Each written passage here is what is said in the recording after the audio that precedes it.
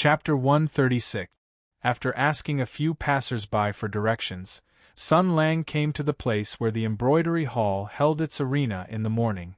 It seemed that although there was a small episode in the middle, the event was still an unprecedented success. This could be seen from the excited discussions and explanations of the passers-by on the road. Zhang Jianyuan was really growing up slowly. Sun Lang recalled the details of the passers-by's explanations and nodded repeatedly. He had learned how to put on a show, hire internet water army, and guide the direction of public opinion. If he learned how to do charity one day, it would be a small success. Then he thought of Taoist Bai Shui. In just a few days, this Taoist Bai Shui, who was very talkative, had formed a deep friendship with the black-hearted capitalist. Just this morning, the two of them cooperated very tacitly and gradually formed the embryonic form of good friends. Well, the so-called love and hate, the key point was that the power could be balanced and could be maintained in a stalemate. And Taoist Bai Shui was now in a disadvantageous position. So, should I enlighten Taoist Bai Shui at the right time? Guide him to establish a sickle sect or something? He paced back and forth in the field as his thoughts ran wild. Taoist Bai Shui said that he had pretended to be poisoned and cooperated with Zhang Jianyuan to trick the horned tiger. They also tricked the demon into a small alley. At that time, the crowd was furious, so it was naturally impossible to pass through the crowd. Otherwise, the horned tiger would be beaten. In other words, the direction they left the field should be backstage. Yes, there were fewer people here, and there was a small alley. He walked in the direction of the backstage, walked down the steps, and walked along the small road behind. This place was very close to the arena. Firstly, the Taoist wanted to keep it a secret. Secondly, he didn't want to involve civilians, so naturally, he had to stay away.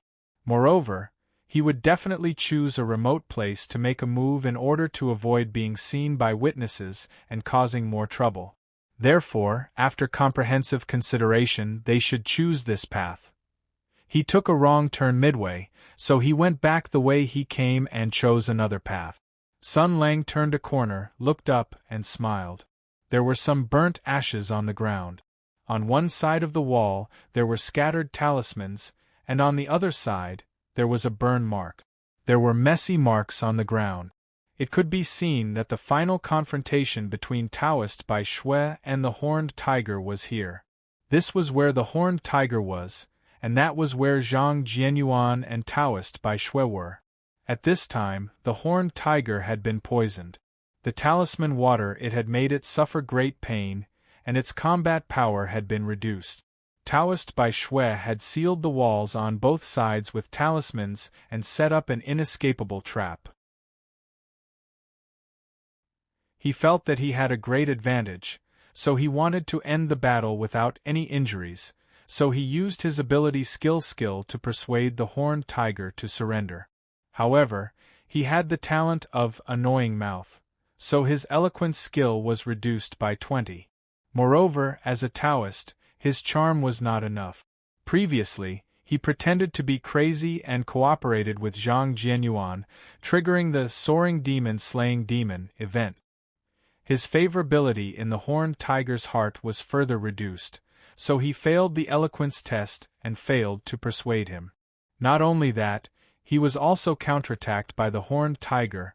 Looks like the horned tiger pretended to flatter him, to make Taoist Bai Shui lose his vigilance, and then attacked him when he was unprepared.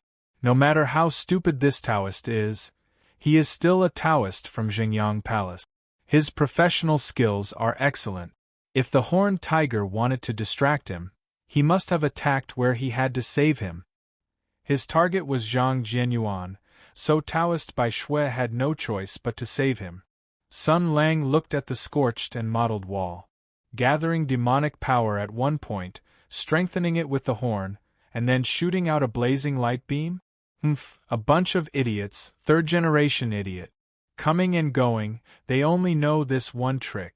As a unicorn, they can't even activate the destruction mode. He leaped up and jumped on top of the wall, looking around.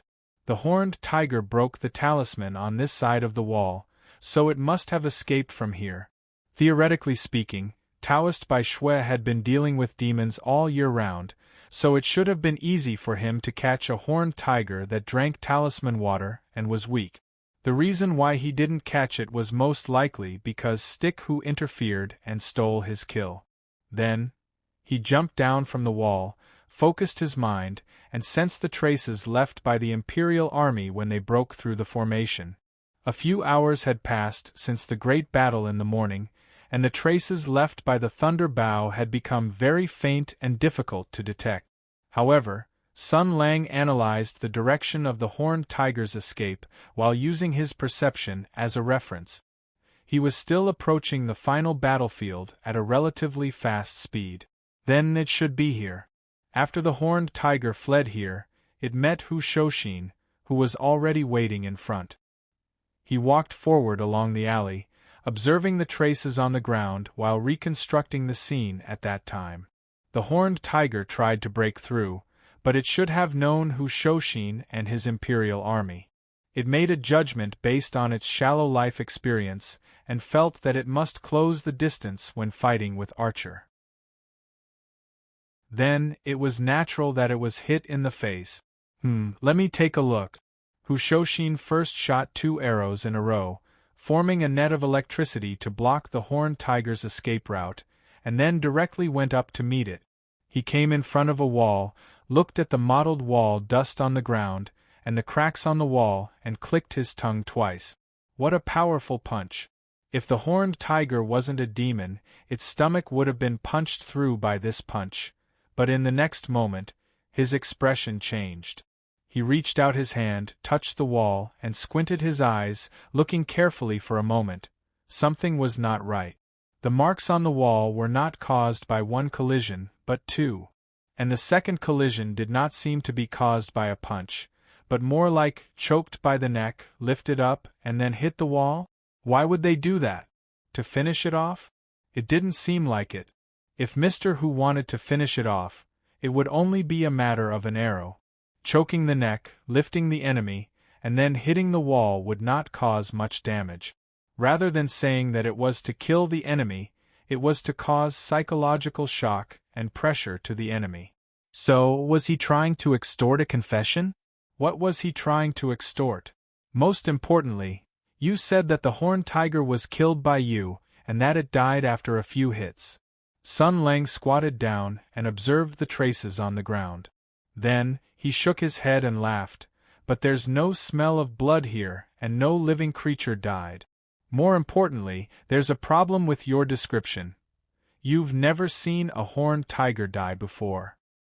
He stood up and muttered to himself, so, of course, you don't know what happens when a horned tiger dies. If you really killed this horned tiger, you would definitely mention how this guy died. Chop it up and feed it to the dogs? I even specifically asked about the horned tiger. You really don't know. Then here's the problem. Sun Lang stretched and said softly, Mr. Hu, why did you lie to me? Chapter 137. If he found out that Hu Shoshin was lying, what should he do? Of course, he should go straight to his door, confront, ridicule, explain, and even interrogate him. What do you want to do, old man? If he didn't answer, he would beat him. If he continued to lie, he would beat him again. If he refused to cooperate, he would continue to beat him. However, gone out? Sun Lang blinked and said resentfully, Damn it, he ran fast. When Sun Lang returned to Zhongyi Tower aggressively and went straight upstairs to find Hu Shoshin, he was stopped by the ranger in charge and told that Hu Huaishou had also left Zhongyi Tower after Sun Lang had just left. The ranger knew about the friendship between old Hu and Sun Lang and thought that they were doing something again. He laughed and said, Brother, the leader is obviously hiding from you. It's useless to wait in Zhongyi Tower. It's better to go directly to his house and block him. Sun Lang smiled and left. After he went out, he smacked his lips. Hu Shoshin's run just proved that he had a guilty conscience. He didn't know what he was hiding from him, but he disappeared without a trace. Sun Lang couldn't do anything to him. Since ancient times, there were no more than 3 main ways to get something out of a man. First, they would torture and interrogate him. Second, they would find some gays to gang rape him. Third, they would use his family to threaten him.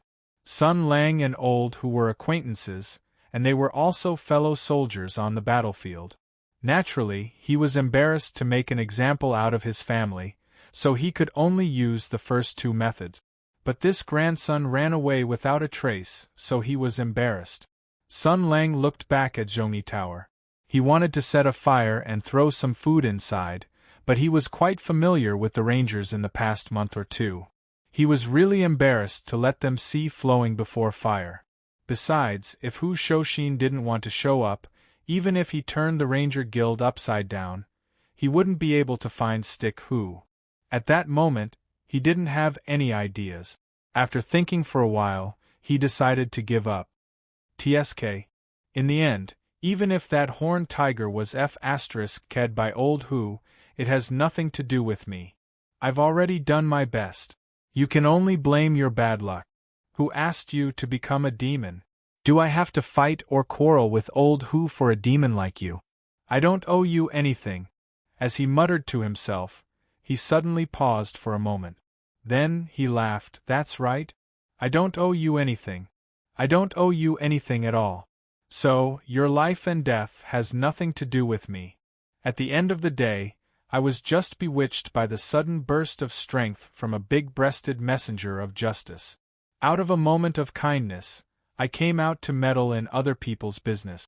Actually, I have nothing much to say to your horned tiger clan. If you're dead, then you're dead. It doesn't matter if you die. In a small, remote courtyard, Xieji looked at Hu Shouxin, who had pushed open the door and entered. He smiled faintly. Why did General Hu come back? Hu Shouxin didn't seem to be in a good mood. He glanced at him indifferently. As a prisoner, don't ask about things that you shouldn't ask. Little demon, we have a lot of time to kill. Are you going to obediently tell me yourself, or do I have to ask you slowly? I haven't fought for 2 years. The skills I learned in the army are also a little rusty. Why don't I let you experience the methods of the old soldiers of Tianyuan first? Xieji laughed. Don't scare me anymore, General Hu. Demons and humans are different. We're both smart people. Let's not beat around the bush. I know that you're very interested in the secret in my heart. I know the value of this secret. I know the importance of this secret. I also know that in order to obtain this secret, you're almost willing to do anything. So, before I reveal this secret, you definitely won't let me die, right? That's right. Hu Shouxin said coldly, but I won't let you live too comfortably. First of all, you have to understand one thing, General Hu. Xieji said slowly, I'm willing to exchange this information in order to save my own life. So, this is a deal. The prerequisite for a deal to be reached is that both sides have to be sincere. General Hu, the sincerity I want is very simple. That is to save my life. Hu Shouxin said indifferently, tell me what I want to know, and you can live. You're still saying this at this time. Aren't you looking down on me too much? Xieji laughed. That secret is very important. If I tell you, how can I still live? You'll immediately kill me to silence me.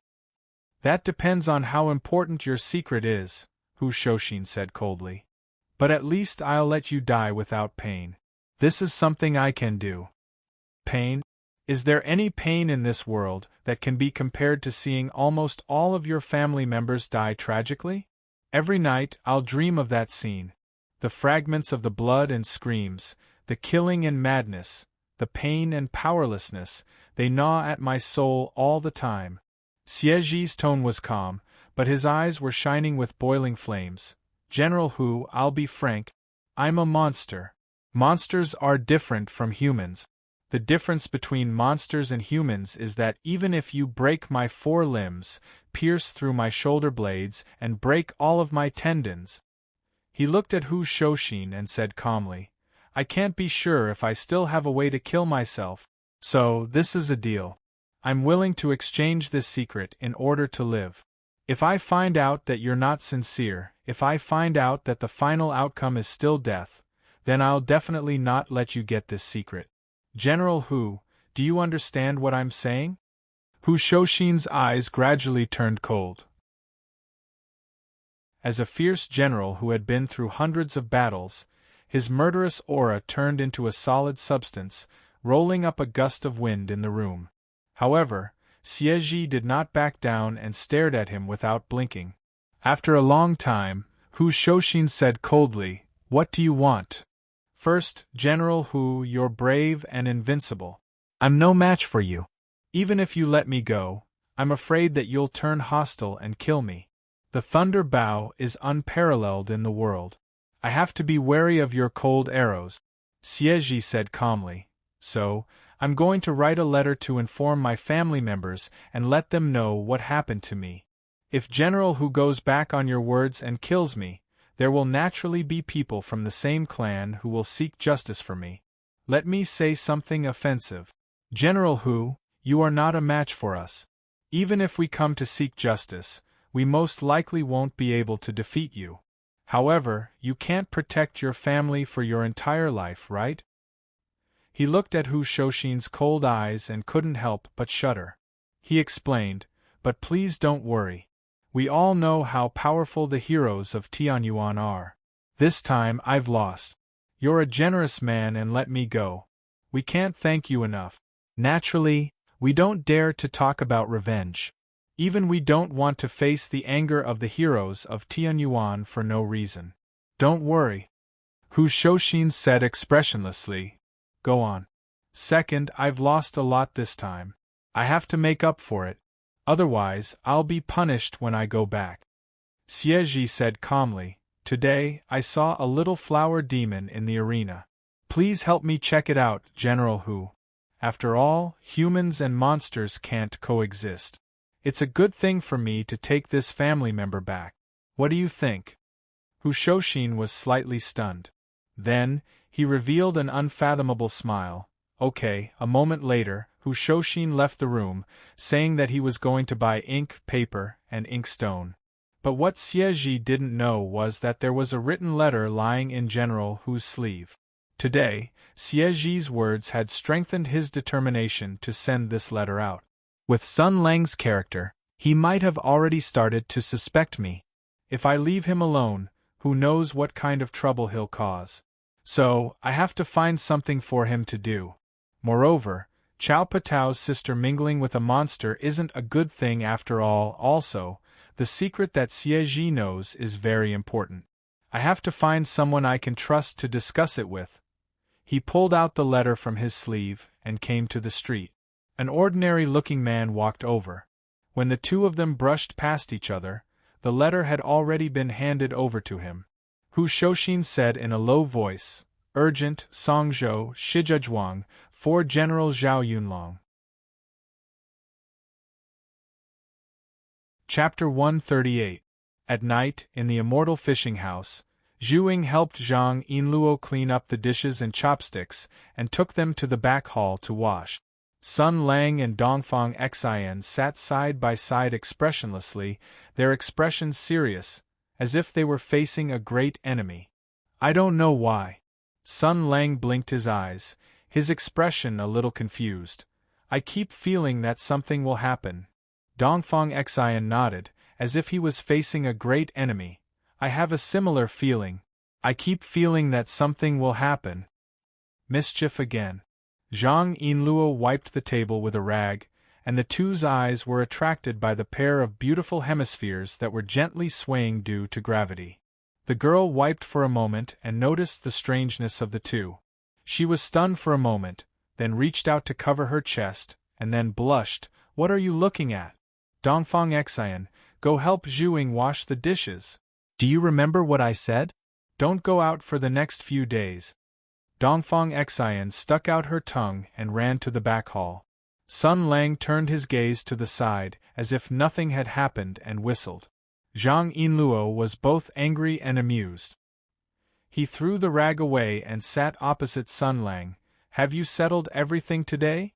Sun Lang hesitated for a moment, but still shook his head and said, "No, things have become complicated, so complicated that I don't want to care about it anymore. Anyway, I've done my best." The girl was startled and asked, "What's wrong?" Looking at the other party's serious expression, Sun Lang thought for a moment. "Forget it, I'll tell you.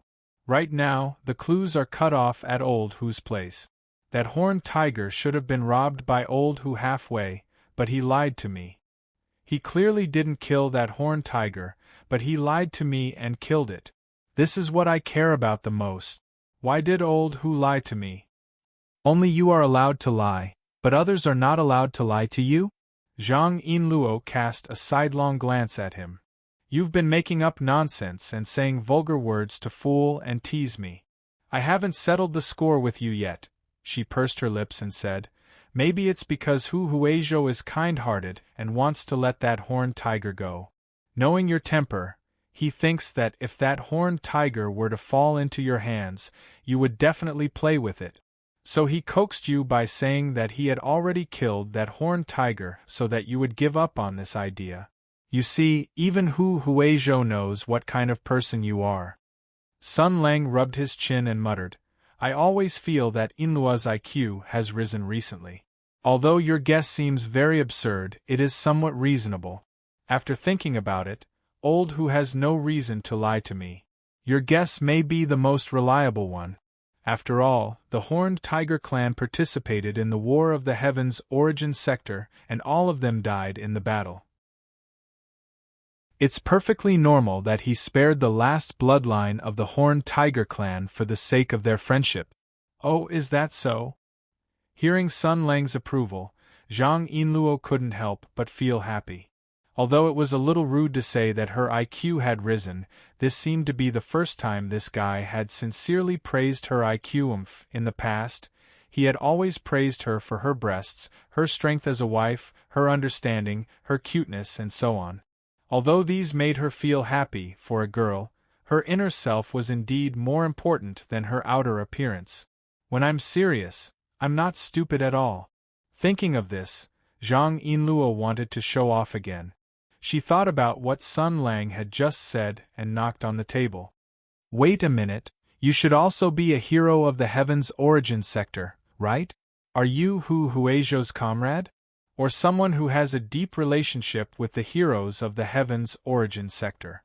If Hu Huizhou only wanted to preserve the bloodline of the Horned Tiger, why didn't he tell you directly? Although your temperament is very bad, when it comes to serious matters, you can barely be considered reliable. You don't have to object to this kind of thing." Sun Lang curled his lips. That's hard to say. Do you know, the Horned Tiger's entire body is a treasure, especially that horn. If it was made into a Mr. Horn." Hearing about Mr. Horn and so on, Zhang Yinluo's face turned slightly red. But at the same time, the girl's face revealed a gentle smile, with an expression that said, "I've finally found a flaw."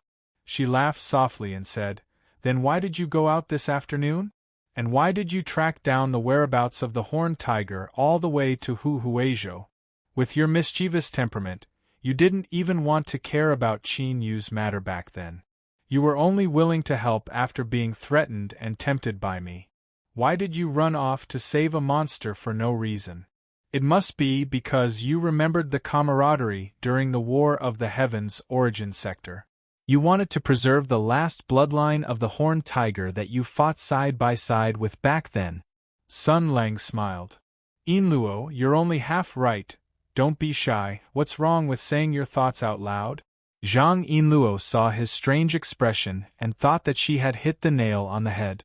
It was not easy to gain the upper hand, which made her very happy. Her right hand supported her cheek, and her left hand waved to Sun Lang. "Well, since this matter has been taken up by Hu Huizhou, we don't have to care about it anymore. Do you want to talk to Taoist Bai Shui? Also, don't worry about it anymore. Everyone has their own secret. No matter how good your relationship with Hu Huizhou is, it's impossible to hide everything from him." "Don't tell me you don't have any secrets to hide from him?" Sun Lang's expression suddenly changed. The horned tiger, secret, hidden from him. He seemed to have grasped the key to the problem.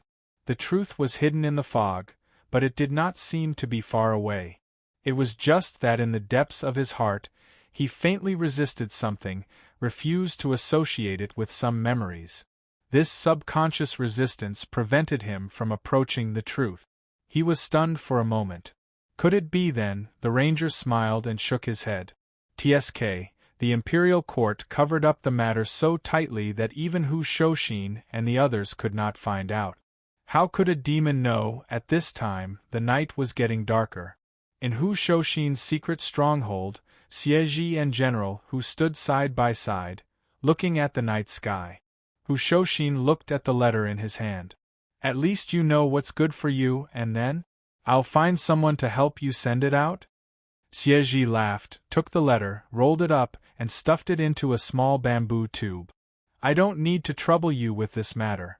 We demons have our own ways of transmitting information. He put 2 fingers on his lips and blew a melodious whistle. There was a faint cry in the sky. A moment later, a black shadow rushed down like lightning and landed on Xieji's right arm. Hu Shoshin's expression changed. Sword-tailed eagle rely on this to transmit information? In this aspect, demons do have an innate advantage. Xieji tied the bamboo tube to the right leg of the sword-tailed eagle. Then, with a whistling sound, the psychic bird soared into the sky, circled a few times, and disappeared into the vast night sky. It's extremely fast and ferocious. It's almost foolproof. He looked at Hu Shoshin and smiled. Except for the golden-winged eagle, it has no opponents in the air. Even if it can't beat it, it can run away. Even with your unparalleled archery skills, you have to concentrate fully to shoot it down. Hu Shoshin snorted expressionlessly. But what they did not know was that at the same time, in another part of Mingzhou City, a Taoist priest with the demeanor of an immortal was also delivering a letter. Looking at the golden shadow in the sky, Taoist priest Bai Xue nodded. I hope it can be delivered in time. Fortunately, the golden-winged eagle is extremely fast and ferocious. Except for the sword-tailed eagle, it has no opponents in the air. Even if it can't beat it, it can run away. Chapter 139. This morning, Taoist White Snow came to visit. Compared to the worried look he had yesterday, he seemed much more confident today. Hero-san, don't worry. Let me tell you, this is a sure thing. Taoist Bai Xue's saliva flew everywhere as he continued. After I finished my business yesterday, I wrote a letter and summoned the golden-winged roc to send it back to my sect to ask for help. In less than 2 days, the masters of Xingyang Palace will be here to capture the horned tiger. However, Sun Lang seemed to be uninterested. He nodded and said, That's great, that's great. Which Taoist Bai is coming? Bai Sinan? Who is that? To prevent any accidents from happening, Taoist Bai Xue tried his best not to look at the paladin's face. He said seriously, Hero-san, don't worry. I've already explained the pros and cons in the letter. My sect will definitely take it seriously. Moreover, this matter not only concerns the remaining descendants of the Horned Tiger clan, but also Xie Wei's life and future. Sun Lang gasped. Are you going to bring the Horned Tiger back and breed it with your female Horned Tiger? Then let them go to Germany to find love and salvation? Taoist Bai Xue said angrily, How is that possible? It's against human nature and an act of a beast. How can we allow such a thing to happen? I really want to let this person and that person hear this deafening voice. Yes, an act of a beast. Well said, well said. Sun Lang dug his ears. But you also said that this is probably the last 2 horned tigers left in the world. This clan is going to be extinct. Don't you plan to do anything? The Taoist Bai Xue was stunned for a moment, then he laughed and said, I see. Benefactor, you don't know. This monster, especially this kind of legendary ancient beast, has powerful strength and domineering bloodline. It doesn't have to reproduce to give birth to descendants. There are other ways to ensure the continuation of the clan. As for the specific methods and process, all right. Let's not talk about such an explosive topic. Sun Lang waved his hand and said, Then why are you so nervous? That horned tiger had already walked down the path of evil. He had allied himself with demons and become enemies with humans. It was unknown whether or not he had owed humans a debt of blood over the years. Even if they killed him, there was nothing much to say. Why drag his sister into this?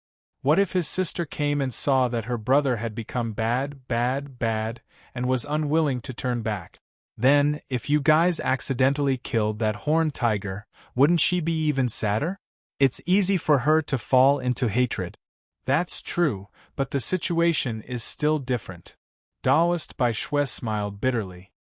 If it's possible, I don't want to involve Xie Wei in this matter. But she's about to reach adulthood. When the horned tiger clan reaches adulthood, they will resonate with the bloodline of their relatives. They can even see some afterimages and illusions. That's because of the spiritual resonance caused by the bloodline connection. This allows the family members who have just reached adulthood to see some memory fragments left behind by other family members. Daoist White Snow sighed. I've been thinking about it for the past 2 days and have roughly understood some things. If I'm not wrong, the horned tiger I just met saw the scene of his parents dying in the great desolate mountain when he reached adulthood. That's why he became so extreme and intense. Therefore, if this horned tiger dies here, then Xie Wei will probably see the scene of his long-lost brother dying when he reaches adulthood. Before he finished speaking, he suddenly felt an extremely terrifying murderous aura coming from the opposite side. It made him feel as if he had fallen into an ice cave. His hands and feet seemed to be frozen, and he couldn't move at all. Extremely terrifying, extremely dangerous, extremely terrifying. His brain desperately reminded him of the impending crisis, but his body was extremely stiff from fear. Then, a hand grabbed his collar and dragged him up. Hero Sun's familiar yet incomparably strange voice rang out. It was like the mysterious ice under the 9 hells that could almost freeze life. What did you say? Are you serious? Daoist Bai Shui was both shocked and frightened by the sudden change in the warm, candid, and kind Hero Sunday. When he heard the terrifying voice, the murderous aura and indifference contained in the voice made him shudder. He raised his head, wanting to see if the person in front of him was Hero Sun or a demon in human skin. Then, ugh, it's real. When Daoist Bai Shui instinctively wanted to vomit, the hand that grabbed his collar suddenly loosened, allowing him to sit back down on the chair. The terrifying murderous aura had already disappeared. Hero Sun's voice contained a bit of a sigh. You're ruining the atmosphere. I just wanted to show off, and you played this trick on me. Daoist Bai Shui still hadn't recovered from his panic. He looked at Sun Lang, and a trace of fear flashed in his eyes. You? How many people have you killed? Sun Lang said indifferently, 162,378. His tone was calm, and his tone was calm. He calmly reported such a large and accurate number, which made Daoist Bai Shui slightly stunned. His tone was not showing off, nor was it a threat. It was just a statement of fact. Perhaps it was an illusion, but Daoist Bai Shui could see a hint of sadness in his eyes, which made him unable to let go of. For some reason, Daoist Bai Shui didn't care whether this exaggerated number was real or not. Instead, he cared about something else. What's going on? You don't look like an evil person. Could it be that you were coerced by evil people, or, no matter what the reason is, I killed these people with my own hands? These 162,378 lives are an indelible part of my past life. I don't intend to give them up, nor do I intend to forget them. I also don't intend to find a reason to convince myself to let go of them. The living should remember the dead. As the price of freedom and a new life, I remember each and every one of them. Sun Lang's tone was still calm and indifferent. But this is not something you should be concerned about, Taoist Bai Shui. Now let's get to the point. I need your help. We don't have time to wait for people from your sect. We have to go now. We have to find that horned tiger. He's now in the hands of Hu Shoshin. It seems that Hu Shoshin wants to get some information from him. I have to stop all this from happening, or else. The ranger's voice suddenly turned cold. Many people will die. Taoist Bai Shui had just recovered from the shock. He was full of questions and fear. He wanted to ask something, but suddenly there were footsteps outside. Zhang Yinluo's voice was heard. What's going on? I think I heard a noise just now. The Taoist Bai Shui subconsciously wanted to stop him. Because Sun Lang in this state made him feel fear, surprise and fear. He was not sure what Zhang Yinluo would do if he saw Sun Lang in this state, or what Sun Lang would do. However, the moment he heard Zhang Yinluo's voice, the coldness in Sun Lang's eyes dissipated like snow melting under the scorching sun.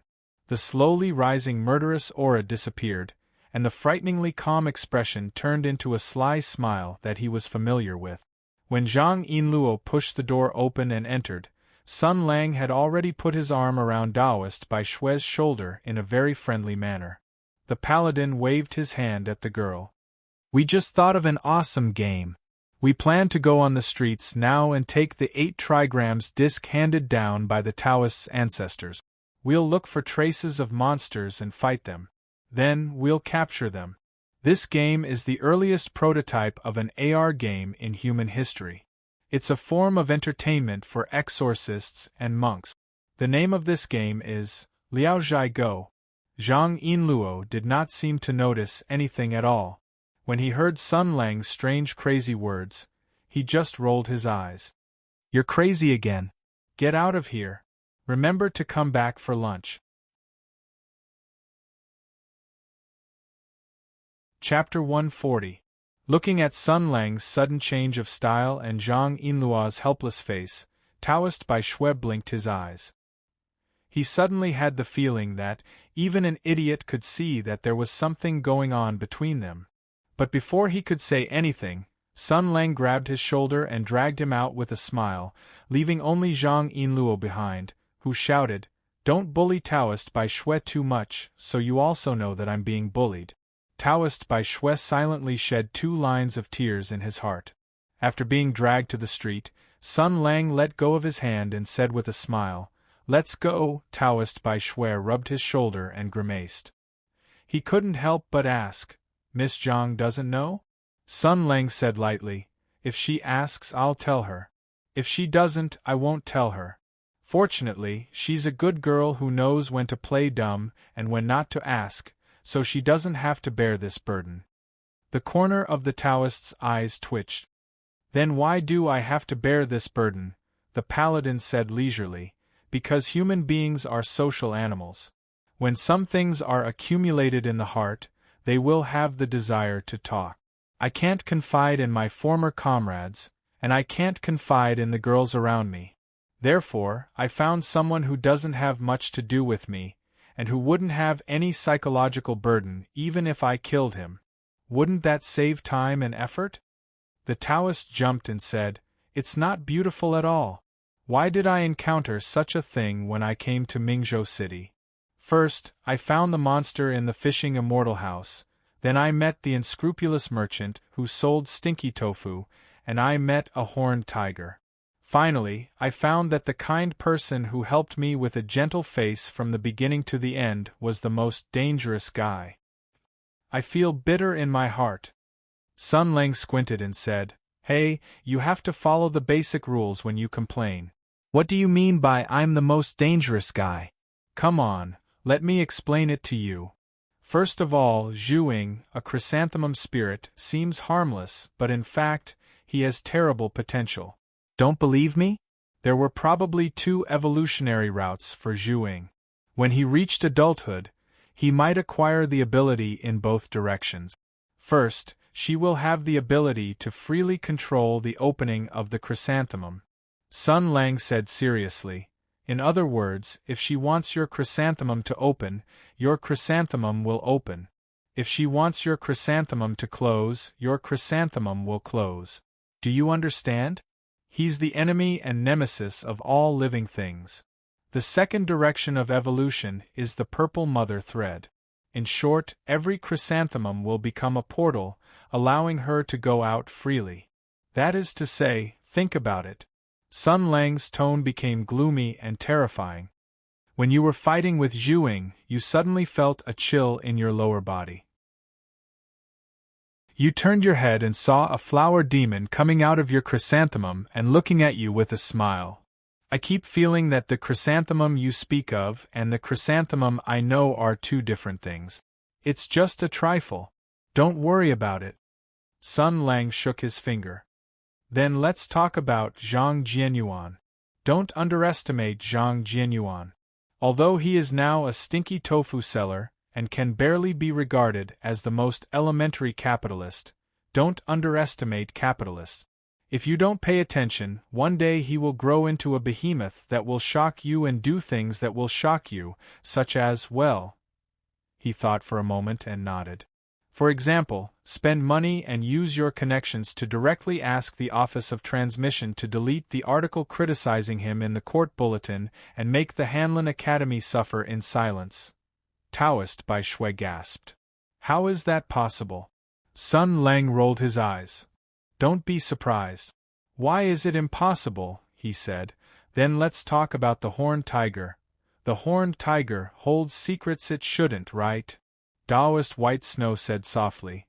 Just now, I mentioned the racial talent of the horned tiger and said that the horned tiger might have seen the scene where its parents were killed in battle, which caused you to lose your composure and want to kill. Is that the key to the problem? The battle on the great desolate mountain is a mystery that the Imperium cannot solve. Could it be that the horned tiger saw something that it shouldn't have seen through the perspective of its parents' death? He seemed to have thought of something and glanced at Sun Lang in horror. Could it be that don't try to figure out who Hero-san is, don't try to figure out who Hero-san is. The ranger froze for a moment, then said seriously, since you ask so sincerely, then I'll be merciful and tell you I am... Oh, shut up. I'm not listening, I'm not listening, I'm not listening, I'm not listening. Why are you trying to act cute? Sun Lang shook his head and smiled. Well, you just need to know that this horned tiger may be hiding a big secret in his heart, and I have to stop him from saying it. Time is of the essence, and I need your help. We'd better find who Shoshin and that horned tiger within a day, before the situation becomes irreversible. One day. Taoist White Snow hesitated. Is there still time? Saying the secret may only take a few breaths. There's still time, I've thought it through. Sun Lang snorted. That secret is so important. If the horned tiger proposed to exchange for his life, then what he should do is to prevent Hu Shoshin from killing him afterwards. Then the wisest choice is to force Hu Shoshin to compromise before revealing the secret, and allow him to write a letter or something to inform the other demon clans about what happened here, as insurance for himself. It will take some time to send a letter and reply to a letter. Before confirming that everything is foolproof, the horned tiger will not speak easily, because that secret is his last bargaining chip to survive. And what we have to do is to find the horned tiger within a day, and then kill him. Taoist White Snow's expression became serious. Hero-san, if your purpose is this, then forgive me for not being able to accept it. In order to protect humans from being harmed by demons, I can decisively kill demons, but if the situation is not so serious, I will never kill indiscriminately. Whether it is for Xie Wei or for itself, I will bring it back to the sect, dissolve its hatred, dissolve its persistence. Sun Lang pondered for a moment. The reason why a secret is because if it is exposed in public, it will have consequences that the person involved will not be able to bear. This is also the reason why I am so anxious. If my guess is right, if that horned tiger really knows the secret, then I will definitely not allow him to say a single word, because it will hurt some of the people I care about. Taoist White Snow, This is the only thing I will not compromise on. Don't make it difficult for me, otherwise. He smiled faintly and patted Taoist White Snow's shoulder. I don't need to say more. Taoist White Snow gritted his teeth. Can you erase his memory? Then I will bring him back to the sect and watch over him strictly. I will not allow him to have the slightest contact with outsiders. Sun Lang nodded happily. If that's the case, then that's fine. Anyway, when I first heard that the demon was a horned tiger, I also had the thought of sparing his life. Unless it is a last resort, I am too lazy to kill him. He agreed so readily that it was far beyond the Taoist White Snow's expectations. He was a little surprised. Are you serious? Nonsense. Sun Lang rolled his eyes. I am an otherworldly expert, so I disdain to lie to you. Bah! I have never seen an otherworldly expert like you. Let's go, we may need a few helpers. Sun Lang walked in front with a smile on his face. Taoist White Snow, I didn't lie to you. The reason why I promised you not to kill the horned tiger may be because, perhaps it is because deep in my heart, perhaps I am longing for it to tell this secret. After all, I have been carrying it alone for so long. Even I am a little tired. Chapter 141.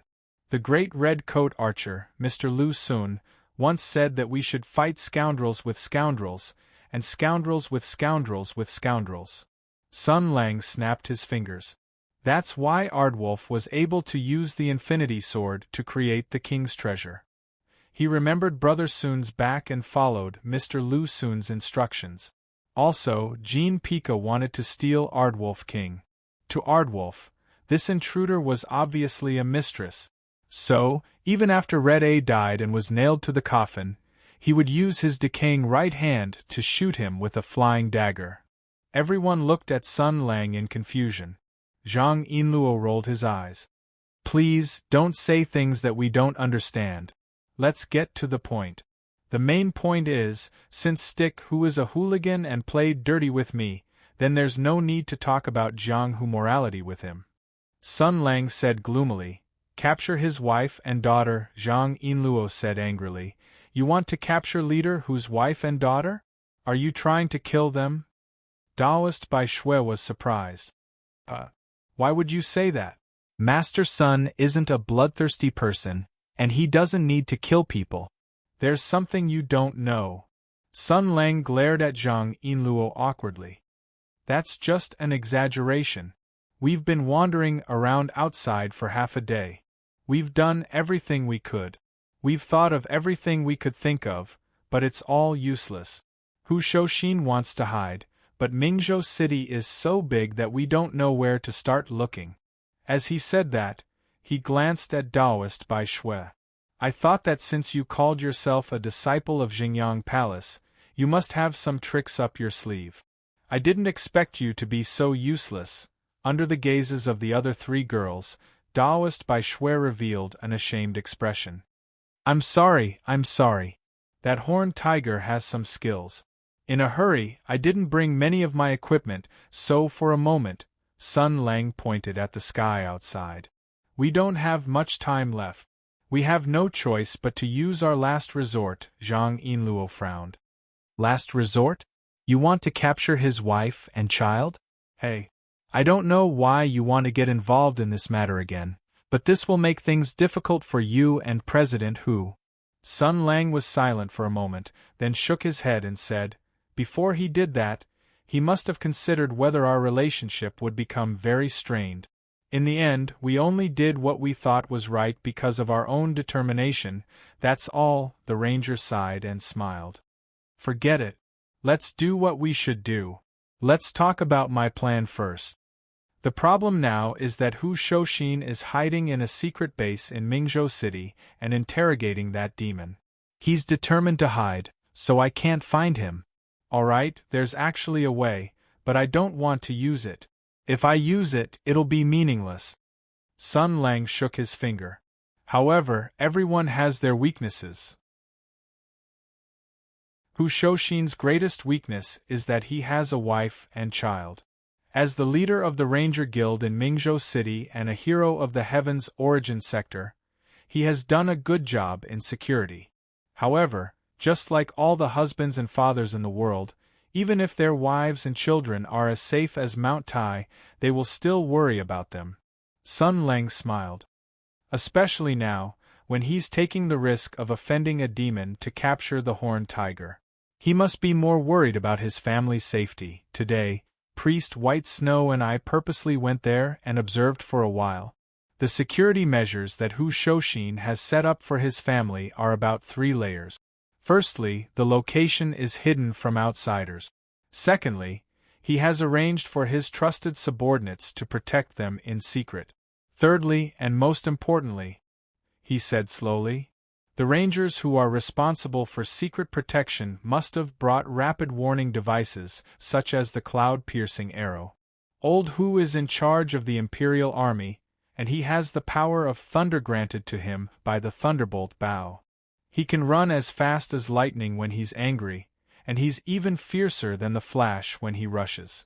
As long as he discovers that something is wrong, he will certainly return home as quickly as possible and shoot all the enemies into a honeycomb. Zhang Yinluo's eyes lit up. So, you want to pretend to attack there, and let the rangers who are responsible for secret protection send out a warning signal to lure Hu Huaishou out. Then, we can take the opportunity to observe where he was before. Before Hu Huaishou can react, we can take down his nest and capture the demon? Sun Lang snapped his fingers. You're half right. Since Old Hu can rush here as quickly as possible, he can also rush back as quickly as possible. So, someone must stall him. I'll be responsible for stalling Old Hu, and it may take some time. Priest White Snow, I'll point out the location for you, and you'll be responsible for going straight to the Central Palace to save Horned Tiger. Do you understand? Taoist White Snow thought for a moment and nodded confidently. Leave it to me. Then, it's the most important thing. Sun Lang sighed. This time, we had no choice but to involve Old Hu's family. Although we won't have any contact with them, Old Hu's wife is pregnant. We can't let her be frightened. Otherwise, if something bad happens and she is frightened, it will be very bad. Priest White Snow, do you have any talismans that can block the sound? Priest White Snow nodded repeatedly. Yes. That's good. When the time comes, we'll put up a few soundproofing sheets. Next, Dongfang Xian, Zhu Ying, your task is to visit Stick Hu's house first and accompany Old Hu's wife and children. Don't let anything happen to them. Sun Lang looked at Dongfang Xian and smiled. The reason for visiting? You're Chao Patao's sister. Chao Patao and Old Hu are good comrades. Even if you haven't seen Old Hu, you've heard about him from Chao Patao. These things are enough to win the trust of Old Hu's wife. In short, you can do whatever you want. If you do this well, I'll not only help you deal with Zhu Ying, but I'll also stand on your side and help you deal with Chao Patao. What do you think? Dongfang Xian was a little unhappy when she heard that there would be no fight. After all, she really wanted to test her super weapon. But when she heard Sun Lang's promise, her eyes lit up. Really? Sun Lang snorted. From the time I met you until now, when have I ever lied to you? Well, if there's no problem, let's get ready. When night falls, we'll work. Everyone responded with a roar. With excitement and nervousness, they began to engage in intense pre-battle preparations, as if. Zhang Yinluo slammed the table hard and shouted, What about me? What should I do? Sun Lang glanced at the girl and gave her a thumbs up. You're responsible for cheering, cooking, watching us leave, and then showing a gentle smile. There are limited battle slots. You can be the hostess. Zhang Yinluo rolled his eyes and took a deep breath. I don't care about the matter between you and Hu Huaishou, but White Snow Taoist is going to deal with that demon alone, is it okay? You mean you can help? Sun Lang had a look of admiration on his face. He turned around and said, Taoist priest, Heroine Zhang has volunteered to help you fight the demons. She's very brave and very powerful. She even has an emperor weapon, Most importantly, she's not afraid of demons at all. What do you think of having such a powerful person as your helper? Zhang Yinluo's expression immediately changed. He stammered, wait, I didn't say I was going to fight the demon. How about this? I'll protect Hu Huisho's wife. How about it? Didn't you say that Dongfang Xian has a lot of life-saving things, and Zhu Ying can instantly dissipate his doppelganger and return to his original body? Let the two of them support Taoist by Shui. When Dongfang Xian heard that there was going to be a fight, her expression changed. She jumped up and raised her hand. I agree. Let me go and subdue the demon. I want to use my big spear to pierce it. No. Sun Lang shook his head and said, You see, there is another reason why I sent Dongfang Xian. What if Hu Huisho is fooled by me and is angry because he can't beat me?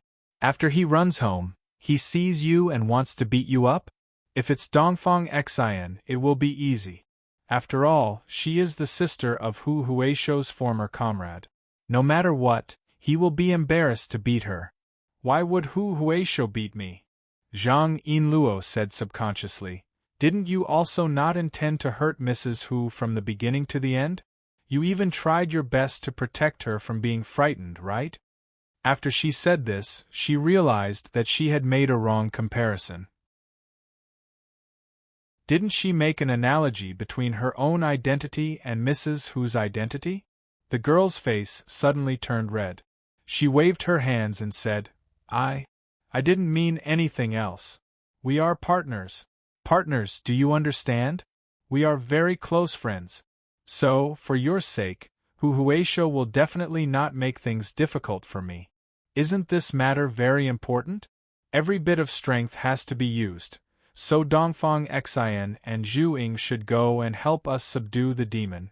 Sun Lang held back his laughter and pretended to be sad. So it's just partners. But your logic is very reasonable. If there is a relationship, Hu Huisho will indeed have some scruples. Well, let me think, then I will ask Miss Zhao for help. Zhang Yinluo didn't even think about it and roared, You're not allowed to go. Okay, I won't tease you anymore. Sun Lang saw that it was about time. He waved his hand and said with a smile, Then I will do as you say. At worst, I will beat Hu Huisho harder and make him sober. But is Taoist by Shui okay? If you take these two girls with you. Taoist by Shui smiled proudly and showed an expression of having a well-thought-out plan. Hero-san, don't worry. I tell you, this is a sure bet. He snorted and laughed. I've already analyzed it. Hu Huisho wanted to get the secret from the horned tiger, but before he could do so, he suddenly realized that there was a fire in his backyard. When I sent out a warning, he would definitely be anxious and think that it was this monster who was causing trouble. Therefore, he would definitely leave behind something similar to a restrictive cage to trap the horned tiger, making it unable to break free in a short period of time. After restricting the horned tiger's strength and mobility, he would then rush towards his home. Therefore, what I'm facing is not a horned tiger in its peak condition, but a trapped horned tiger. So, there is no problem at all. I can directly ride on the horned tiger's face. Tell me about it. How can I lose this time?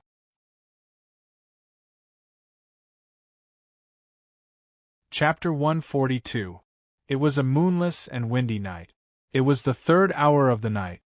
Well, it wasn't that late. It was just a rhyme. It was around 6 or 7 o'clock in the evening. The group had dinner and were ready. They left the Immortal Fishing House and split into 2 groups, moving toward the house of Big Stick Hu. After arriving at the meeting point, as the first part of the plan, Zhang Yinluo had to pay a visit to Hu Shouxin's house and guard Mrs. Hu and her child so that they wouldn't be frightened. As the night wind blew, Zhang Yinluo's mind cleared up a little. She couldn't help but feel a little regretful. If she had known this would happen, she would have let Dongfang Xian accompany her in first. Then, she could have found a reason to run out later. There was no reason for her to pay a visit like this. Although she could use her family's name, Even if she was the eldest daughter of the Zhang family in Mingzhou, there was no reason for her to pay a visit rashly. We weren't familiar with each other. She hesitated and couldn't help but slow down her pace. She was wondering if she should turn around and run back to Sun Lang and the others to discuss it. However, if she did that, she would be laughed at by them. Secondly, she might have already been targeted by Hu Shouxin's secret sentries. If she did anything unusual, she would be easily exposed. She hesitated for a moment, and the opportunity was fleeting. A cold voice came from the shadows. "Miss, are you passing by, or do you have something to say?" Oh no, she was discovered. The girl complained loudly in her heart. However, since things had already come to this, she simply made up her mind. "I'm Zhang Yinluo. A few days ago, I received help and care from guild leader Hu. Today, before she could introduce herself, she heard someone in the shadows say, 'Eh.' Then, the grass parted, and a paladin in black jumped out. He glanced at Zhang Yinluo and said, 'So it's really Miss Zhang. We're on the same side, we're on the same side. We often heard about you from guild leader Hu. But guild leader isn't at home today. I'll go and report to Mrs. Hu. She definitely wants to see you, eh? On the same side? Guild leader Hu mentioned me? Mrs. Hu wants to see me?" Zhang Yinluo blinked, her face full of question marks. She watched as the ranger gently knocked on the door and whispered a few words. A moment later, the door opened and laughter came from inside. "Which one of you is little brother? Oh no, which one of you is Miss Zhang? Please come in, please come in." She felt like she had almost said something incredible just now. The paladin who came to report smiled and gestured for her to enter. Zhang Yinluo took a few steps forward. Under the light of the lanterns in the garden, she saw a pregnant woman with a big belly walking out with the help of a maidservant. She wasn't considered beautiful, but she was very delicate. Although she had a weak figure and a big belly, she didn't give people the feeling that she was bloated. It was said that a woman was at her most beautiful when she was pregnant. Only today did Zhang Yinluo know that this wasn't an exaggeration. This was because maternal instincts and expectations for a new life were always written on this woman's face, making her extremely beautiful. She was a very delicate woman. She did not look like the bold and boorish guild leader Hu, but they still walked together. The couple was very harmonious. They complemented each other and were influenced by each other. Just like Mrs. Hu, she looked like a gentle and beautiful woman who took care of her husband and children, but she looked natural and graceful. Obviously, she was influenced by guild leader Hu. It was so good. They could influence each other, change together, and advance hand in hand. Unlike Sun Lang, that guy, he was always like this. Instead, he infected me with many bad habits. Ah, no, that's not what I meant. That's why I said that companions can also influence each other. Only Sun Lang, this fellow, was unable to be enlightened and refused to repent. While her thoughts were running wild, she stepped forward and bowed in a ladylike manner. "Madam Hu," Mrs. Hu smiled and looked at her from head to toe. The more she looked at her, the more satisfied she was. This gaze made Zhang Yinluo feel very uncomfortable, and she felt that she had seen it before. Back then, when elder brother had taken a fancy to Zhang Yinluo's sister-in-law, her mother found an excuse to take a look at Zhang Yinluo's appearance during a poetry recital. They even chatted for a while. Her mother's gaze at that time was very similar to hers now. Madame Hu looked at Zhang Yinluo from head to toe, especially when she glanced at Zhang Yinluo's voluptuous breasts and perky buttocks. Her smile became even more sincere. She smiled and held Zhang Yinluo's hand. "Don't call me Madame Hu. It's too distant. If you don't mind, you can call me sister-in-law." Although this form of address seemed normal, Zhang Yinluo faintly felt that there was something wrong with it.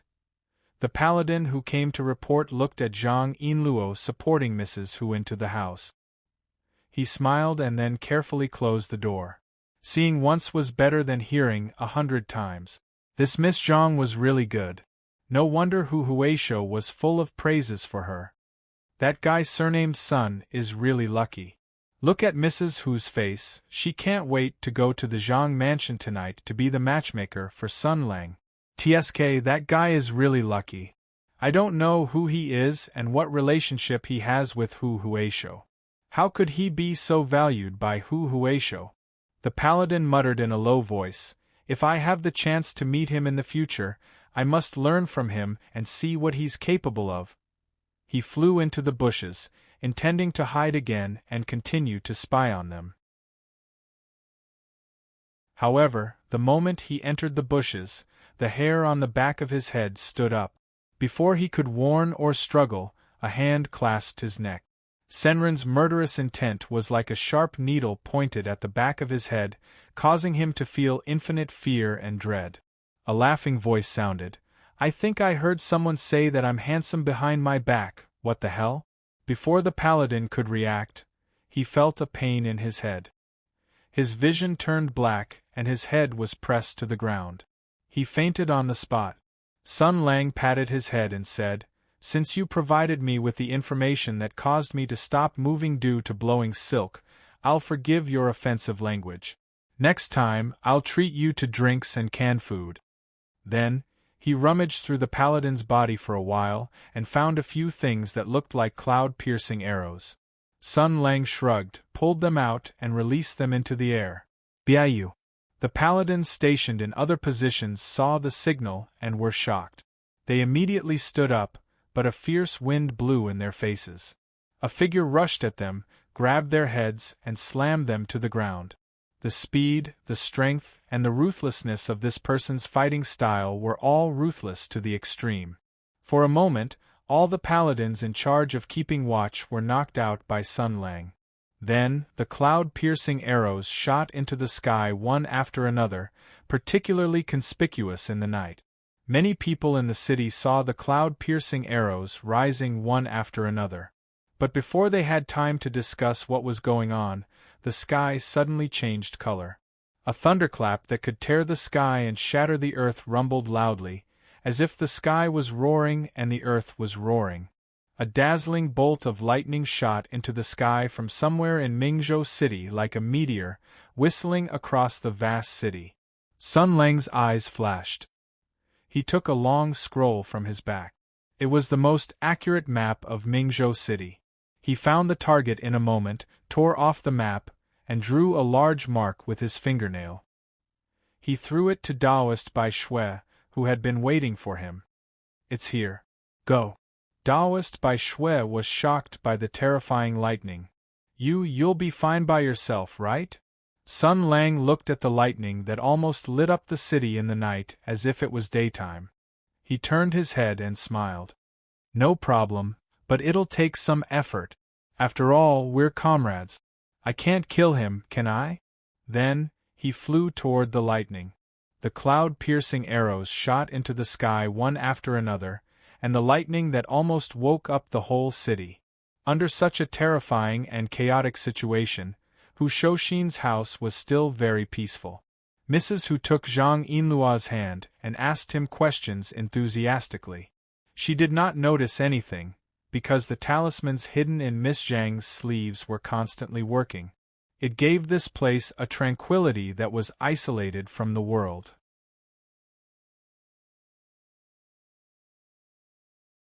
Chapter 143. Thunder roared in the sky. Thick, dark clouds gathered and rolled in the sky like an endless river. Flashes of lightning flickered endlessly. Sun Lang stared at the sky, speechless. He didn't realize that he was the culprit at all. OF*CK, why are you so angry? He lowered his head and looked at the dazzling bolt of lightning that was rushing toward him. Hu Shouxin had turned into a bolt of lightning and roared like a scorching electric dragon. He roared through the streets of Mingzhou City, stirring up gusts of wind that blew sand and pebbles into the air. He had unleashed the Imperial Army's power of lightning to break through formations. The ranger jumped off the wall and walked to the center of the street next to him. On the other end of the street, Hu Shoshin turned into a streak of light and charged toward him with the momentum of a thunderbolt. Even though the speed was so fast, for a skilled martial artist, it was enough to clearly see the person in front of him. Sun Lang's smile was still indifferent, but after being slightly stunned, Hu Shoshin let out a roar. He didn't dodge or evade, and like an unstoppable bull, he suddenly charged towards Sun Lang. Cold eyebrows against 1,000 fingers. Sun Lang extended his right hand and aimed at Hu Shoshin. 7 burning rings. In an instant, the biggest traffic accident of the night had occurred in Bright State City. 2 top cultivators had collided, and one of them had even unleashed the full power of his imperial weapon. The purple lightning was instantly shattered, and the ground cracked inch by inch, collapsing layer by layer like a spider web. Billowing waves of air roared in all directions, sweeping up sand and pebbles in all directions like a rain of rain. Sun Lang stood where he was and blocked Hu Shoshin's head with his right hand. Looking at Stick Hu's ferocious face, he tilted his head and smiled. "Are you in a hurry to go home for dinner?" Hu Shoshin said harshly. Sun Lang suddenly let go and appeared behind Stick Hu in a flash. He said leisurely, "Roar, wander, pick up flowers at dusk, 3 crane wings." The ranger reached out and pressed down on Hu Shoshin's head. His body suddenly accelerated, and he grabbed Hu Shoshin and slammed him into a big tree on the side of the road. With a loud crack, the thick tree broke. After slamming into more than a dozen trees, Sun Lang kicked Hu Shoshin with all his might. Hu Shoshin flew into the air and crashed into a thick wall, causing a loud bang. The thick wall immediately collapsed, and dust filled the air. Sun Lang steadied himself and patted the dust off his hand. "Speeding at night and going on a rampage, don't you want your license anymore?" Amidst the loud noise, rubble and dirt soared into the sky. Hu Shoshin shook his head and staggered out, roaring, "Sun Lang, what are you doing?" Sun Lang's expression gradually turned cold. "I'd like to ask, what are you planning to do?" Hu Shoshin's eyes flashed with a strange light as he sneered. "Then tell me, what am I planning to do?" "You want to make big news." Sun Lang flicked the dust off his clothes. "Without a doubt, it's against the basic laws. I just want to know what happened in the battle on the Grand Desolate Mountain. If you won't tell me, then I'll have to investigate on my own." Hu Shoshin was straightforward. His expression gradually turned cold as he said slowly, "There are more than 1,000 people in the world who are desperately investigating the truth of the battle on the Grand Desolate Mountain. If you have the ability, why don't you fight them one by one?" "I don't care about other people, but not you," Sun Lang said solemnly. "How many people died in the Battle of the Heavens Origin Sector? Do you think you're invincible? Do you think you survived because of your own ability? No, it's luck. How many people who were better than you died? How many people who were more capable than you died? You should be grateful that you survived. Go home, hug your wife, and nurse your children. What's wrong with living the rest of your life like this? You have a wife and children. Can't you think about them before you do anything? Why bother to get involved in this mess? And then watch as you go through fire and water and die without a complete corpse?" Hu Shoshin said coldly, "I just want to help you. We just don't want you to be the same as before. That's none of your business." Sun Lang said indifferently, "I don't need anybody to meddle in my business. I didn't need anybody 8 years ago, I didn't need anybody 2 years ago, I don't need anybody now, and I certainly won't need anybody in the future." Hu Shoshin said resolutely, "Everybody needs what you need. Even you crave other people's help and companionship. Otherwise, you wouldn't have kept Zhang Yinluo by your side at all. But I don't need her to go through life and death with me. I don't need her to investigate my past on her own. She will only listen and remember what I want to tell her," Sun Lang said coldly. "Do you understand? Don't meddle in things that you shouldn't meddle in. That's not something you should know. Hu Shoshin, I've never needed any comrades to fight side by side. I've never had that kind of thing. I've always been like this. I've always fought like this. I've always lived like this. Don't get in my way. Really? Hushoshin sneered. You don't need any comrades to fight side by side? Don't joke around. Do you think I can't guess anything? Do you think I can't see anything? Part of the power of the holy sword in your body has mutated into that shameless ability. Do you think I can't guess the reason? Do you think I can't guess what's going on? Hushoshin gritted his teeth. This kind of shapeless, changeable, and distorted power is obviously the power of the Imperial Army of the Holy Sword of Water Elemental. He died in the Great Barren Mountain. Before he died, why would he? Before Hushoshin could finish speaking, the wind blew in his face. The violent and blazing murderous aura seemed to engulf him like a tsunami. Hushoshin was caught off guard. His sturdy body of nearly 200 pounds was once again smashed into the ruins by Sun Lang. For the first time, the ranger's eyes lost their smile. Looking at Hushoshin, who was trapped in the ruins, he said indifferently, "You shut up."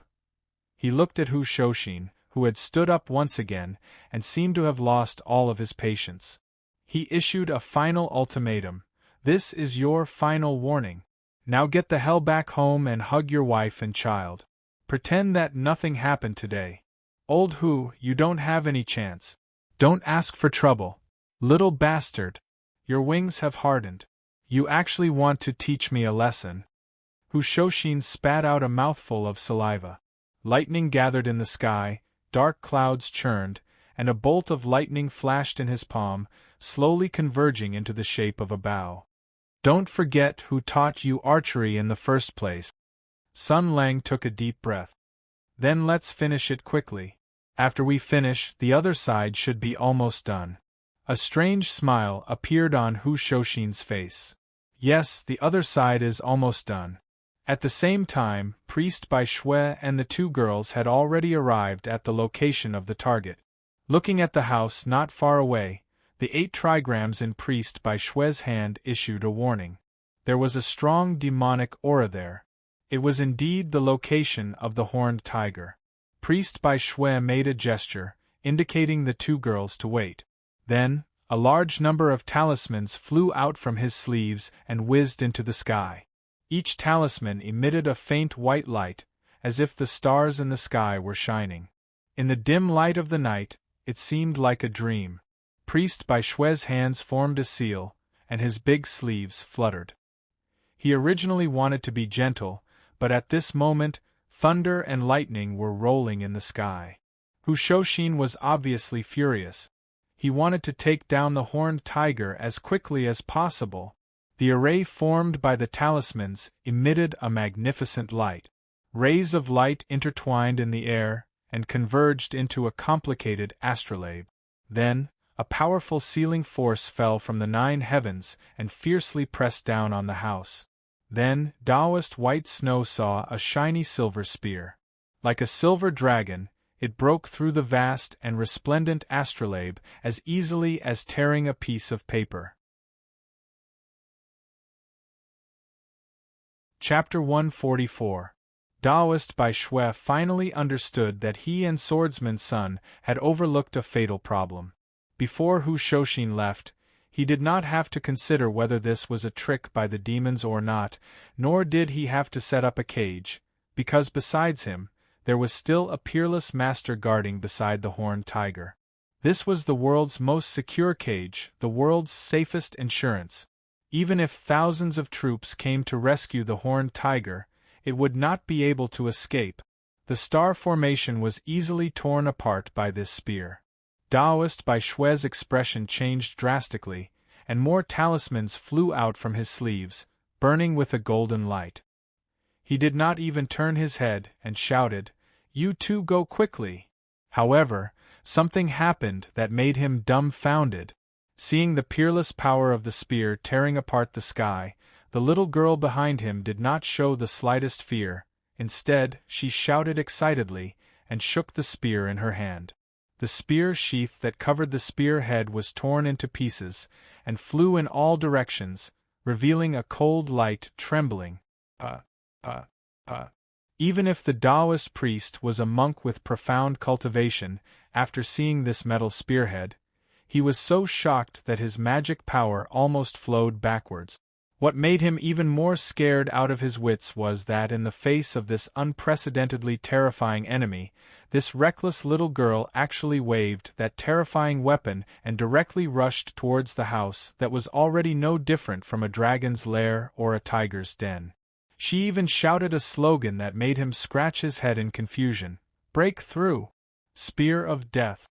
Taoist Bai Shui was so shocked that he did not care about how terrifying the enemy inside was. If anything happened to this little girl, how could he face Swordsman Sun? "Friends inside, please show mercy." As he shouted, he activated the talismans, wanting to add a few buffs to Dongfang Xian. At the same time, he gritted his teeth and rushed towards the house. At this moment, the battle between Hu Shouxin and Sun Lang was coming to an end. Sun Lang rubbed his wrist and shook off the remaining lightning. "Do you still want to fight? You've caused enough trouble tonight. If the Imperial Astronomer finds out, how are you going to explain it? It's already very troublesome to deal with the questioning of Ming Zhou's officials and martial artists. Who caused all this?" Hu Shouxin roared. "You know what I want to know, tell me. What happened at that time? How did you survive?" Sun Lang sighed softly. That sigh contained endless regret and helplessness. He calmly said, "That's because I made a deal with Beethoven." "Beethoven? Who was Beethoven?" Old Hu was stunned for a moment. Then, he saw Sun Lang's playful expression and understood that this guy was just talking nonsense again. He roared and raised his thunder bow. His right hand held onto the string of thunderclap, and a melodious dragon roar sounded. 2 thunder dragons materialized and revealed their claws that were surrounded by lightning. "If that's the case..." Sun Lang waved his hand. "Don't put on such a posture and prepare to use such a big move. Blizzard Cinematics have clearly stated that you will lose if you do this. Do you know, you're always like this." Hu Shouxin knocked an arrow on his bow. The arrow made of lightning flashed and flickered endlessly. He locked onto the target in front of him. The thunder dragons roared. He gritted his teeth and said, "Are you going to continue like this? Living alone, guarding all the secrets alone, shouldering all the destinies alone, facing all the enemies alone. Are you going to live like this for the rest of your life?" "Indeed," Sun Lang calmly said, "you have never given me a chance to choose. From the moment I came to this world until 2 years ago, you never gave me a chance. Never. Now I'm free. Now I can choose to do what I want to do. Now I can freely refuse you, refuse your help and unrequited love. Do you understand? You don't have to worry about my affairs. Go home and take care of your children." A trace of sadness flashed in Hu Shouxin's eyes. "So, now, you still want to take revenge? Who do you want to take revenge on?" "Everyone." Sun Lang calmly said, "I won't forgive any of them." "Then tell me, who do you hate? Who do you want to take revenge on?" Hu Shouxin roared. "Tell me, what happened in the Battle of the Great Barren Mountain? Why did almost no one survive? Why were you the only one who survived? Why did the Empire block all information? What did you do in the last battle?" Sun Lang slowly revealed a mocking smile. "Old Hu, what are you suspecting? What are you afraid of?" Hu Shouxin's voice trembled uncontrollably.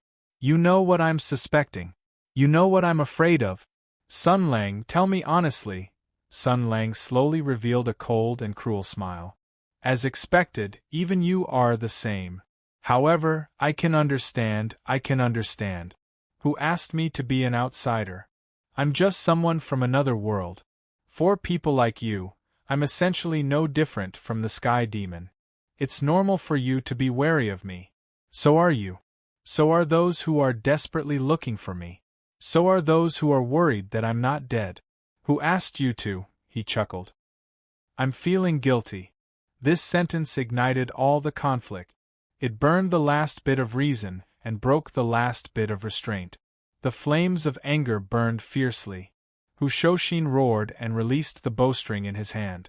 2 thunder and lightning dragons bared their fangs and brandished their claws as they charged toward Sun Lang. In the surging lightning, the 2 of them looked at each other. The 6 years of friendship, the intertwining of gratitude and hatred, could not be explained clearly. It was like fate was playing tricks on them. It was like the reincarnation of karma. The human heart was so fragile. Sun Lang sighed, and then he used his finger as a sword and pointed towards the sky. 9 strands of grand and blazing sword chi flashed through the sky, and it was like the Milky Way was hanging down from the 9 heavens, and it roared proudly and madly like a dragon.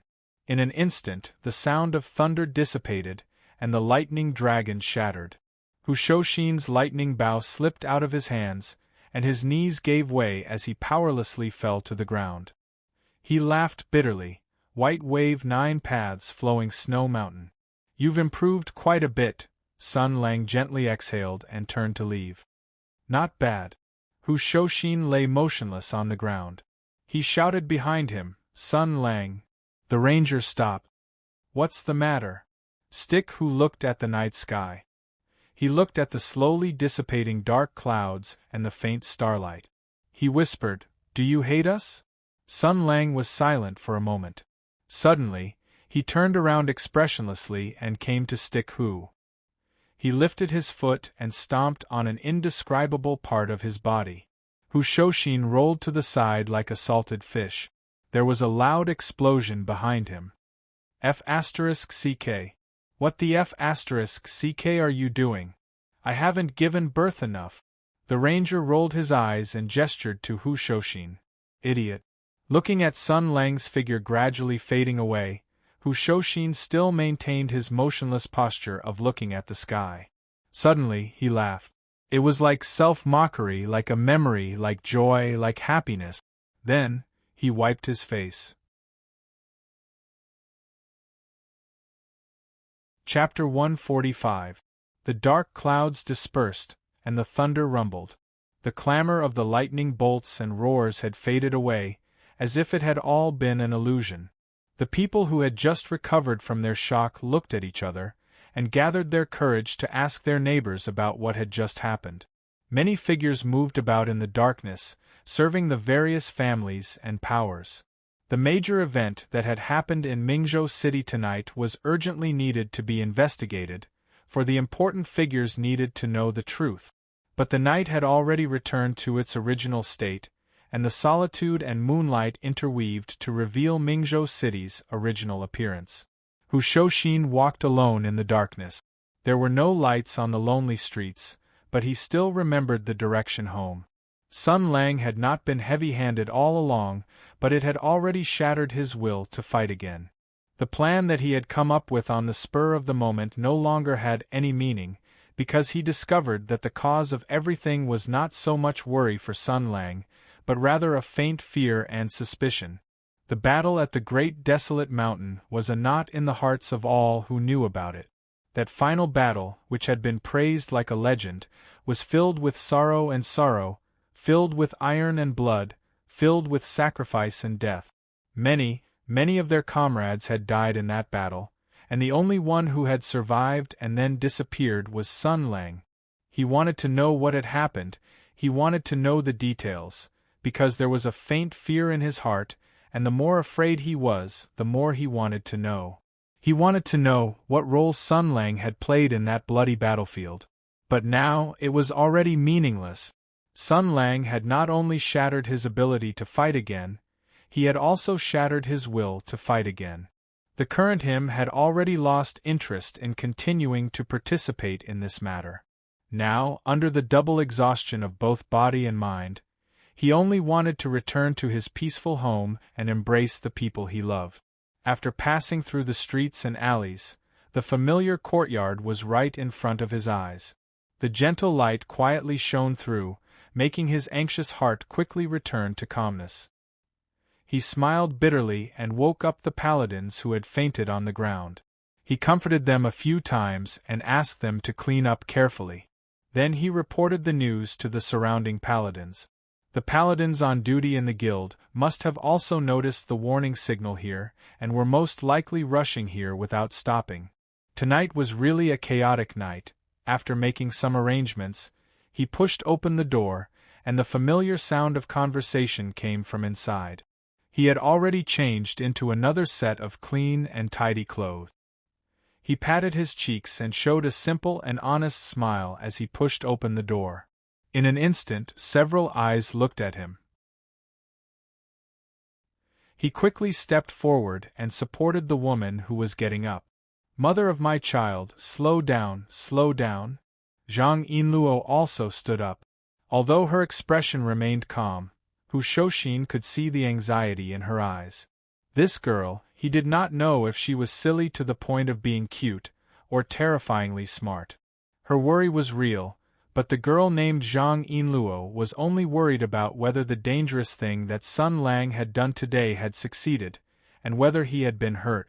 She did not care why Sun Lang had intercepted and killed the monster, nor did she care about the truth that Sun Lang wanted to hide. She just trusted Sun Lang like this, pure trust, and only cared about the trust that she had now. Zhang Yinluo took a deep breath and tried to keep her tone as calm as possible. "Since Hu Huaishou is back, I will not disturb you. Mrs. Hu Huaishou, I will leave now." Hu Shouxin was slightly stunned and was about to say a few words to ask her to stay. However, Mrs. Hu, who was knowledgeable, courteous, warm and generous, did not try to persuade her to stay. She patted Hu Shouxin's big hand and said softly, "Husband, since Miss Zhang is in a hurry, I won't ask her to stay. It's dark at night and it's not safe. She might get lost." Hu Shouxin looked at his wife, and Mrs. Hu looked at him with a smile. She reached out her hand and gently stroked his cheek. Then, she tidied up his messy collar and said softly, "Go. Come back soon." Seeing this, Zhang Yinluo's eyes were a little wet. Maybe Mrs. Hu had already seen through everything, but she did not say anything. No matter how anxious and worried she was, when it reached her mouth, it was only a gentle exhortation. Hu Shouxin was silent for a moment, and then he hugged his wife gently. Then he turned around and said, "Miss Zhang, please." The two of them left the warm courtyard in silence. There were already paladins guarding the door. Hu Shouxin said a few words and asked his men to bring 2 horses. After the two of them got on the horses, Hu Shouxin gently squeezed the horse's belly, and the horse moved forward a few steps. Zhang Yinluo saw this and followed. The girl hesitated and said softly, "I am sorry." Hu Shouxin shook his head and said, "No. I should say thank you. Miss Zhang, thank you for staying by Sun Lang's side. Thank you for always being by his side." Zhang Yinluo was stunned for a moment, and then she blushed and stammered, This is nothing. After all, we are partners. It is normal for partners to fight side by side." Hu Shouxin only smiled faintly. "No matter what identity you have, please stay by his side like this. He only needs a companion, someone who can completely trust him, and someone who he can completely trust. No matter what happens in the future, please stay by his side, and don't hurt him." "Hurt him?" Zhang Yinluo rolled her eyes and said, "He is hurting people's hearts and even bodies all day long. I don't know who in this world can cure him." Hu Shouxin shook his head and laughed, and then he squeezed the horse's belly and said, "Come with me. There may be some small trouble, especially. Miss Zhang, I think you may meet your opponent." His meaningful smile made Zhang Yinluo have a bad feeling. "Who? My opponent?" Stick Hu looked nostalgic, and then he smiled strangely. Sun Lang's follower, a guy with a dog's face. Hu Shouxin was right. Things had indeed run into a little trouble. Yes, a little trouble. Sun Lang had not arrived yet, and the original plan of catching a turtle in a jar had already turned into catching a shark. Not only was there the mission target, the horned tiger, in the courtyard, there was also a peerless martial warrior who had popped out of nowhere. Daoist Bai Shui wanted to retreat in shock, but Dongfang Xian had already brandished her great spear and rushed into the courtyard where the horned tiger was. This girl was simply reckless to a certain extent. However, to abandon this weak girl and escape without a trace, not only was his conscience uneasy, he also did not have the face to see great hero Sunday Daoist by Shui steeled his heart, thinking that since he was the helper that Hu Shoshin had called over, and he was such a strong warrior, he should at least have the bearing of a strong warrior. With that thought in mind, he shouted, "Friend, please show mercy. She's still a child." As soon as he finished speaking, the sound of weapons falling to the ground and Dongfang Xian's scream came from inside. Then, the sound of slapping came out, mixed with Dongfang Xian's shameful and indignant roar, "I'll throw you Zhao Yunlong. Bastard! You're hitting my butt again. You disarmed me the moment you came up. What kind of hero are you? If you have the guts, put me down, stand still, and eat my spear. I bet this spear will definitely force you back." "Absolutely." Zhuing blinked and then realized what had happened. He hurriedly ran inside and shouted, "Stop! Don't bully Sister Xian." "What the hell? So it was an acquaintance? But this name sounds a bit familiar, Zhao Yunlong." "Eh? Zhao Yunlong?"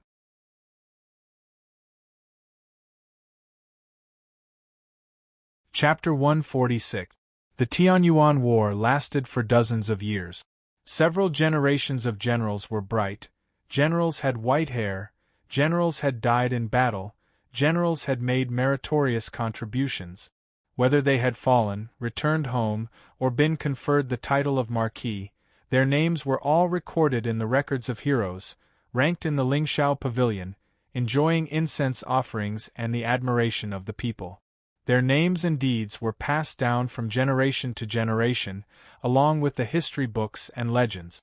Among the heroes of Tianyuan, there was no lack of female heroes. They also received the same respect and admiration.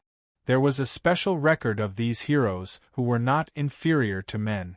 Their achievements not only made men blush with shame, but also made women in the world admire and yearn for them, encouraging them to chase their dreams and guiding them to seek the life they really wanted. Among the female heroes who were not inferior to men, 2 of them were particularly brilliant. Their accomplishments and fame were so great that they were listed among the heroes even though they were women. They were on par with the famous generals of the Heaven's Origin sector who were unparalleled in the world. One of them was called Hua Mulan. The other was called Zhao Yunlong. Daoist by Shui thought of the amazing spear just now. Listening to Dongfang Xian's crazy curses, he held his breath for a moment. The next moment, a strong wind whistled, and with a loud bang, an indescribably terrifying force swept down the front door and the courtyard wall of the courtyard. A silver spear stretched out of thin air and gently spun. The dust that had just been stirred up seemed to be tightly grasped by an invisible hand and quickly fell to the ground. In the courtyard, Zhuing was lying on the side with his hands covering his buttocks. Dongfang Xian was casually thrown to the ground and fell on his butt. At this moment, he was beating the ground and cursing. In the courtyard, a person was standing with a spear in her hand. Her clothes were as white as snow, and her face was like jade.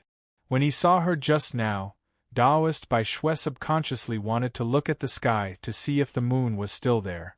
Her figure was as hazy as the moon, and the invincible battle formation that had swept away thousands of troops on the battlefield had left an unparalleled heroic spirit between her eyebrows, and the silver spear in her hand had already confirmed her identity. General Zhao did not easily use the imperial army, and this spear was her most commonly used weapon. Unparalleled at the ends of the earth, Daoist White Snow murmured, "Spear of the horizon." As soon as he finished speaking, Zhao Yunlong's right hand moved, and the silver spear spun around, splashing out a little bit of starlight. Then, the cold light condensed into a point, and suddenly pierced through the air.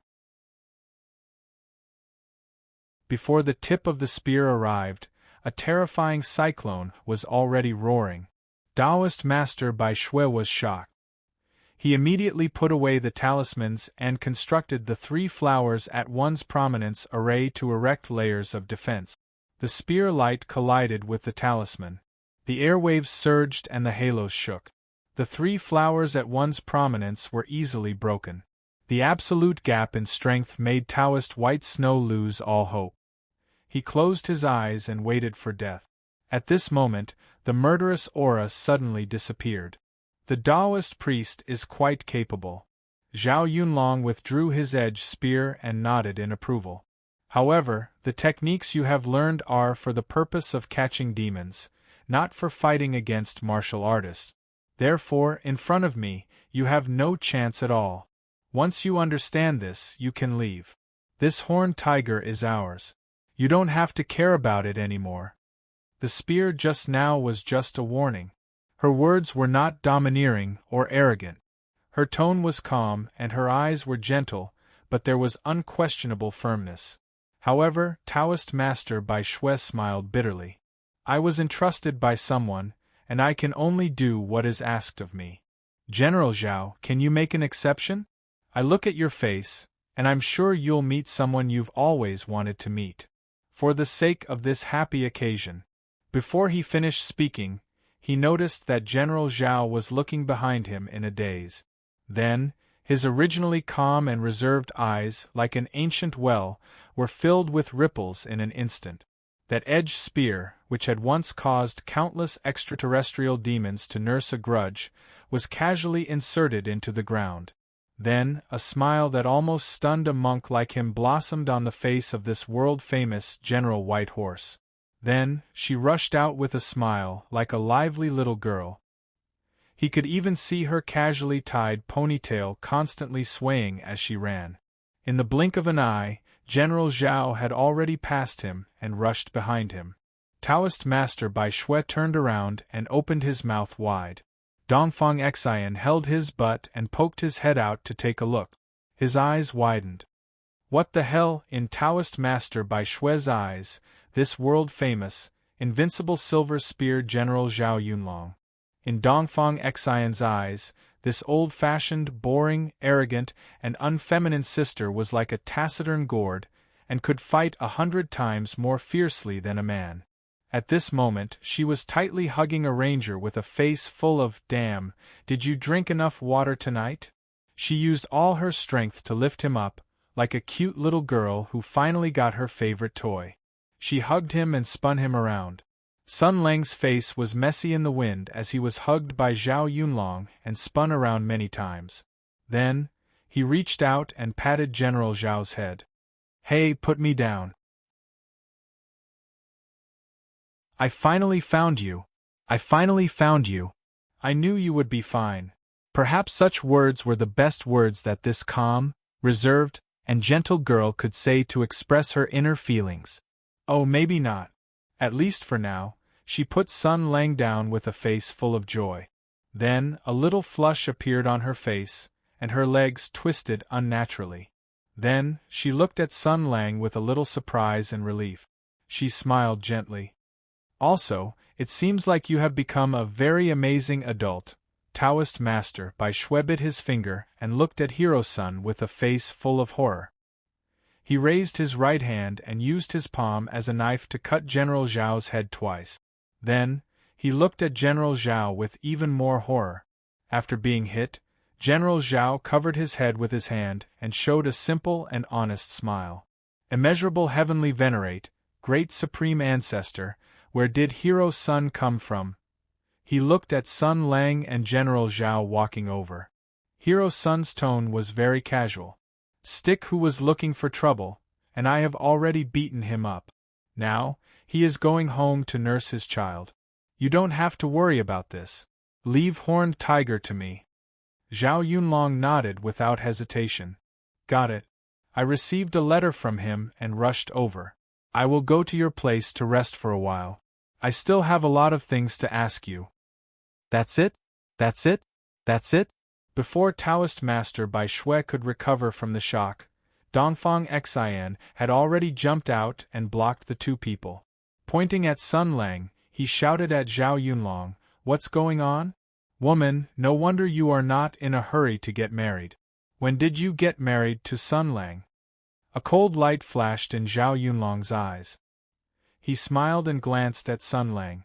My sister was originally called Zhao Xian, but she wanted to take my mother's surname, so she changed her name to Dongfang Xian. She is naughty and mischievous. I'll beat her a few more times when I go back. Your education method is very problematic, but we'll talk about it later. Now let's deal with Horned Tiger first. Sun Lang approached the yard and comforted Zhu Ying, who had been spanked and felt aggrieved. Then he kicked the door open. Horned Tiger was sitting on the chair in the middle and looked up subconsciously. The paladin smiled. Do you recognize me? Xie blinked his eyes. The sky was filled with blood mist. There were heart-wrenching screams. Countless corpses. It was like a scene of Azura's killing field and a sea of blood purgatory. The devil-like figure. The dark clouds of death and slaughter were stirred up. People who should not be here. People who should have died long ago. In that memory, people who would never be forgotten. In this way they appeared in front of him.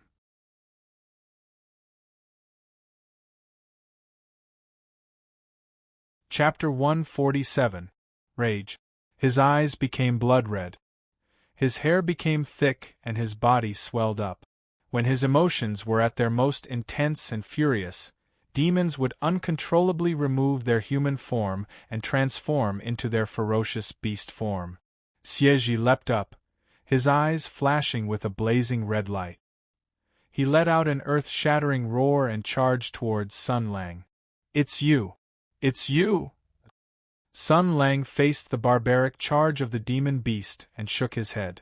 Sure enough, I made the right decision to come here. He stretched out his hand and stepped to the side with his right foot, forcefully stopping the Horned Tiger's roaring momentum. The surrounding ground cracked, and the stone slabs collapsed. Sun Lang transferred the impact of the Horned Tiger's fury to the ground. Then, the ranger stretched out his left hand and gave Xie a Motherf *King slap. Xie's half-beast body was sent spiraling into the air, crashing into the wall on the left. There was a burst of collapse and rumbling. The angry roar sounded again from the ruins. The Horned Tiger bounced off the rubble on its body and flipped over. Its eyes flashed red, and it let out a roar that sounded like a curse at Sun Lang.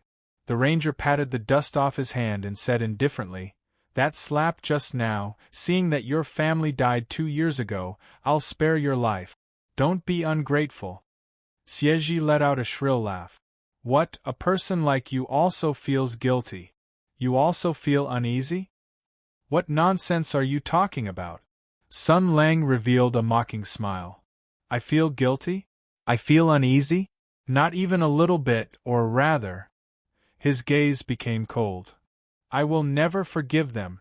The ceiling couldn't withstand the Horned Tiger's murderous aura and power. It made a few loud sounds, and the house suddenly collapsed. Sun Lang had already flashed out of the house before it collapsed, walking towards the courtyard. However, a terrifying pressure came from behind him. The Horned Tiger stood between the broken walls and made a pouncing posture like a wild beast. It aimed at Sun Lang's back and let out a furious roar. Zhao Yunlong's eyes flashed coldly. The edged spear in his right hand made a buzzing sound, and the tip of the spear emitted a cold light.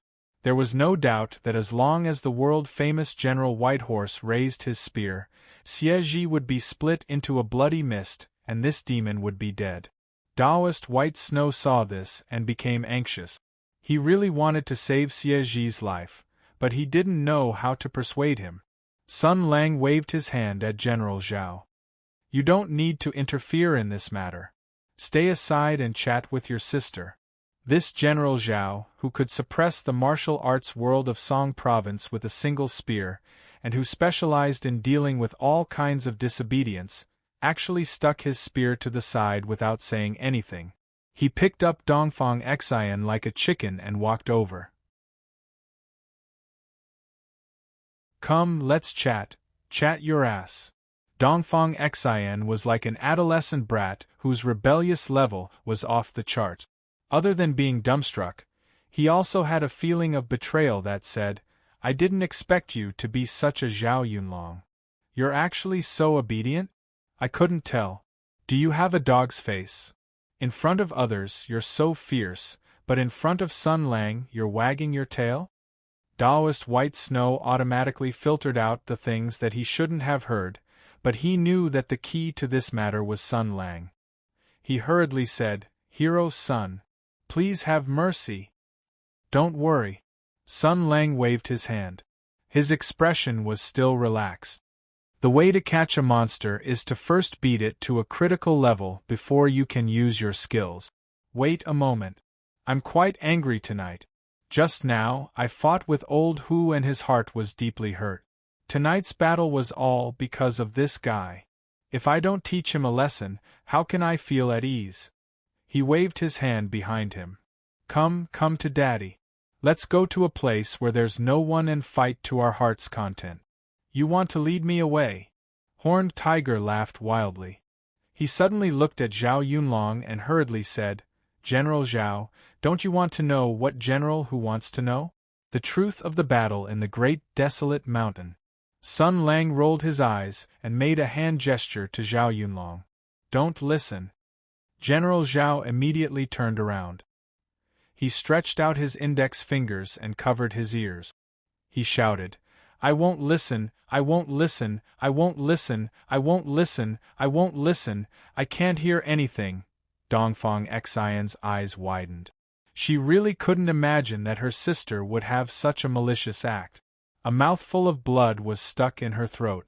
She couldn't spit it out or swallow it. "You? So disgusting." As for Taoist White Snow and Xie, they were also shocked by this sudden change. Sun Lang had already taken the opportunity to dash over, grabbing Xie's collar.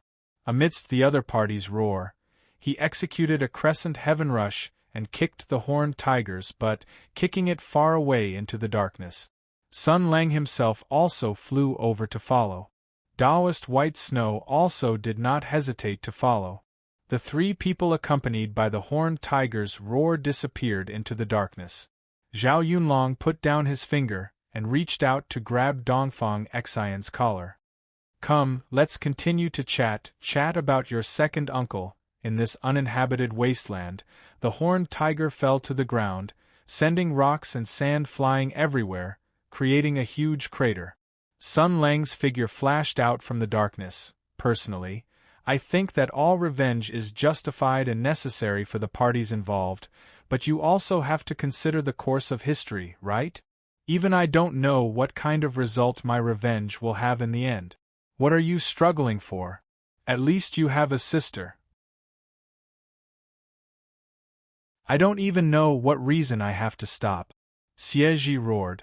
"You want to persuade me to give up on revenge? Why don't you just kill me? You really are feeling guilty." "I don't feel guilty at all. Your mother died because your mother deserved to die. Your father, your uncle, the same goes for you."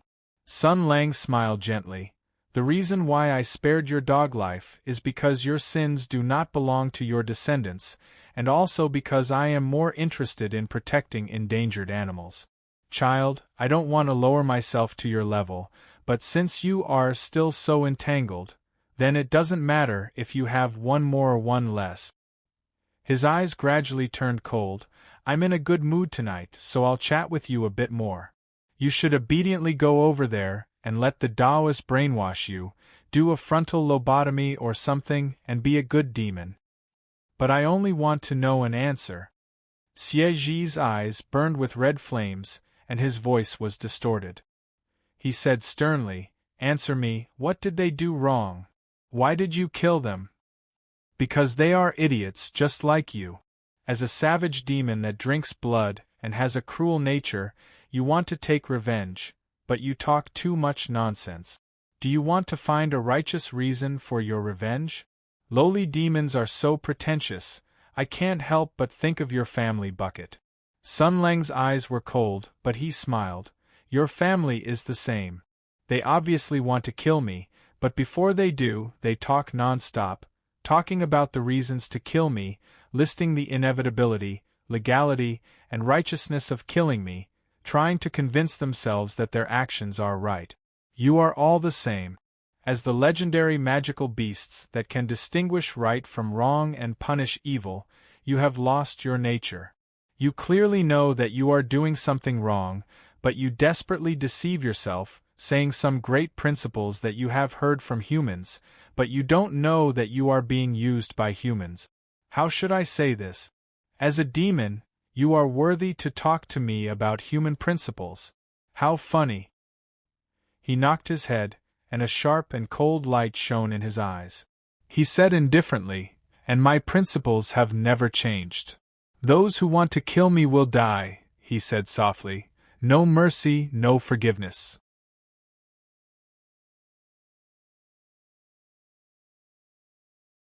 Chapter 148. An Overwhelming Difference. Sun Lang took a big step forward, and the horned tiger staggered back. His aura was drawn, and his murderous aura was born. The invisible but substantial force forced the demon to stagger back. Even though he had tempered himself with the flames of hatred for the past 2 years, and even though the bloodline of the ancient beasts had given him a huge amount of demonic power, it was still meaningless in front of such an opponent. Xie was well aware of this. The vision that came from the connection of the bloodline had been repeatedly recalled by him in the past 2 years. He could feel the fear, despair, and powerlessness of his parents just by watching from the side of that memory. The enemy in front of him was so strong that he did not belong to the human world. Even if he was 100 times stronger, he would not have any chance. However, it was not revenge to kill the enemy with one's own hand. How strange. Are you a hot-blooded male lead? Even if you are beaten down 1,000 times, you will still continue to stand up and take a beating until your seed explodes? Sun Lang casually dispelled Xie's attack and said, "Is there some kind of conspiracy?" Xie's heart trembled, and his movements slowed down a little. Sun Lang nodded with satisfaction.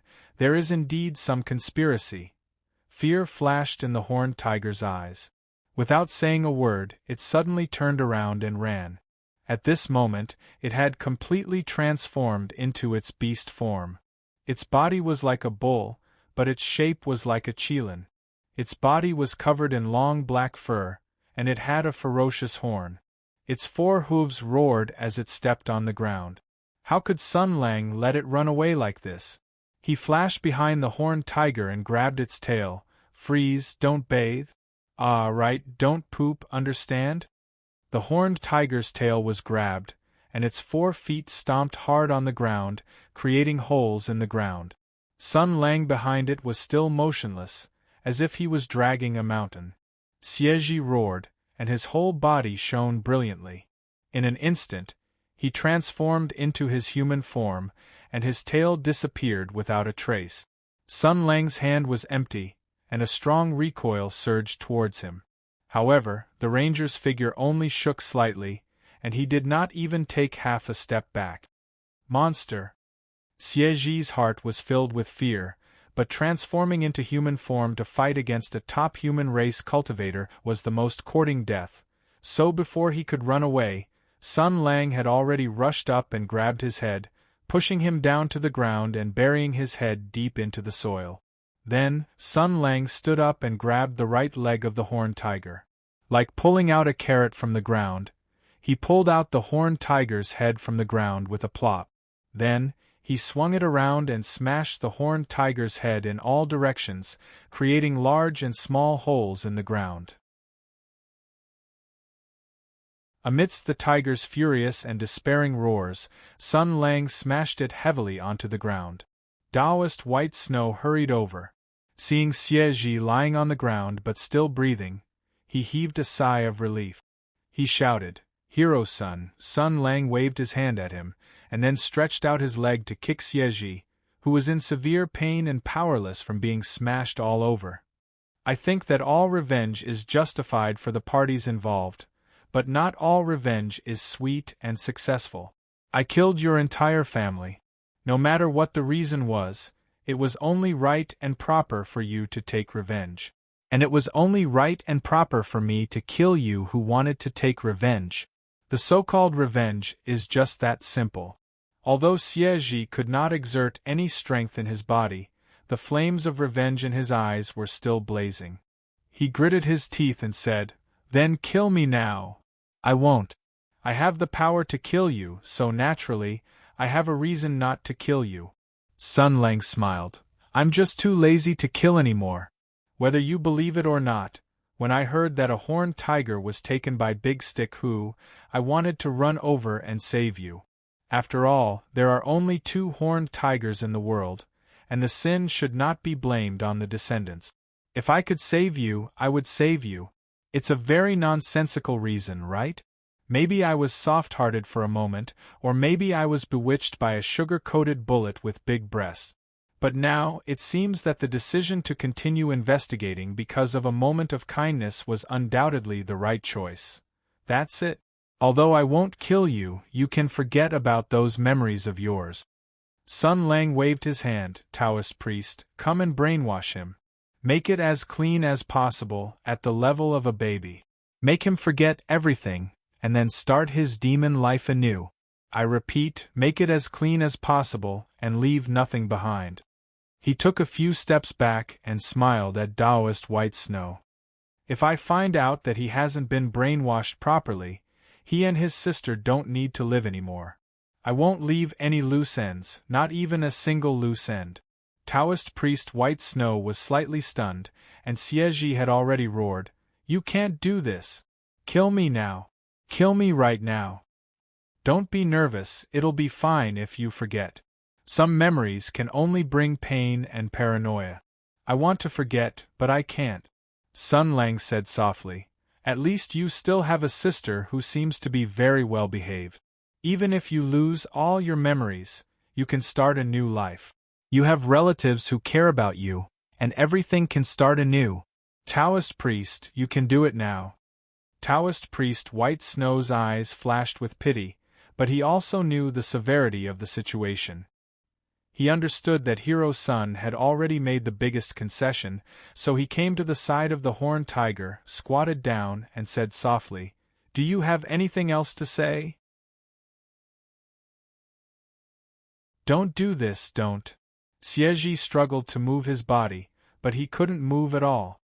His eyes were filled with blood, and there was a hint of pleading in them. "I can't forget, this is the last thing my parents left me. I can't take revenge, but do I have to forget their voices and smiles? And my sister, my family, the pain I suffered all these years, the sacrifices I made? Do I have to make all these disappear? Things in the world are difficult to achieve. This is the only way." Taoist priest White Snow sighed. "Fate makes fools of people. This is very cruel to you, but for Xie, for you, I'm willing to do this evil thing.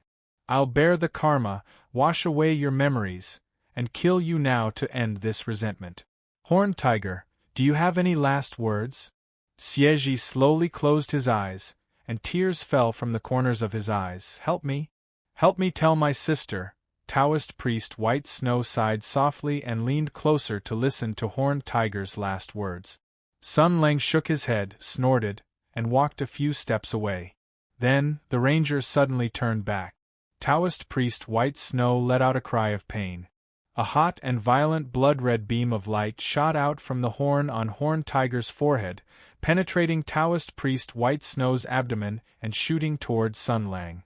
The ranger casually chopped, and the blood-red tyrannical power was shattered.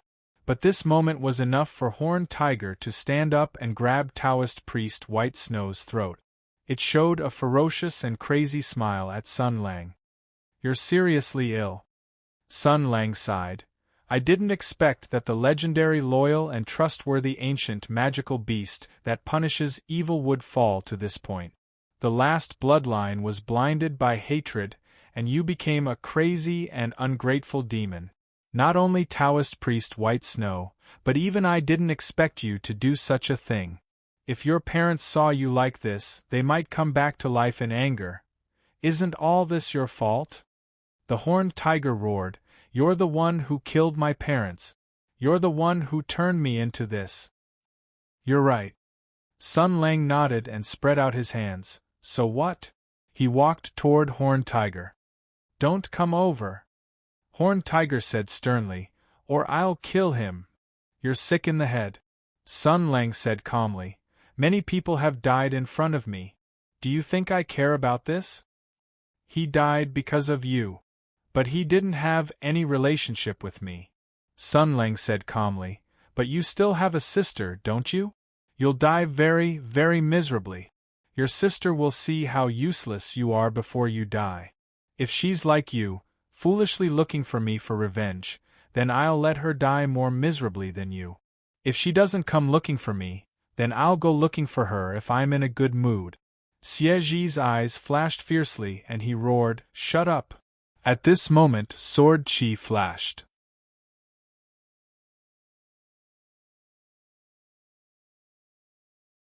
Chapter 149. In the instant that horned tiger was distracted, Sun Lang was like a flickering shadow, rushing toward Xieji. However, as if he had expected Sun Lang to do so, as if he had been waiting for Sun Lang to do so, Xieji's eyes revealed a cold and sinister smile.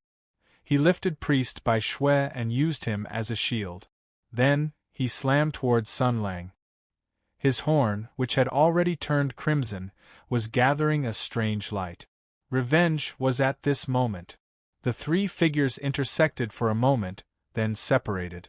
With one hand, Sun Lang firmly supported the seriously injured White Snow Taoist, and then threw the thing he was holding in his other hand to the side. It was an arm. After it fell to the ground, scales and hair gradually appeared. It became dark and thick, like the front hoof of a beast. It was Xieji's arm. At the moment of collision, Horned Tiger's arm was held by Sun Lang. Sun Lang mercilessly tore open his flesh, broke his bones and tendons, and broke his entire arm, saving Priest Bai Shui from his hands. After Xieji rushed out a few dozen feet, he staggered and knelt on the ground, letting out a painful scream. Strange colored blood spurted out from the huge wound, and it was a shocking sight. He knelt on the ground powerlessly, but he let out a hysterical laugh. It was not the laughter of despair or failure, but the laughter of complacency after his plan had succeeded, the laughter of satisfaction after his evil scheme had succeeded. Sun Lang ignored Xieji. After carefully placing Priest Bai Shui on the ground, he checked his injuries. He frowned and reached out to seal a few acupuncture points. Then, he reached out to pat Priest Bai Shui's face. "Hey, Ox Nose, get up and heal yourself. Damn it, aren't you good at reading faces? Why did you fall into the hands of a demon this time?" Taoist White Snow coughed a few times, trembling as he took out a few talismans and randomly stuck them on his body. A mysterious power instantly swept through his entire body, slowly suppressing his injuries. He forced a smile and said in a low voice, "Damn it, I'm ashamed, I'm ashamed. This is the second time I've been tricked by the same horned tiger. Last time I tricked him into drinking talisman water. I didn't think that this horned tiger with thick eyebrows and big eyes would also deceive people. This time I've been hit by him, it's really my fate." Sun Lang rolled his eyes. "Alright, you're not a Saint Seiya. It's not embarrassing to be tricked by the same trick twice. Have a good rest. After I deal with him, I'll send you to the doctor." Taoist Bai Shui couldn't bear it. "You. Hatred has already consumed him. Let me end it all." Sun Lang calmly said, "I killed his parents and clan. This is an ironclad fact. No matter what the reason is, it can't change this fact. Just like what he said, I killed his parents and clan, causing him to be consumed by hatred and become like this. I admit this fact, I won't make any excuses, I won't feel sorry, I won't feel guilty, because from the beginning to the end, I have a clear conscience. His parents wanted to kill me, so they should be prepared to be killed. Those who want to kill me will die. This is my principle. Although I said this, I can still do two things for him. If he is willing to let go of the past, I will spare his life. But now it seems that he is not willing, so I will do one last thing for him." Sun Lang gently removed Taoist White Snow's hand, then stood up. "Since this hatred can't be resolved and let go, then let it end in my hands. Use my sword, let his soul obtain the final peace. He turned around, looked at the horned tiger who was still laughing wildly, and said indifferently, "Turn around, look into my eyes, I'll send you on your way." The horned tiger still had his back facing him, allowing the blood to gush out of his wound. His laughter became more and more sly, like a naughty child who discovered Sun Lang's secret. He giggled and said, "I saw it." Sun Lang thought, looked at his hand, and then looked at the broken limb of the horned tiger that was thrown to the side. The broken limb suddenly burned, shining with a bloody light. The horned tiger's laughter stopped, but he was still out of breath from laughing. "You know, I always thought that you were dead. I thought that you had died in the great desolate mountain. After all, I saw the fragments of that time, no one could survive there. I thought that you were dead, but I still wanted revenge. I kept thinking about the plan, waiting for the situation to mature. This meeting with Hu Shoshin can only be said to be an accident, but I still decided to push this plan. I wanted to fabricate a flawless truth about you, about the truth of your death, about the truth of the battle in the great desolate mountain, so as to arouse the suspicions of the heroes of the Heaven's Origin sector against the Empire and their dissatisfaction with the Imperial Court, causing more chaos and more battles. Yes, since you are dead, but the Empire that you once protected is still there. They were the ones who accepted your protection, they were the ones who instigated us demons to join the war, they were the ones who sent my parents to die, so they also deserve to die. So, the target of my revenge has become the Empire." He laughed in a hoarse voice, "But you are still alive. You monster, you actually managed to survive in that place. What are you really?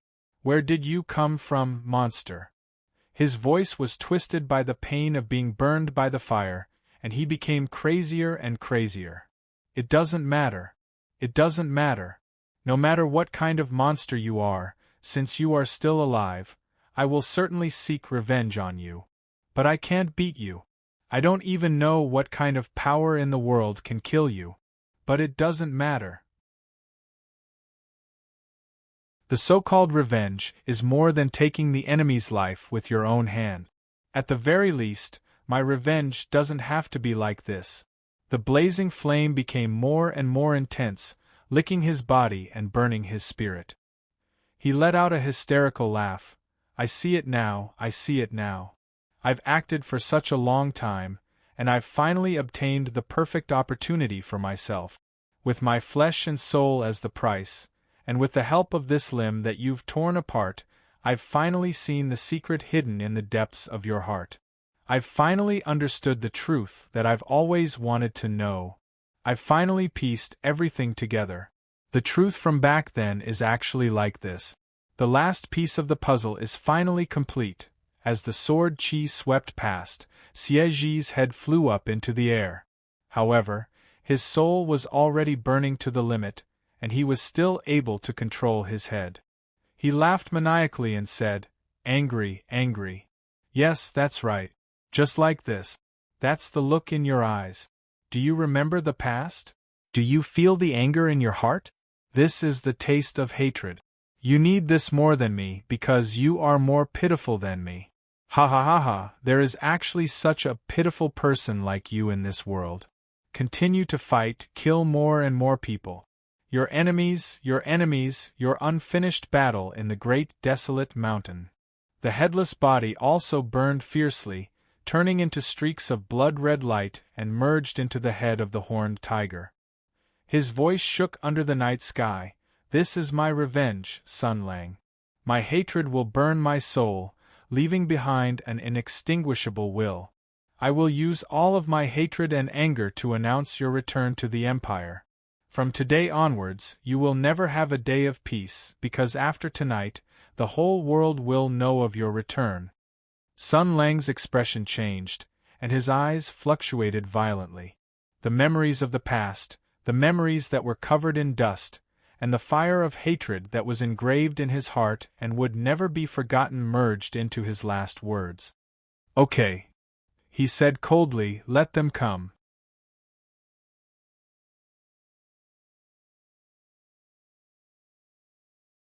Chapter 150. The horned tiger's last bit of consciousness let out a maniacal laughter filled with endless hatred. His head slowly disintegrated in this laughter, and that blood-red horn also turned into specks of light and dissipated. All of his life and soul had turned into a blood-red halo, engraved with all of his hatred and will. Then, he turned into a streak of light and flew in the direction of the imperial capital. When this streak of light arrived at the imperial capital and delivered the secret the horned tiger sought to the person he wanted to tell, it was foreseeable that the entire empire and even the world would be burned by the endless flames of war. Perhaps an internal strife of the human race that would not be inferior to the grand war of heaven's origin would devour countless lives. And at the center of all this, the man named Sun Lang stared expressionlessly at this streak of light that soared into the sky. Hatred was also slowly devouring him. Let them all come. I have been waiting for a long time to settle the score of these 6 years, all the blood and tears. Those shameless and despicable people, they are suspicious, they are selfish, they are sanctimonious, they are cold-blooded and cruel, they are tyrants, they betray heroes. When I think of them still living in this world that I once fought so hard to protect, I feel extremely nauseous and disgusted. At this moment, thunder rumbled in the sky, and a streak of purple lightning rose from the distance. The bow was like a bolt of lightning, and the arrow of thunder and lightning pierced through the sky. In an instant, it swept across the sky and caught up with Xieji's spiritual will like a meteor catching up with the moon. The brilliant lightning was originally the nemesis of all spiritual and illusory forms. When the heavenly lightning struck, all souls were scattered. All traces of Xieji's existence in the human world, under the heavenly lightning, disappeared with a loud bang. Sun Lang was startled for a moment, an intense fury flashed in his eyes. He slowly turned his head and said word by word, Hu Shou Xian. Hu Shou Xian, who had arrived at the last moment, let out a long sigh of relief and put down the thunder bow in his hand. Immediately, an unprecedented murderous aura surged in front of him, and Sun Lang walked towards him step by step. The cold wind was bone-chilling and the moon was covered in dust. Hu Shouxin had a complicated expression on his face as he looked at Sun Lang, who was walking towards him. The comrade he had known for 6 years, at this moment, seemed to have become another person, exuding endless killing intent and hatred. His instincts as a martial artist kept warning him that an unprecedented crisis was approaching. It was the footsteps of death, but he did not raise his thunder bow. He only calmly looked at Sun Lang. He said calmly, I can't watch you be swallowed up by hatred and die without a burial place. Your life can't end like this. It's too much of a pity. Sun Lang let out a desolate and cold laugh as he continued to walk towards Hu Shouxin. 1 step, 2 steps, 3 steps. The air violently shook, and even the darkness fled far away. On the long street, only Hu Shouxin was facing the peerless edge that seemed capable of cleaving apart the heavens and earth. However, he still maintained a calm expression as he waited for the final outcome. The hurried sound of horse hooves sounded from behind Hu Shouxin. In the darkness, a familiar figure rode over. After seeing the ranger, he subconsciously shouted, Sun Lang. This call was like a light that pierced through the darkness, waking him up from his endless nightmare. Sun Lang's eyes quickly became clear, and the murderous aura around him dissipated. Zhang Yinluo reined in the horse's head and jumped off. He quickly walked to Sun Lang's side and instinctively grabbed the ranger's hand. Then, a look of surprise appeared on his face, because although Sun Lang's expression was terrifyingly calm, his palms were covered in cold sweat. The ranger was silent for a moment and said to Hu Shouxin, Daoist Bai Shui is over there. He was ambushed by a horned tiger and his injuries are not light. Bring him back and find the best doctor to stabilize his injuries. Then, inform Xingyang Palace to come and pick him up. Then, he held Zhang Yinluo's hand and said softly, Let's go. Zhang Yinluo's face showed a worried expression. She asked softly, "Are you okay?" "I'm fine." Although he received such a response, Zhang Yinluo saw that Sun Lang's face showed an expression that he had never seen before. There was sadness and also disappointment. Sun Lang said softly, "Maybe I shouldn't have stayed at all." Inexplicably, Zhang Yinluo's heart ached. She held Sun Lang's hand tightly and said softly, "If that's the case, wouldn't you be unable to meet me?" Sun Lang was stunned for a moment, then slowly smiled. Thus, they no longer paid attention to Hu Shouxin. Just like that, holding hands, they walked along the street and slowly walked forward. The night was calm and all the fighting stopped. Everything seemed to have been a lifetime ago, as if they had returned to the human world. Zhang Yinluo felt the warmth from the palm of her hand and the cold wind blew. Only then did she realize what a bold thing she had just done and what bold words she had said. But fortunately, Sun Lang seemed to be in a very bad mood at this time, but he was also unprecedentedly obedient. He just obediently held her hand and walked quietly. He actually didn't say any vulgar words, nor did he secretly do anything to take advantage of her. It really made people a little uncomfortable. While the girl's thoughts were running wild, she heard Sun Lang say calmly, "Thank you." Zhang Yinluo blinked. If you didn't suddenly appear just now, I don't know what I would have done.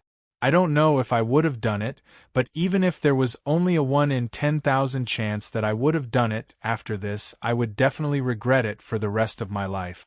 When he said this, his right hand trembled slightly, and he smiled bitterly. "I actually had the intention to kill old Hu. Having the intention to kill and actually killing are two different things." Zhang Yinluo shook his head and said softly, "Of all virtues, filial piety is the most important. In terms of the heart, it doesn't matter about the actions. In terms of the actions, there is no filial son in a poor family.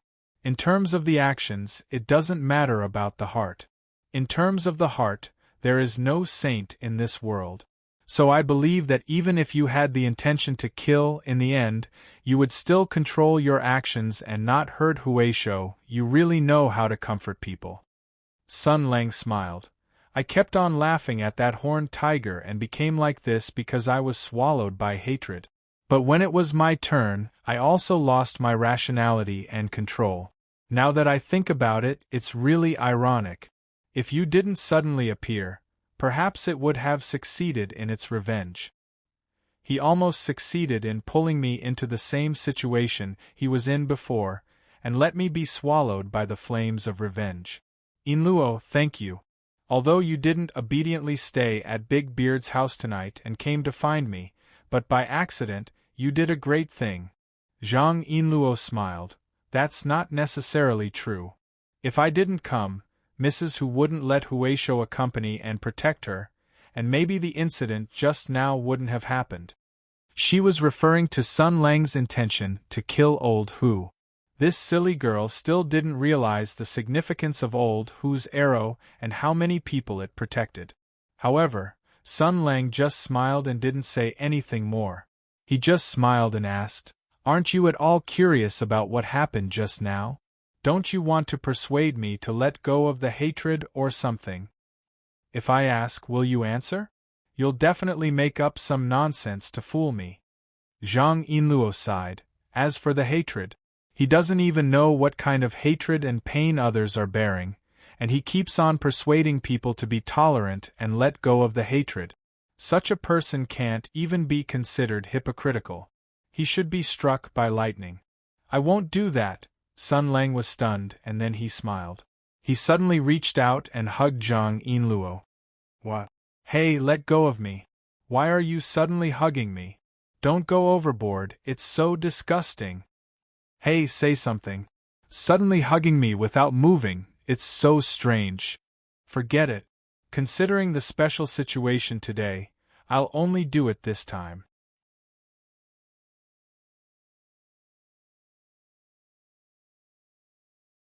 Chapter 151. Sun Lang and Zhang Yinluo had already left, But Hu Shouxin was still standing in the same place, silent, not saying a word. Zhao Yunlong slowly approached him.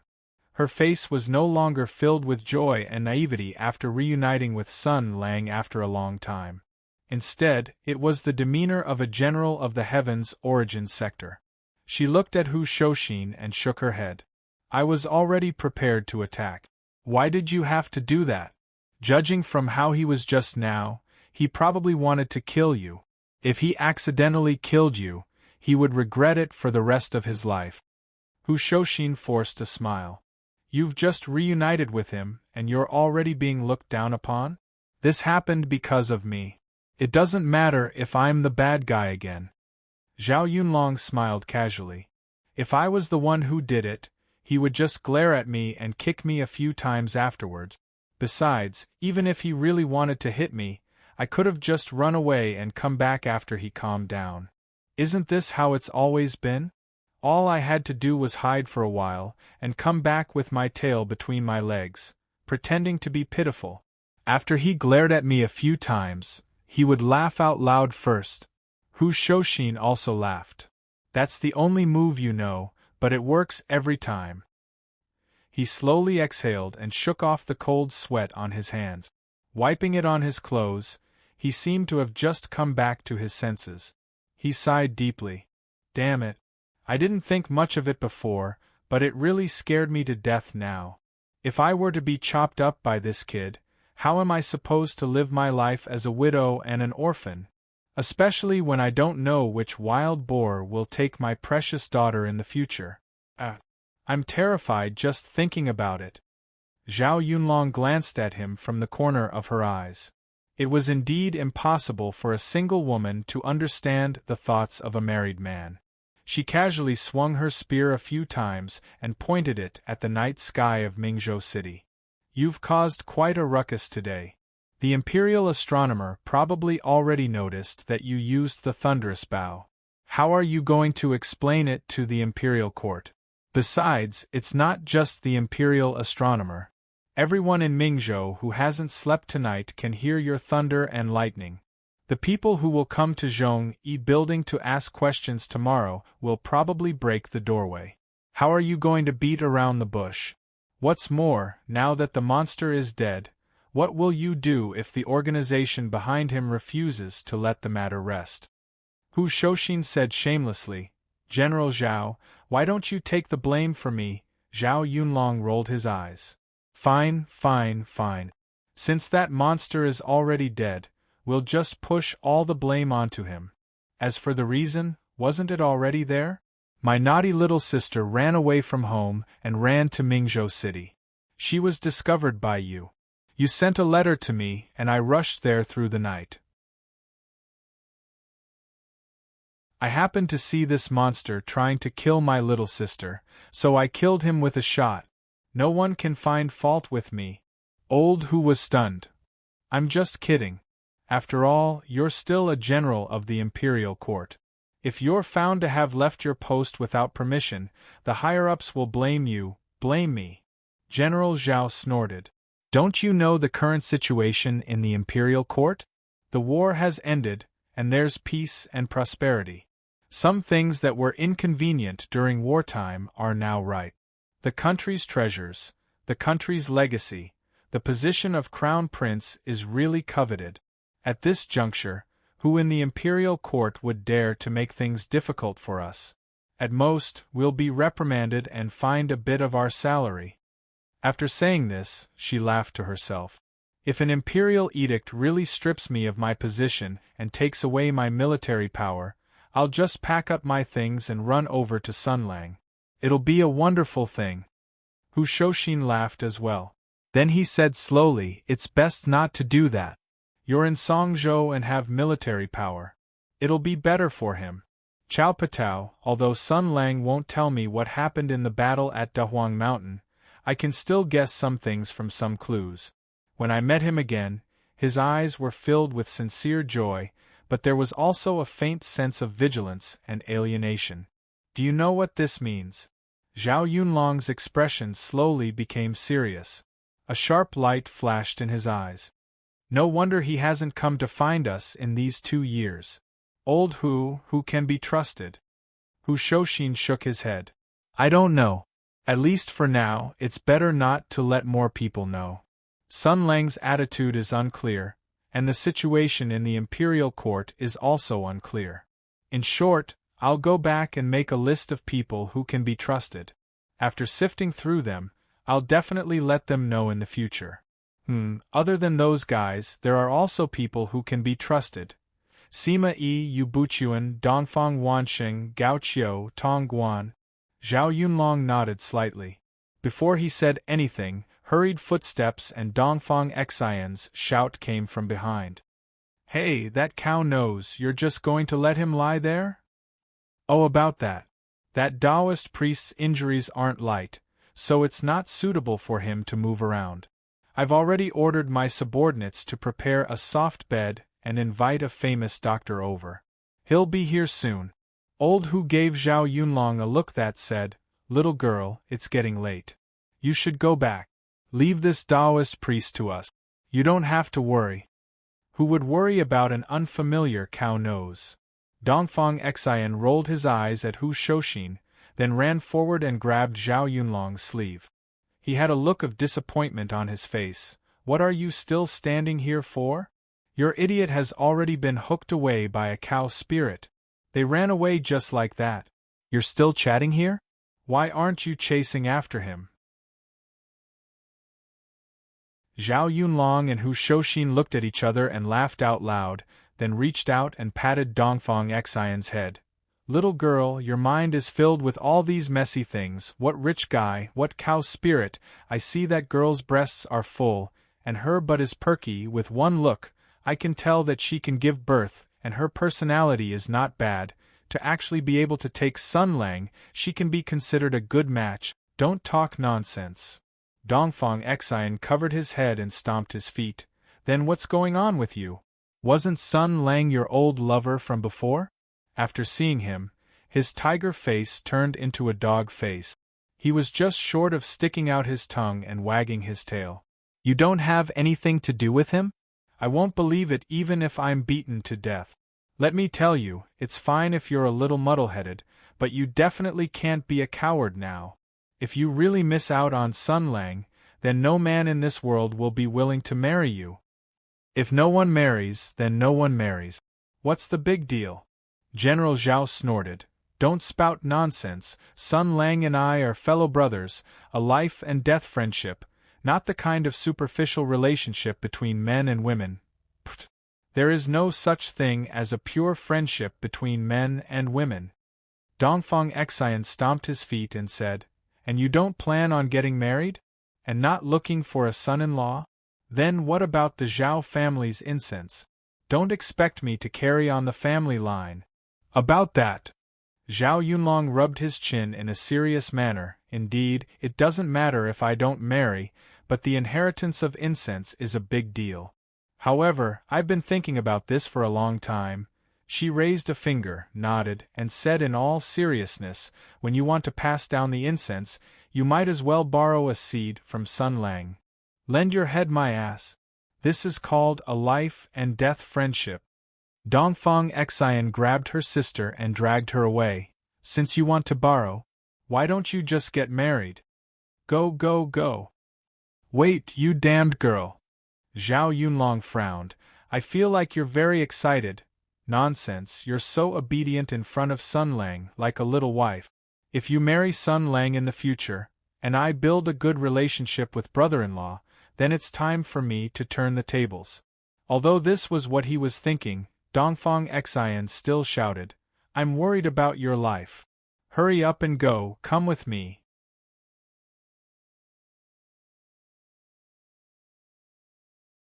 Chapter 152. How satisfying. Too satisfying. He had never had such an amazing experience before. Don't think too much. I'm talking about how Dongfang Xian feels right now. This was because her silly big sister, who had been acting like an elder and liked to scold her every day since she was young, was now listening to her seriously with a puzzled look on her face. You're not young anymore. It's time to get married.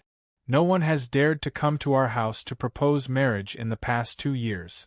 I thought you wouldn't be able to get married for the rest of your life. Dongfang Xian raised her finger, taking advantage of this great opportunity to take revenge. Although you don't know anything about zither, chess, calligraphy, and painting, you don't know anything about embroidery, your cooking skills are terrible, and your personality is irritable.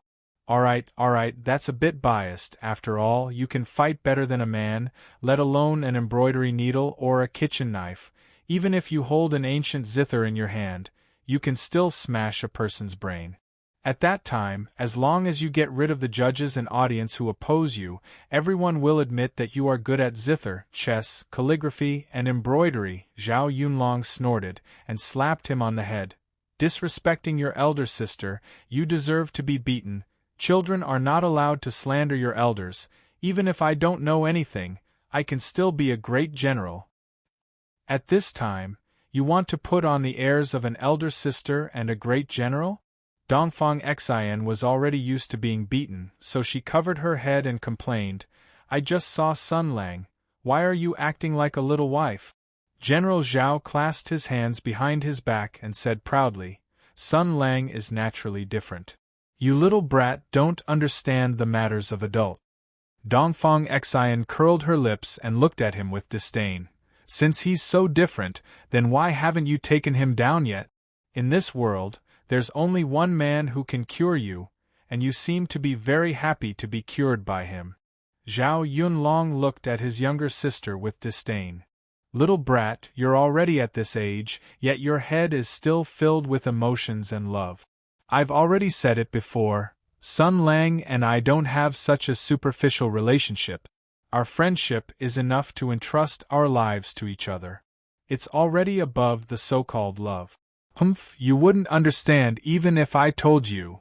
Even if that's the case, what does it have to do with the two of you getting married? Isn't this an even closer relationship? When you wake up in the morning, you see him when you eat. You practice martial arts with him, ride horses with him, train soldiers with him. At night, you wash his feet, he massages your shoulders, you call him husband, he calls you wife. At first, Zhao Yunlong was very disdainful, but later on, his eyes slowly straightened, and a silly smile appeared on his face, as if there was saliva dripping from the corner of his mouth. Dongfang Xian even felt that behind her sisters, but there seemed to be an invisible dog tail that was standing straight up, slapping the ground with all its might. That beautiful future seemed to make her fascinated. Are you tempted? Do you really want to do that?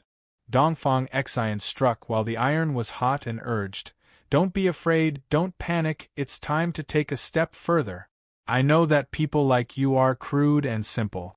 You don't have any emotions, and you don't know how to use your brain. But it doesn't matter. Even idiots have their own ways of doing things. And then take responsibility for him.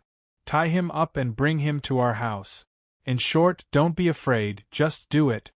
When Zhao Yunlong heard this, 2 undetectable blushes involuntarily appeared on his handsome and fair face. F***ck. This woman actually blushed. The ancestors of the Zhao family were all above, the ancestral tablets were about to appear. Dongfang Xian roared in his heart, but his blushing meant, there was a way. You woman, you actually know how to be shy. But no problem. A woman chasing a man is separated by a layer of paper. Who cares about the consequences? Dongfang Xian gave a thumbs up and encouraged loudly, in short, don't be shy. Zhao Yunlong glared at her. I'm not shy. Dongfang Xian rolled his eyes. Then why are you blushing? I just... Zhao Yunlong touched the black hair on his head, hesitated for a moment, and then blushed. I'm afraid I can't beat him. Can't beat him? Are you kidding? Oh, I understand.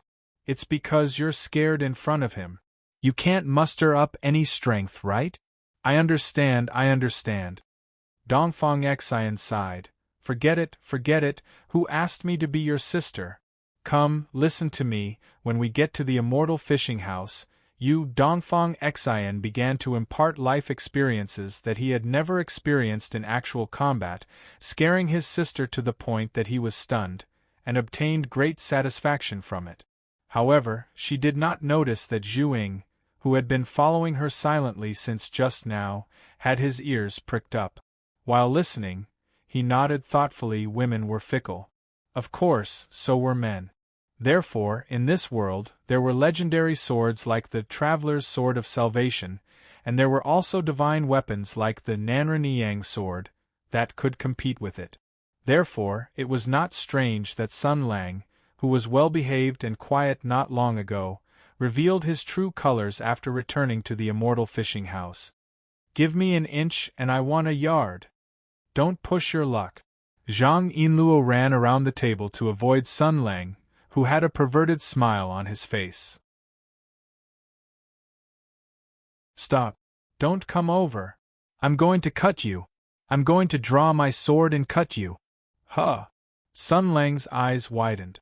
After a moment of shock, he put on a heartbroken look. "Yinluo, you actually played with my feelings.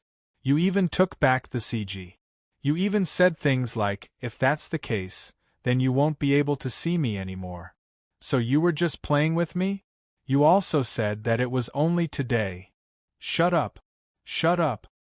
After hearing Sun Lang mention it, Zhang Yinluo blushed with shame and shouted, "You heartless man, who did I say that for? You actually laughed at me afterwards." I don't know who was the one who was so scared that his hands were covered in cold sweat. Like a good baby, he didn't dare to move at all. "I've never seen you so obedient." While the two were arguing, they ran around a wide table in the lobby of the immortal fishing house. One of them laughed lewdly and the other shouted loudly. But in any case, the haze brought by the horned tiger had dissipated, at least on the surface. Sun Lang had returned to his usual appearance, which made Zhang Yinluo feel relieved, but he also had a headache. He really didn't know whether to laugh or cry. Suddenly, footsteps came from outside. When heroine Zhang heard it, it was like heavenly music. She pointed in the direction of the door and shouted, "Dongfang Xian and Zhu Ying are back. Don't put on such a dead face. Be careful not to teach the children bad things." Sun Lang somewhat regretfully stopped in his tracks. Looking back, his face involuntarily revealed a smile. Although today's incident with the horned tiger had made him very unhappy with Hu Shouxin, to the point that they almost fell out, and he had also recalled the unpleasant things of the past, he had also gained something. For example, his relationship with Yinluo had improved. It was really something worth celebrating, something worth celebrating. Another example was reuniting with his old friend. He looked at the girl with a silver spear in white and a ponytail and smiled. Zhao Yunlong was instilled with dangerous thoughts by his sister. His brain was in a state of confusion. After coming in, he was at a loss for a while. But when he saw the smile on the ranger's face, the memory of the past emerged in his mind. His smile had never changed, just like before. No matter what had happened in the past 2 years, he was still the same as before. Then, a faint smile slowly appeared on her face. Zhang Yinluo saw the valiant girl and the way the two looked at each other and smiled. He couldn't help but have a strange feeling in his heart. Unexpectedly, she walked in front of Sun Lang, looked at Zhao Yunlong, and said with a smile, "Welcome, welcome, shopkeeper, who is she?"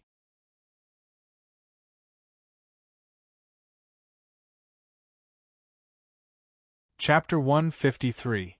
Shock, shock, shock. Cold moon, cold wind, cold face.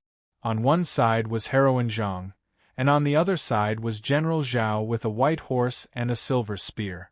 Their eyes met, weaving out the roar of Azura, weaving out the end of blood. With a hatchet in hand, the void was filled with beautiful eyes. Brother Cheng's voice and face were still in his ears. This was the place where he had fought. Zhang Yinluo smiled, and slowly pulled out the saw knife in her hand, aiming at Zhao Yunlong's lower abdomen. "It's a lie. Obviously, there won't be anything." Then, with a maniacal smile, she slowly walked towards General Zhao. as if, General Yunlong. It's actually General Yunlong. Zhang Yinluo's scream almost overturned the roof of the fishing immortal building. She looked like a brainless fan who had seen her idol. It's actually General Zhao Yunlong.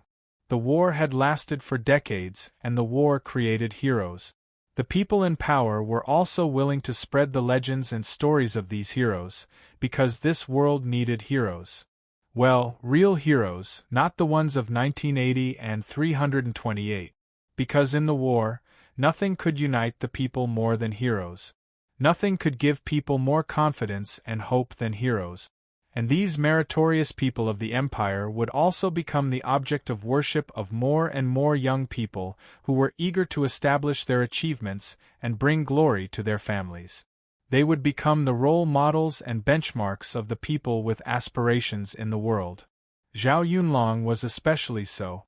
As a woman, she had established a great achievement and a great reputation for bravery that was not inferior to men in the slightest.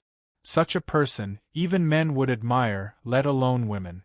Heroine Zhang, as a self-respecting, self-confident, and capable woman of the new era, naturally regarded this kind of unparalleled heroine as her life's mentor and idol.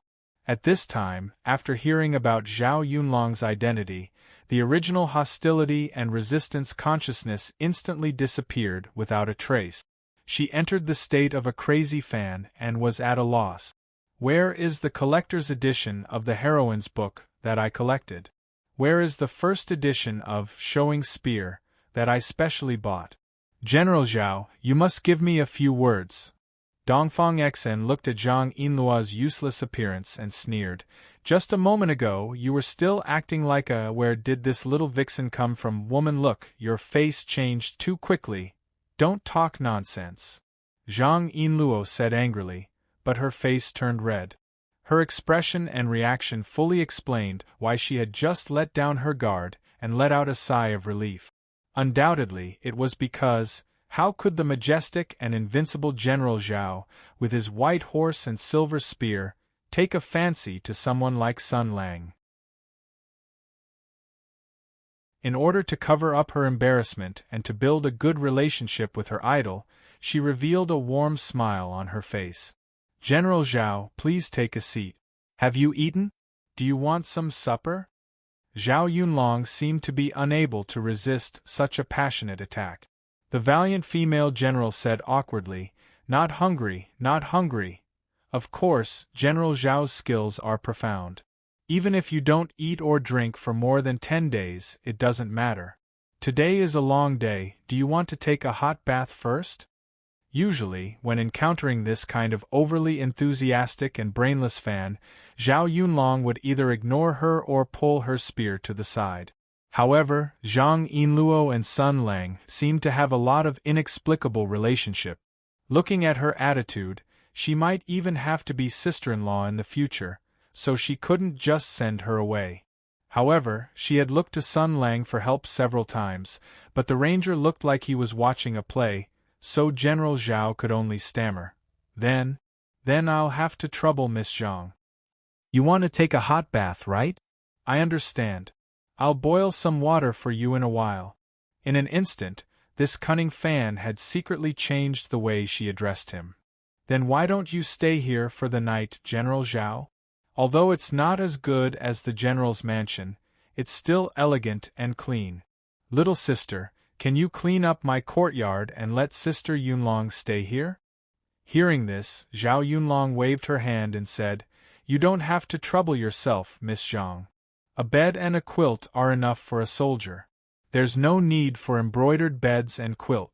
Fragrant boudoir. Before General Zhao finished his words, Zhang Yinluo clasped her hands with a touched and admiring face. Ah, General Zhao's demeanor, the bearing of a strong warrior, detached from the world, not falling into materialistic desires. Then, Zhao Yunlong said the second half of her unfinished sentence. I'll sleep with Sun Lang these days. Zhang Yinluo was still touched and nodded repeatedly. I understand, General Zhao and Sun Lang sleep together. Eh? She almost thought that she had an auditory hallucination. Her eyes widened, and her body was like a rusty robot. She turned around bit by bit and glanced at Sun Lang. This paladin, who had a vile personality and a strong sense of evil, who would not get up early if there was no benefit, who did not have the temperament of a warrior, and who did things in a mess, was now picking his nose with a calm expression. After he casually flicked away the unknown object that he had dug out, he raised his chin and said carelessly, we haven't slept together for a long time. Forget it. Remember to wash yourself clean when you take a bath. Zhang Yinluo turned her neck again and looked at Zhao Yunlong. This famous General White Horse, this Sister Yunlong who was respected by countless women in the world, showed an excited expression after Sun Lang gave her permission. She nodded vigorously and said, "Well, I'll take a few more baths. This must be fake, an illusion, an act, this can't be real." Tsk tisk. Dongfang Xian commented as if she wanted to see the world in chaos. Your expression at this time is simply a classic portrayal of all living things in the world. It's like seeing your beloved ordinary husband being slept with by a princess of golden branches and jade leaves in front of you. A scene of tragedy, a scene of tragedy. Come, tear, don't be afraid, just do it. Zhang Yinluo seemed to have not heard it. She blinked her eyes, then shook her head vigorously, and even patted her head hard a few times. When she opened her eyes again, the girl's eyes had become sharp. The way she looked at Zhao Yunlong was no longer the worship and admiration she had before, but was serious as if she was facing a great enemy. Even she did not know why she had this kind of hostility. She said loudly, "General Zhao, you can't sleep with him. That's why women are really fickle." Just now it was that woman, then it became Sister Yunlong, and finally it became General Zhao. At this time, what kind of ups and downs had Yinluo experienced in her heart, it was really unknown. Zhao Yunlong blinked his eyes. Her words were like her gun, always going straight to the key point. "Miss Zhang, don't worry. Sun Lang and I are just comrades. Today we meet again after a long time, and we want to sleep together and talk about the past. We don't plan to do anything else. Don't be afraid, I won't fight with you." Zhang Yinluo blushed and stuttered. "I'm not afraid of you snatching him. No, I won't snatch him from you. That's not right. Anyway, I'm not afraid of what you'll do to him, but what he'll do to you." She pointed at Sun Lang and said loudly, "General Zhao, do you know that this guy has recently acquired a very shameless ability? As long as he touches a girl, he can make her become very strange, and make her become very shameless. He's like a walking aphrodisiac, wet wherever he goes. This stinky girl." Sun Lang's eyes flashed, and then he secretly signaled to Zhao Yunlong with his eyes. Zhao Yunlong nodded imperceptibly. When they fought side by side against the sky demon in the outer realm, they could cooperate almost telepathically with each other just by looking at each other. Now it was easy for him to bully a well-behaved girl with big breasts. Zhang Yinluo, who was blabbering on about Sun Lang's crimes, suddenly felt an inexplicable chill. But before she could think about it carefully, Zhao Yunlong asked with a smile, "There's such a thing?" "But Miss Zhang seems to have had physical contact with Sun Lang, but you didn't have any reaction. Could it be?" She blinked and was a little surprised. "You are a man?"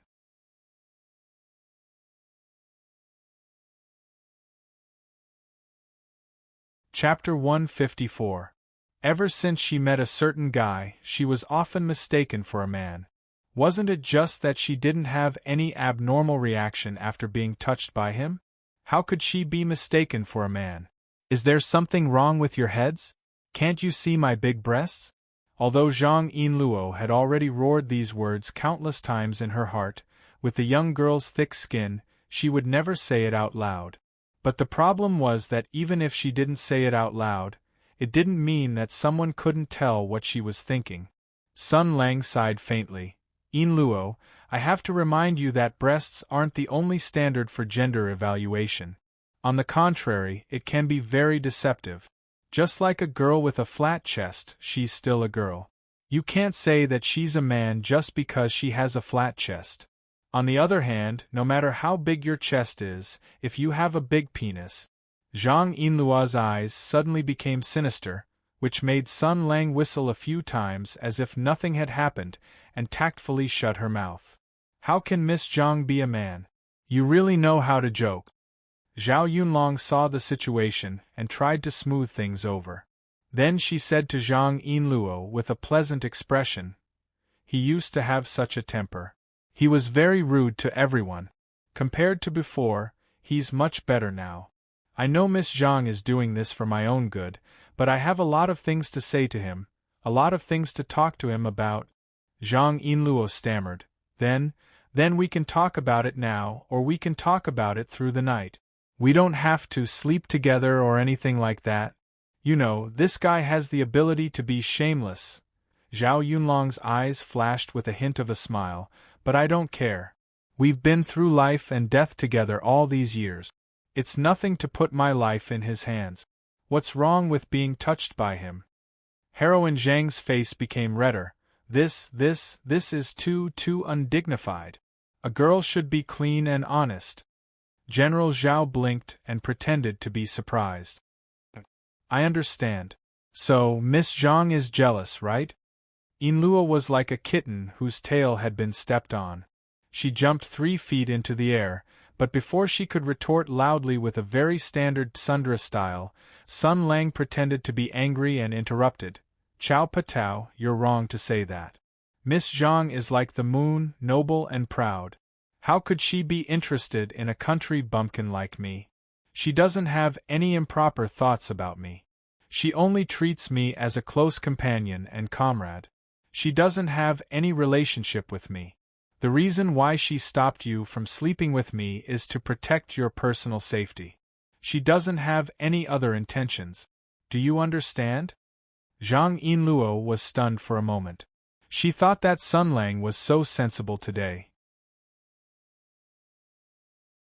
Although she felt a little strange in her heart, she still nodded and said, That's right, that's right." Zhao Yunlong tilted his head and seemed to have thought of something. He put his palms together and smiled. "In that case, there's a compromise. How about the 3 of us sleep together tonight?" Zhang Yinluo almost couldn't breathe. She screamed, "What? Sleep together? Why?" Zhao Yunlong smiled and said, "Sun Lang will sleep on the outside, Miss Zhang will sleep in the middle, and I will sleep on the inside. If you separate us, we won't have any physical contact, and we can talk through the night.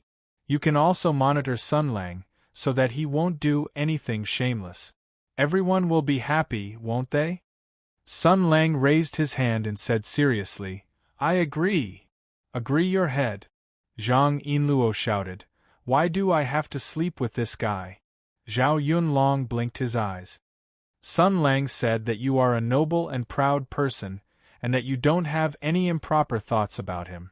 You only treat him as a close comrade, and that you don't have any romantic feelings for him. Since you are comrades in arms, is there a problem with sharing a bed under special circumstances? Could it be that Miss Zhang has a guilty conscience and has improper thoughts about Sun Lang? Indecent thoughts, my ass. Look over there. That guy's improper thoughts about me are almost overflowing from his eyes." Zhang Yinluo faintly felt that something was wrong. She seemed to have been tricked. Sun Lang, who was laughing obscenely, Zhao Yunlong, who was sitting on the side, holding her chin and watching the show, and Zhu Ying, who was confused. In an instant, she felt that the other 4 people in the hall seemed to have tacitly formed a united front and were tricking her as if nothing had happened. In short, impure and improper communication between men and women is not allowed.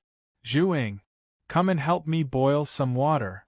Dongfeng Xian, I left some supper in the kitchen. Heat it up and bring it up. Sun Lang, you talk to General Zhao. Don't do anything strange, or I won't talk to you anymore." After hurriedly assigning tasks, Heroine Yinluo dragged Zhu Ying and ran to the backyard. Dongfeng Xian also stood up and left, giving his sister some space. "You guys take your time to chat, Do your best, do your best. She's not a bad girl. Zhao Yunlong smiled. She's pretty, has big breasts, and her appearance suits your taste. She's warm and kind, but a little cunning and scheming. Sometimes she's not straightforward enough, so you can tease her. Most importantly, she doesn't seem to fall for your tricks. General Zhao stretched out her hand and gently stroked Sun Lang's shoulder. Her white, jade-like face instantly turned red. She pressed on Sun Lang's shoulder like this until her right arm began to tremble slightly. Then she withdrew her hand and sighed, "So powerful. I took the initiative to touch you, and just the shoulder can be affected." Before the Battle of the Great Barren Mountain, you didn't have this ability. How did you? Sun Lang's eyes flashed with a trace of sadness. This is a bit complicated. Don't ask, I don't want to talk about it. Zhao Yunlong nodded. Okay, then I won't ask. But, what are your plans for the future? All these years, many people don't believe that you're dead. We've been investigating your whereabouts and the truth of what happened back then. So have others. Not only me, but many people are waiting for you to come back. Many people still remember your kindness. Many people believe that you'll definitely come back. The ranger chuckled. This may not be a good thing. You also want to know what happened in the Battle of the Great Barren Mountain? Of course I do. Once, I wanted to know more than anyone else because I wanted to know your whereabouts. I wanted to know where you went and whether you were doing well. She chuckled softly. But now you're standing in front of me, and I don't need to find out. I don't like to use my brain, and with you here, I don't need to think about anything. We're just like before. Sun Lang smiled. Since you don't want to talk about the Great Barren Mountain, then let's talk about everyone's recent situation. Zhao Yunlong chuckled. The things you left behind, Wei Zhongxian is taking care of for you. He said that since you gave him such a name, he has to be worthy of this name. Yu Buchuan resigned to travel the world. He said that one day, he will become the second swordsman in the world, and let the ordinary people in the world know that there is one person who is the real number one in the world.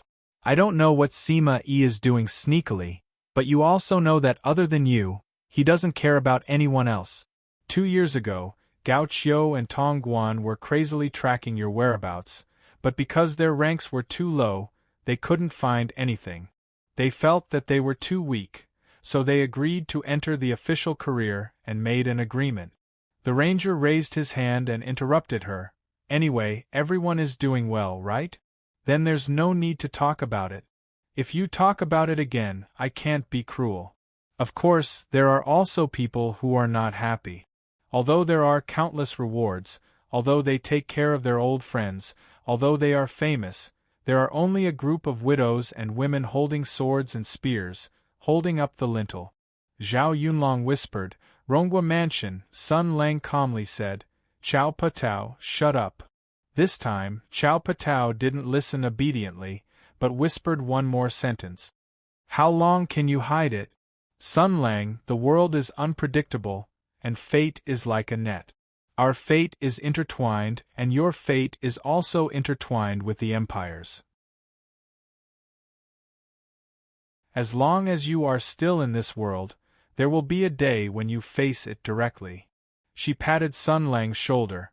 At that time, I will stand by your side as usual, and I believe many people will do the same.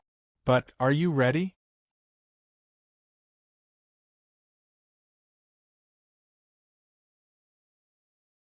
Chapter 155. The night was chilly and the moon hung high in the sky. The commotion in Mingzhou had calmed down. Everyone was silent and everyone was asleep. Sun Lang and Zhao Yunlong were done talking.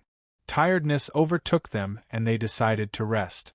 They walked side by side into the backyard, when Zhao Yunlong suddenly bumped his shoulder and pouted in the direction of the courtyard. The ranger was startled. He glanced at Zhang Yinlua's courtyard, then shook his head with a smile and gestured to Zhao Yunlong. Old Zhao pursed his lips and smiled, waving his hand. Sun Lang stepped into the courtyard and saw the moonlight shining down on the white stone steps, illuminating a lonely figure. Yinluo was hugging her knees and sitting on the steps in a daze. She didn't enter the house and just sat there in a daze like an abandoned animal. Her face was filled with confusion and helplessness, making her look extremely pitiful. She heard the sound of footsteps and looked up to see Sun Lang.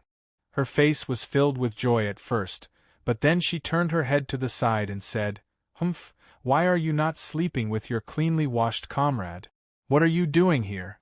What, do you think your bed isn't big enough and want to use my room?" The ranger laughed and sat down beside Zhang Yinluo. He reached out and patted the girl's head. "Don't worry, if I wanted to do anything with Chao Patao, I would have done it long ago during the war." Zhang Yinluo pouted and pushed Sun Lang's hand away. "Don't touch me. What am I worried about? I'm not anyone to you. Why should I be worried about you?" Sun Lang raised his eyebrows and smiled. "I didn't say you were worried about me, I was talking about Chao Patao. The peerless beauty in your heart, General Zhao Yunlong, is still a pure girl who hasn't been tainted by my evil claws. Don't worry. I'm curious, Yinluo. Why are you in such a hurry to deny that you're worried about me?" Hearing this, Zhang Yinluo glared at him. The inexplicable depression in her heart had unknowingly dissipated by more than half. However, the girl still refused to admit defeat. "You didn't do anything? Seeing how General Zhao was so willing to do anything to you, you actually held back and didn't do anything? And according to General Zhao, you didn't have the ability to be shameless back then. Why? Oh, I knew it. Were you afraid that General Zhao would beat you up?" Sun Lang raised his head and looked at the sky. After a moment of silence, he laughed softly. No. There was a period of time when I didn't have any lust, not at all. Don't laugh, it's true. The me back then was a model of morality, a model of the army, a perfect human being, upright, trustworthy, keeping his promises.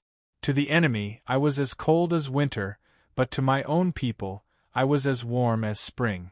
I was like the sun in everyone's heart. I've never seen such a shameless person.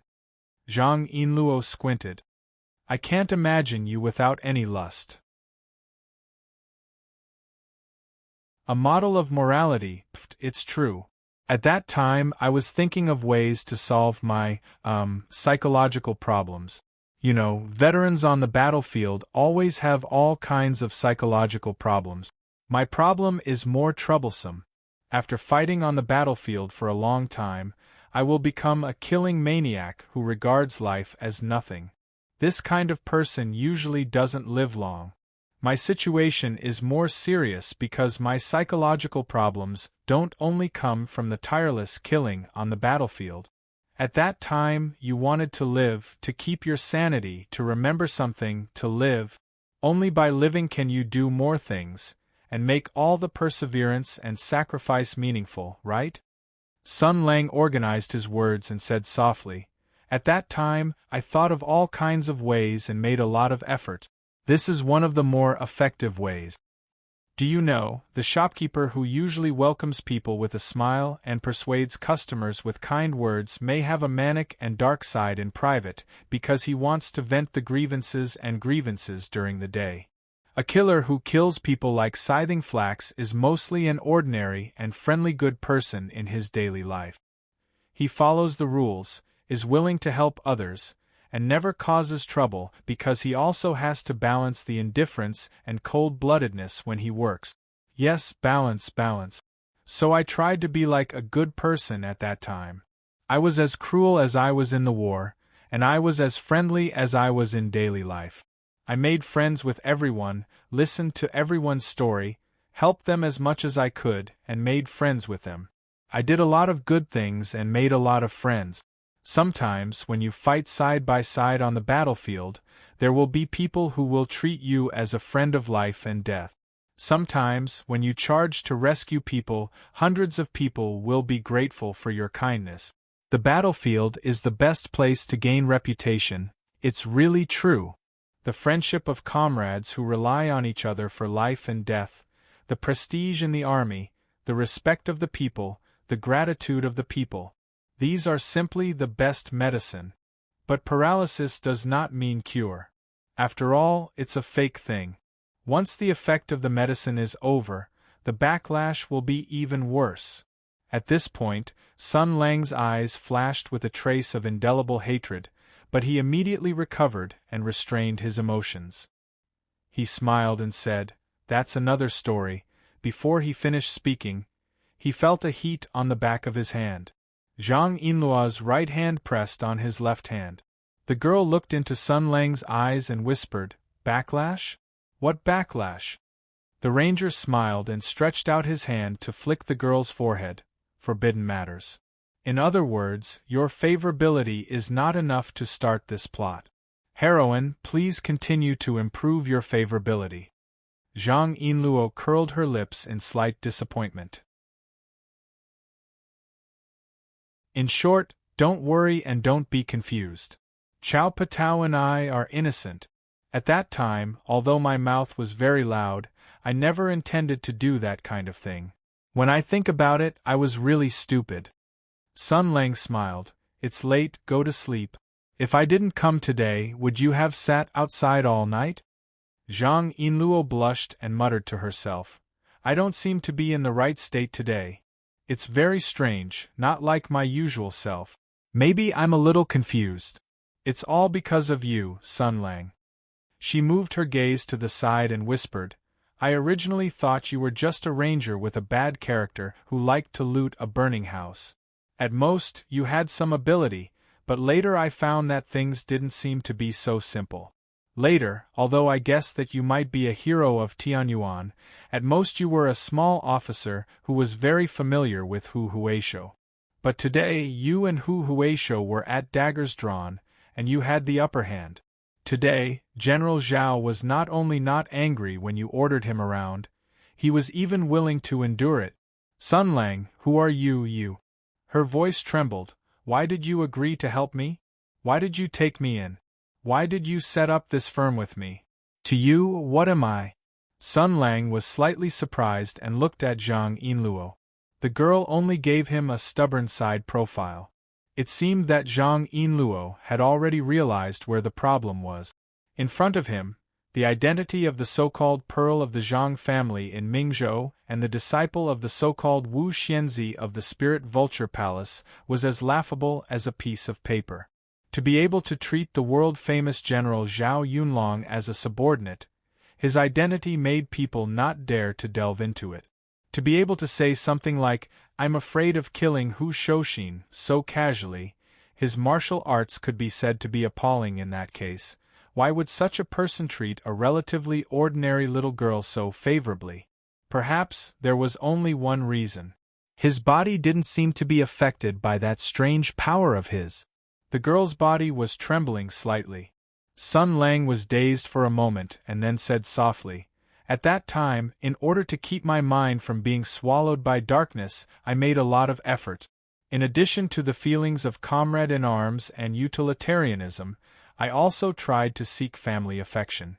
Even if it was fake, even if I was not that person, it still made me feel the long-lost warmth. Only love. Maybe there was. I don't know if it was love. I once felt peace in her arms, but for her, I had more complicated feelings. They were very complicated and not pure at all." Sun Lang stood up and came to Zhang Yinluo. He squatted down and pressed her shoulder, looking into her eyes. "But if it's you..."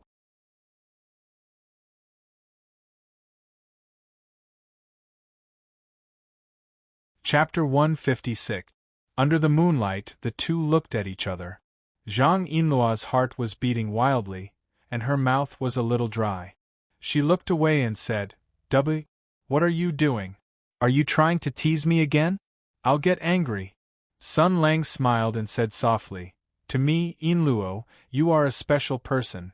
You might be the first woman that I can communicate with normally in the past 2 years, no, in the past 8 years. I don't have to be wary of you or resist you. There's no hesitation or hesitation. Perhaps I was interested in you at the beginning because you were immune to my ability. But humans are different from animals. Other than desire, humans have endless feelings." He reached out and stroked Zhang Yinluo's cheek. The girl was stunned. She was mentally prepared for Sun Lang to say something like, "In Luo, you are my sex toy," or, "Let's develop an improper relationship." She didn't expect this guy to not play by the rules even in this aspect. She blinked and pulled Sun Lang's hand away. She blushed and snorted, suddenly saying something like this, "You. What are you trying to do? What are you trying to do?" The ranger smiled and took advantage of the situation to pull Zhang Yinluo's hand and said softly, "I'm thinking, if I came to this world in a gentler way, if I didn't start in epic difficulty but in normal difficulty, if my experience wasn't so thrilling, then what would I be like now? The me who experienced another kind of life, who slowly became stronger, who slowly forged my own belief. Would I be like you now? Willing to lend a helping hand to the weak, unforgiving of evil, principled, but also a little cunning, very serious, occasionally a little naughty, full of love for this world, full of pity for the weak." He held the girl's hand in his palm and smiled faintly. "I don't know. I don't know if I would have become like this if I had a more peaceful start, but everything is already irreversible. I can't understand the joy of becoming stronger, I can't understand the dignity of a warrior, I don't know the meaning of respecting an opponent, I don't understand what justice is, I don't have faith in this world, I think morality and law are all jokes, because everything I have encountered has long since destroyed these things I once believed in. Therefore, to me, In Luo is a very special person. I like your beautiful body, and I also pay attention to the growth of your soul. You are like a shadow that I can touch. You have my regrets and my persistence. When I look at you, it's like I'm looking at another possibility. It makes me look forward to it, and I'm curious. I want to see just how far you can go," Sun Lang said softly. "When I look at you, I want to laugh. I like to see you fly into a rage after being teased. When you're shy and roll your eyes, you're very cute. I don't know what this feeling is, so I can only answer you. To me, you're a very, very special person. What I like is not only your body but also your soul. This is true. Otherwise, I would have long turned you into a sex toy." Zhang Yinluo's face was red, and her eyes were sparkling, but after hearing the last sentence, she couldn't help but roll her eyes, not knowing whether to laugh or cry. "You are really—" Sun Lang once again reached out to caress the girl's cheek. This time, she did not resist. Zhang Yinluo seemed to have sensed something, and her breathing became hurried. Like a cute little animal, she closed her eyes tightly. Sun Lang smiled and slowly moved his head closer. However, a muffled sound and a cry of pain came from the opposite room. The door opened wide, and Zhu Ying flew out with a wah sound, flying all the way into the courtyard. The little flower demon raised her head, looked at the two stunned people, covered her little butt and cried, "That fierce big sister with a big spear that is even thicker and longer than Big Sister Xian kicked me out, saying that she wants to sleep with Big Sister Xian tonight, and told me to come outside." She blinked her eyes and looked at the two people who were maintaining a strange posture. Big brother Sun Lang, Big Sister Yinluo, the two of you are—" The little flower demon was stunned for a moment, then suddenly thought of Dongfang Xian's teachings one day. Her eyes lit up and she immediately used what she had learned and asked excitedly, "Do you want to play kiss?" Only then did Zhang Yinluo come back to her senses. Her face flushed red at a speed visible to the naked eye, and the color of shame and indignation spread all the way to her neck. She pushed Sun Lang, who had already come over with all her might, and said loudly, Who wants to play with this guy? Play kiss. This pervert who took advantage of the chaos to say cunning words and then took advantage of the situation. Pervert. Idiot. She seemed to be extremely shy. Not only did she push Sun Lang away, but she also raised her hand angrily and punched Sun Lang on the shoulder a few times.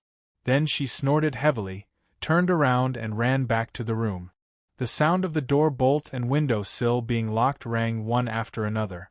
In the end she even issued a fierce threat. You! If you dare to break in, I will never talk to you for the rest of my life. Sun Lang touched his head and said, Hey, you hit me 3 times, and then went into the room with your hands behind your back. Didn't you say that you would let me in from the back door in the middle of the night? That was how Patriarch Bodhi and son Wukong made an appointment.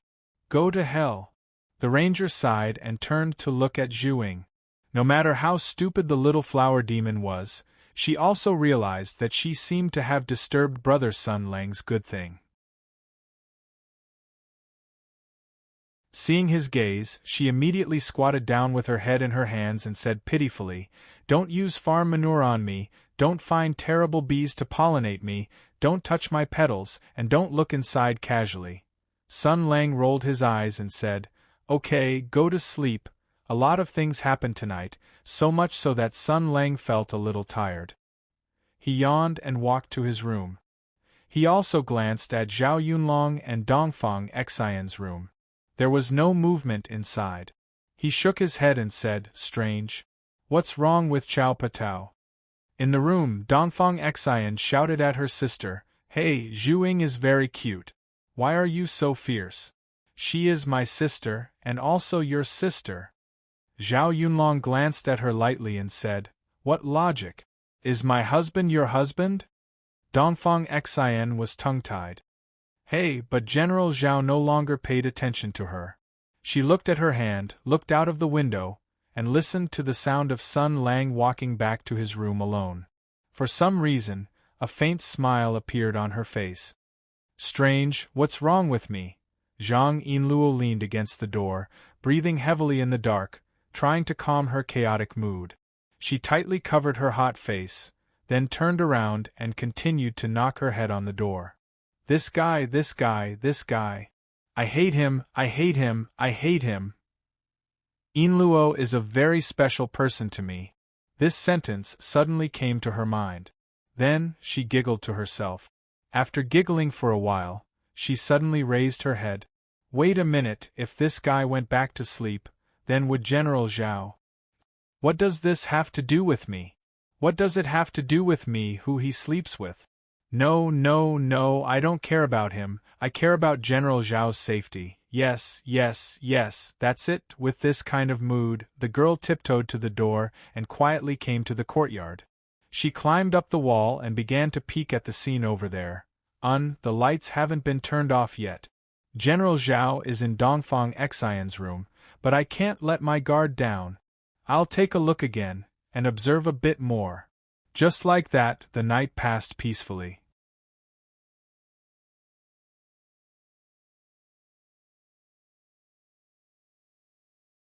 Chapter 157. The next day, everyone saw Zhang Yinluo with a tired face, yawning and sleepy eyes making breakfast for everyone. Sun Lang looked at Zhang Yinluo a few times and said, "Didn't you sleep all night last night?" "Why, rolling around in bed happily and giggling." When Zhang Yinluo saw Sun Lang, she instinctively took 2 steps back and shouted, No. Dongfang Xian passed by and stretched, "So you rubbed too much?" "No." Zhang Yinluo roared, "Where did you learn these nonsense at such a young age?"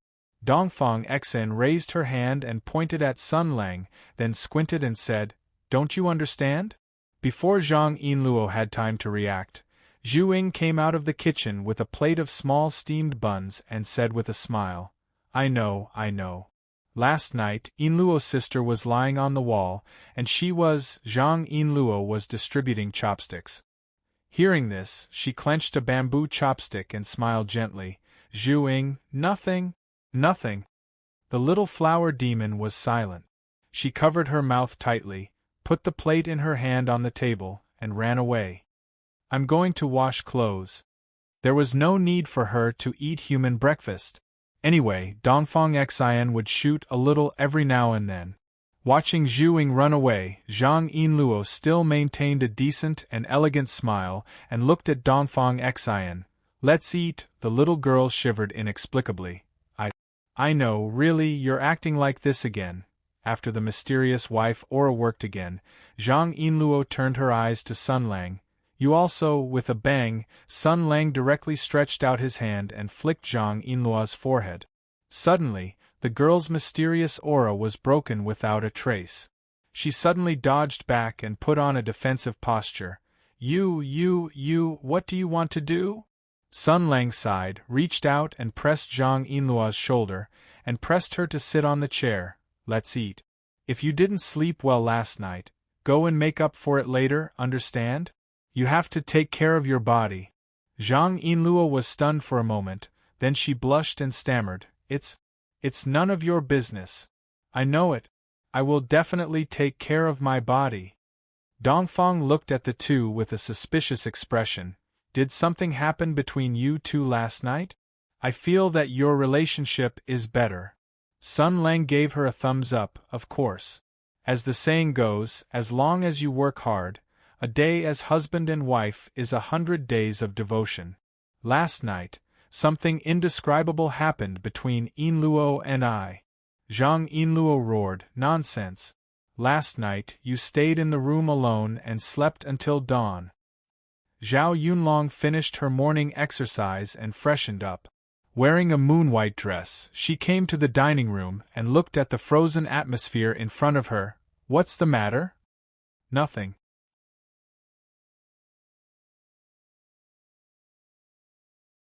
Considering the mood of a certain girl, Sun Lang very considerately waved his hand. Chow Patao, don't worry about it, sit down and eat.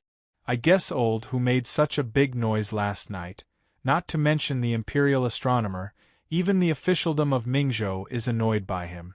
Most likely they will find you to take the blame. Today you have to go to Zhongyi Tower. No. Zhao Yunlong scooped porridge for herself and picked up a steamed bun. Let him come and invite me. This was caused by him, and he made you angry. He has to come and apologize to you. The ranger was stunned for a moment, then smiled and said, You guy, why are you even more narrow-minded than me? In the end, old who did it for my own good. Don't blame him. Besides, I've already beaten him up. What else can I be angry about? Between us, when it's time to hit, we'll beat him up, and when it's time to help, we'll reach out and help. Look, isn't there someone here? There was a knock on the door outside. Sun Lang walked over and opened the door. After a ranger saw Sun Lang, he smiled and cupped his hands. Brother, on the orders of President Hu, I invite you over. Invite me? Sun Lang was slightly startled. Why are you inviting me over? Didn't you say you wanted to invite someone else? President Hu said that he only invited you, the ranger replied. It's said that because of the change in Taoist by Shui's injury, President Hu asked you to discuss it and take a look. Sun Lang nodded. I see. Then, my friend, you go back first. I'll pack up and give some instructions. I'll go to Zhongyi Tower in a while. After sending the ranger away, Sun Lang frowned and said, What the hell is Hu Shouxin doing? Forget it, since that's the case, I'll go. Although I don't have any friendship with that Taoist priest, his injury is more or less related to me. I can't leave him alone. Chow Patao, since old Hu didn't call you, you can stay here for the time being. Take a rest and do whatever you want. Yinluo, remember to take a nap after eating. I'll let Chow Patao supervise you. After giving some instructions, Sun Lang quickly finished the rest of the breakfast and quickly went out. Zhang Yinluo watched Sun Lang leave. Although she looked very calm on the outside, her heart was beating wildly. She still hadn't recovered from the shock just now, or rather, she hadn't since last night. What did this guy mean by what he said last night? Was he serious or not? Why was he acting so strange today? It was really a little strange that he didn't say those nonsensical words. He was so cunning. This guy said such irresponsible words last night, but today he acted as if nothing had happened. The girl bit the chopsticks in her mouth and was in a daze. Suddenly, someone patted her shoulder. She looked up and saw Zhao Yunlong looking at her indifferently. You heard what Sun Lang said, right? Eat and then sleep. Why do I feel like there's something wrong with General Zhao today? Is it my imagination? On the other side, Sun Lang left the immortal fishing tower. After taking a few steps, he had a faint smile on his face. Ha ha ha ha, ha ha ha ha, roar roar roar roar, Yin Luo, that lass, has obviously been shaken by my domineering aura to the point that her delicate body is trembling. I knew it. The power of healthcare was a joke of fate. The heavens were jealous of my charm and handsomeness, so they forced it on me to prevent me from interacting with girls normally. The facts proved that it was indeed so. Look at Yin Luo. He's not affected by the power of the great healthcare, but isn't he still captivated by me and can't control himself? If he worked harder, the L18 storyline would be just around the corner. A mysterious smile appeared on his face, scaring the passers-by into avoiding him. Suddenly, the sound of horse hooves could be heard in front of him, and a Seven Treasures fragrance carriage was coming towards him. A delicate hand lifted the curtain door, and a beautiful face that was both happy and angry at the same time poked out from inside, shouting, "Sun Lang! Sun Lang! Here! Where are you going?" Sun Lang looked over and then smiled. "Miss Zhao? Long time no see."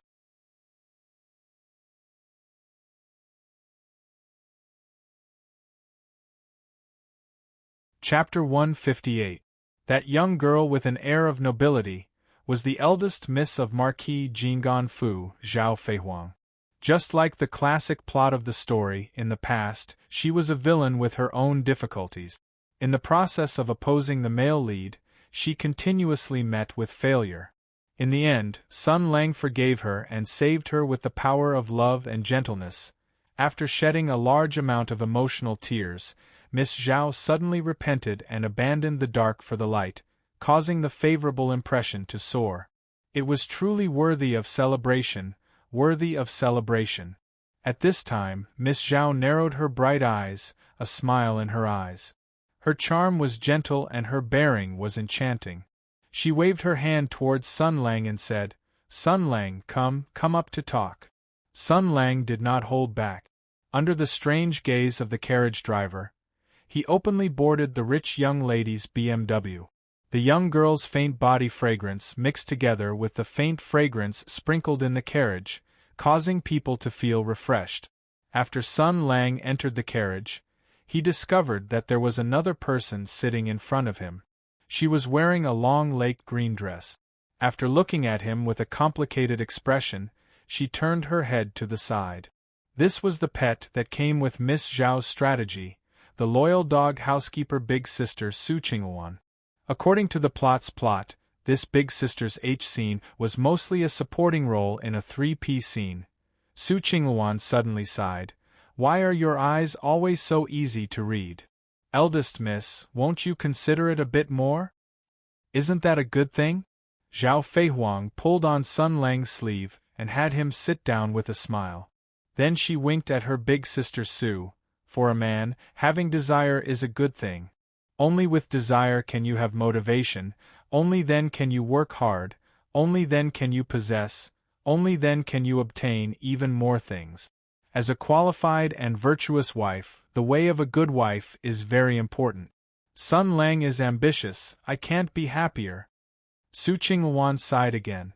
"Miss, are you sure this is ambition? Young girls who were in love were always blind. How could they possibly listen to other people's words?" Zhao Feihuang looked at Sun Lang a few times, and suddenly wrinkled her cute little nose. She gently breathed in a few breaths, and her expression was intoxicated and surprised. I haven't seen you for a few days, but I feel that the power that attracts me from you has become stronger." Sun Lang's expression changed slightly. "It seems that yesterday's incident with the horned tiger made me, fortunately." Zhao Feihuang did not notice Sun Lang's abnormality. She sighed and said, "Yeah, it's only been 3 or 4 days, but it feels like a long time has passed." Sun Lang nodded and said, "I have the same feeling.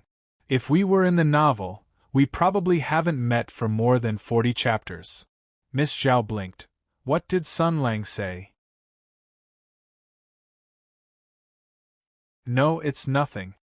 Sun Lang waved his hand and asked, "Miss Zhao, are you busy today? Why are they heading in this direction?" "I'm here to see Sun Lang, of course." Zhao Feihuang blushed, but she still straightforwardly stated the purpose of her visit. Last night there was lightning and thunder in Mingzhou City. According to Sister Su, it seemed that Hu Huaisho was using the Imperial Army to break the barrier. I sent people out to inquire about it, but the information I got was all ambiguous. But Hu Huaisho is your friend, right? You noticed it last night, too, and you couldn't have sat still. So, I was worried that you might go out to check and run into danger. So, I've been very worried. The people I sent out reported that none of you were there. I wanted to go out and find you in person, but I was stopped by Sister Su. She glanced at Su Qingluan, and there was still some sadness in her eyes. Sister Su said that Sun Lang was very powerful and wouldn't run into any danger. Even if you ran into a difficult enemy, we could only play a limited role, so we shouldn't cause you any trouble. I thought that Sister Su was right, so I didn't act rashly. In the end, the people I sent out reported that you had returned to the Immortal Fishing Tower safely. Sun Lang glanced at Miss Zhao. The girl's eyes were indeed full of worry and affection, but there was also a trace of well-concealed sadness. He thought for a moment and understood. It seemed that the spy didn't just report that they had returned to the Immortal Fishing Tower safely. After all, he and Zhang Yinluo had been going back hand in hand last night. She must not have slept well last night. Sun Lang was silent for a moment, and then said with a smile, "Thank you very much. Over the years, I've known many people all over the world, but there are not many people who are really worried about my safety." It seemed that this short sentence made all the sadness and disappointment in Zhao Feihuang disappear without a trace, and made her eyes shine with a charming light again. She shook her head hard and said, "It's okay. Sometimes it's also a happy thing to have someone to worry about. I used to only have Sister Su in my eyes, and I only cared about her. Now there's one more person to worry about." Speaking of this, she smiled forcefully and said, "Well, let's not talk about this. Sun Lang, where are you going?" Sun Lang's heart skipped a beat. "I have something to do at the Zhongyi Tower. Can I trouble you to take me along the way?" "Of course." Miss Zhao's eyes shone. She couldn't wait for Sun Lang to trouble her with everything. The girl directly jumped up and jumped to the door of the carriage, and shouted outside, "Uncle Li, to the Zhongyi Tower." The coachman's loud response came from outside. The whip cracked, the horse neighed, and the horse moved forward. Zhao Feihuang's face was red as she sat next to Sun Lang. She stretched out her little finger and gently poked the ranger's shoulder. "Come, try it now. It's still very comfortable, but it's not too strong. Then, the palm. And, if you just hold it directly, it's still a little. Miss. Hee, Sister Su also wants to try it? It's very comfortable. These few days, I've carefully honed the power of that magic tool, so I can resist it a little. But if Sister Su wants to try it, I'm not going to try it. You guy, don't laugh. What kind of perverted cultivation method did you practice?" Laughing and joking all the way, the carriage passed through the streets and finally stopped next to the Zhongyi Tower. Sun Lang stood up and turned to look at Zhao Feihuang. The girl raised her head and looked at him with pitiful eyes. She whispered, "Do you want us to wait for you here? After you're done, I'll send you back." Sun Lang's heart skipped a beat and he unexpectedly asked, "Do you want to come with me?" Zhao Feihuang's eyes suddenly flashed with a strong surprise. "Can I? Won't I trouble you?" The ranger smiled and said, "No. It's better to say that you can help me with something if you go together. When I see old Hu, it won't be too awkward." Zhao Feihuang nodded and clenched her small fist. "I will definitely perform well." After the three people got off the carriage, the ranger who came to report earlier was already waiting at the door. He also recognized the eldest miss of Marquis Jinggan Fu. After bowing, he led them upstairs. Sun Lang looked at the Zhongyi Tower that was even more lively than it was a few days ago and asked, "I thought that people from all over Mingzhou City would trample over this door, and your guild head, who would also be in a terrible fix. From last night until now, there have been many important people who have sent out inquiries. Guild head who has already responded to them one by one. As for the other small characters, they aren't worth mentioning. There's no need to pay attention to them. Let them spy on us.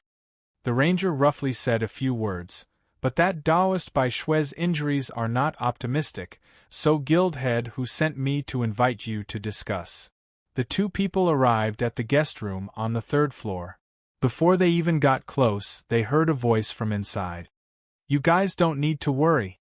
My Xingyang Palace has 8 kinds of skills such as subduing demons, exorcism, divination, medical strategies, and so on. This poor Taoist has also learned medical skills and can treat injuries. My cultivation is very balanced and not biased. This poor Taoist's injuries, I am clear. Although it is not optimistic, it can still be controlled in the short term. As for the future, this poor Taoist has already sent a request for help to my sect a few days ago and had the golden-winged Puing bring it over. Do you know the golden-winged Puing? It's a ferocious bird in the sky, a strange beast in the world.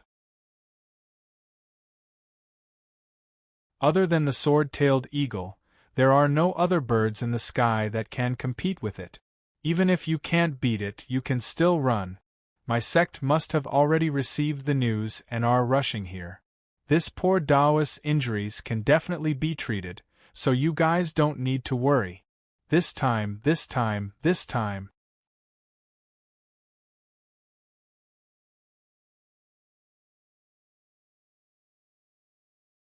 Chapter 159. Hearing this, Zhao Feihuang chuckled and said, "This Taoist priest's words are interesting." Before Sun Lang could answer, Hu Shouxin's voice came from inside. "Taoist priest, I've found several famous healers in Mingzhou, and they all said that it's not easy to cure your wound. Don't be so stubborn. When I was on the battlefield, I saw many soldiers who were injured by demonic weapons. Many of them were like you, with a hole in their bodies. Your wound can't be delayed any longer. While you're still well, I'll take you to Deju Temple." "No, I won't." Taoist priest by Shui refused. "I'm a Taoist disciple. How can I go to a temple, not to mention a nun's temple? If my master finds out, he'll slap me. I've already told him that my sect has received a message. I'll be here in 2 days. In 2 days, my talismans and pills can suppress the injury. There's no need to go to a place like Deju Temple. You've been injured by a demon's demonic power. It's hard to cure you with medicine in the mortal world. The nuns in Deju Temple are cultivators. Mingzhou is the nearest place, and only they know how to cure you. It'll be too late to go back and forth." Hu Shouxin's voice gradually became impatient. "Who knows if your golden-winged condor can deliver the letter? If you're seriously injured and die, I'll also be implicated. Donor Hu, you're so unreasonable. Why are you cursing me for no reason? I'm a professional Taoist priest. Do you know what professional means? How can I die?" Taoist Master White Snow argued with reason. After a few words, he turned to his professional knowledge. "Judging from your face, you look haggard and depressed. You must have done something bad with good intentions recently. Not only did you mess up everything, but you were also beaten up. You had no one to reason with, so you were full of grievances and didn't know what to do. You also made a lot of trouble. But it seems to be a scary situation. You should go home early and have a good rest. Don't keep pestering me. Damn you." Old Hu's sore spot was poked, and he said coldly, "You evil Taoist who spouts nonsense, your mouth is really annoying." If it wasn't for Sun Lang's words, Taoist priest by Shui straightened his neck and shouted, "Then let's ask Master Sun to be the judge. Master Sun is a considerate, enthusiastic and sincere person. If it's him, he'll definitely reason with you." Sun Lang? Considerate? Enthusiastic and sincere? Reason with him? Bah, when this little bastard doesn't understand reason, the speed at which he changes his face and punches people is faster than anyone else. Seeing that the argument was about to escalate, Sun Lang. He opened the door, Hey kids, do you remember who I am? When Taoist Bai Shui heard Sun Lang's voice, his face lit up. He raised his head and saw Sun Lang, then, wretch, Hu Shouxin looked at Sun Lang with a subtle expression. Did you feed him something? It's already a conditioned reflex. Go away. Sun Lang skillfully took out a gas mask and put it on his face. Then he took a few steps forward and walked to the bedside. A strong smell of medicine and a faint smell of blood hit his face. Priest Bai Shui's face was pale and his expression was weak. He was lying on the bed. His voice was muffled because of the gas mask. Priest, you don't seem to be in a good condition. Taoist Bai Shui's expression softened a little. This injury is indeed not light, but it doesn't matter. I have already sent a message back. Within 2 days, there will be experts from the sect coming to help and treat this Taoist. That's the crux of the problem. Hu Shouxin said from behind. Sun Lang, since you're here, I'll just say it. Taoist priest, I'm afraid you won't be able to send the letter back. What do you mean? Taoist priest Bai Shui said angrily. The one who sent the letter is a golden-winged eagle raised by my Xingyang palace. It's extremely fast, powerful, fierce, and powerful. It's invincible in the sky. Such a king of the sky, even if it met a fierce bird, how could it lose? Moreover, it flies at an extremely high altitude and is smart and cunning. Even if there are archers shooting arrows from below, they won't be able to hurt it. Tell me, with such a huge advantage, how could it not be sent back? The only thing that can threaten it is the sword-tailed eagle. Have you seen the sword-tailed eagle? I'm afraid you haven't even heard of it. I've never seen it. Hu Shouxin picked his nose and said slowly, Is it black all over, with eyes like golden pearls, feathers like blades, tail like a long sword, and a little white under its chest? Taoist priest Bai Shui was slightly shocked. How did you know? Hu Huaishou sighed. Back then, that horned tiger also sent a letter back and said something similar to what you said. He said that the sword-tailed eagle was invincible in the sky except for the golden-winged eagle. The poor Taoist priest's beard trembled. He stammered, when? Hu Shouxin looked up at the sky. The day before yesterday, in the afternoon, at the end of the afternoon, Taoist priest Bai Shui's expression slowly became unsettled. He grabbed his beard and said with a trembling voice, Don't panic. How could it be so coincidental? Let me calm down. That's it. Hu Shouxin looked at Sun Lang. Although there is no evidence that the two feathered beasts collided and then fought each other to the death, I think we should consider this possibility. This Taoist priest's talisman and medicine can only last for a few days. If he doesn't receive treatment during this period, his injury will worsen uncontrollably. By then, it will be too late to think of a solution. Sun Lang nodded. That's right, with today's medical technology, ordinary doctors can't effectively treat such a large penetrating wound. We must think of a solution as soon as possible. Where is Long Air now? Don't think about it. After the war, he entered the Imperial Hospital and is sparing no effort in teaching apprentices and training doctors. Even if we inform him now, he won't be able to make it in time.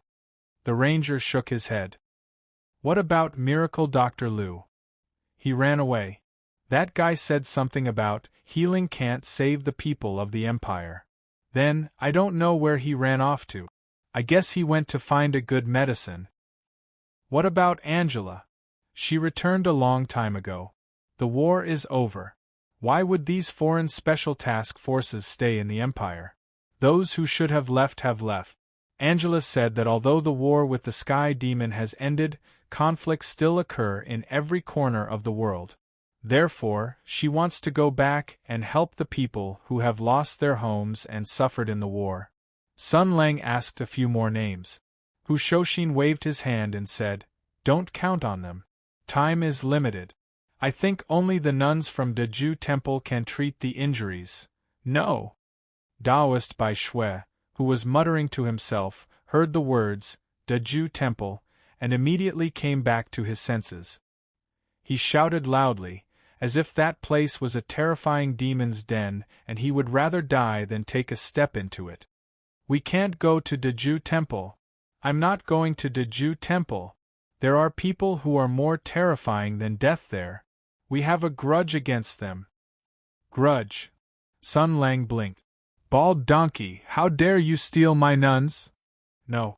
Taoist Bai Shui's eyes flashed with a trace of fear. In Daju Temple, there is a very scary demon monk. Legend has it that she can tear the sky apart with one punch and crack the earth with one stomp. If you accidentally enter, no matter how strong your martial arts are, you will be like a piece of mud in her hands. The only outcome is death. Sun Lang and Hu Shouxin looked at each other and laughed. Then, they waved their hands together. Come, prepare a sedan chair for Taoist Bai Shui. I'm not going. I'm not going. I won't go even if I die. Taoist Bai Shui hissed. Don't force me. I'd rather bang my head on the bed and die. In the midst of the chaos, Zhao Feihuang, who had been obediently standing at the back, raised his hand weakly. That. Are you looking for a powerful doctor? I have someone in mind.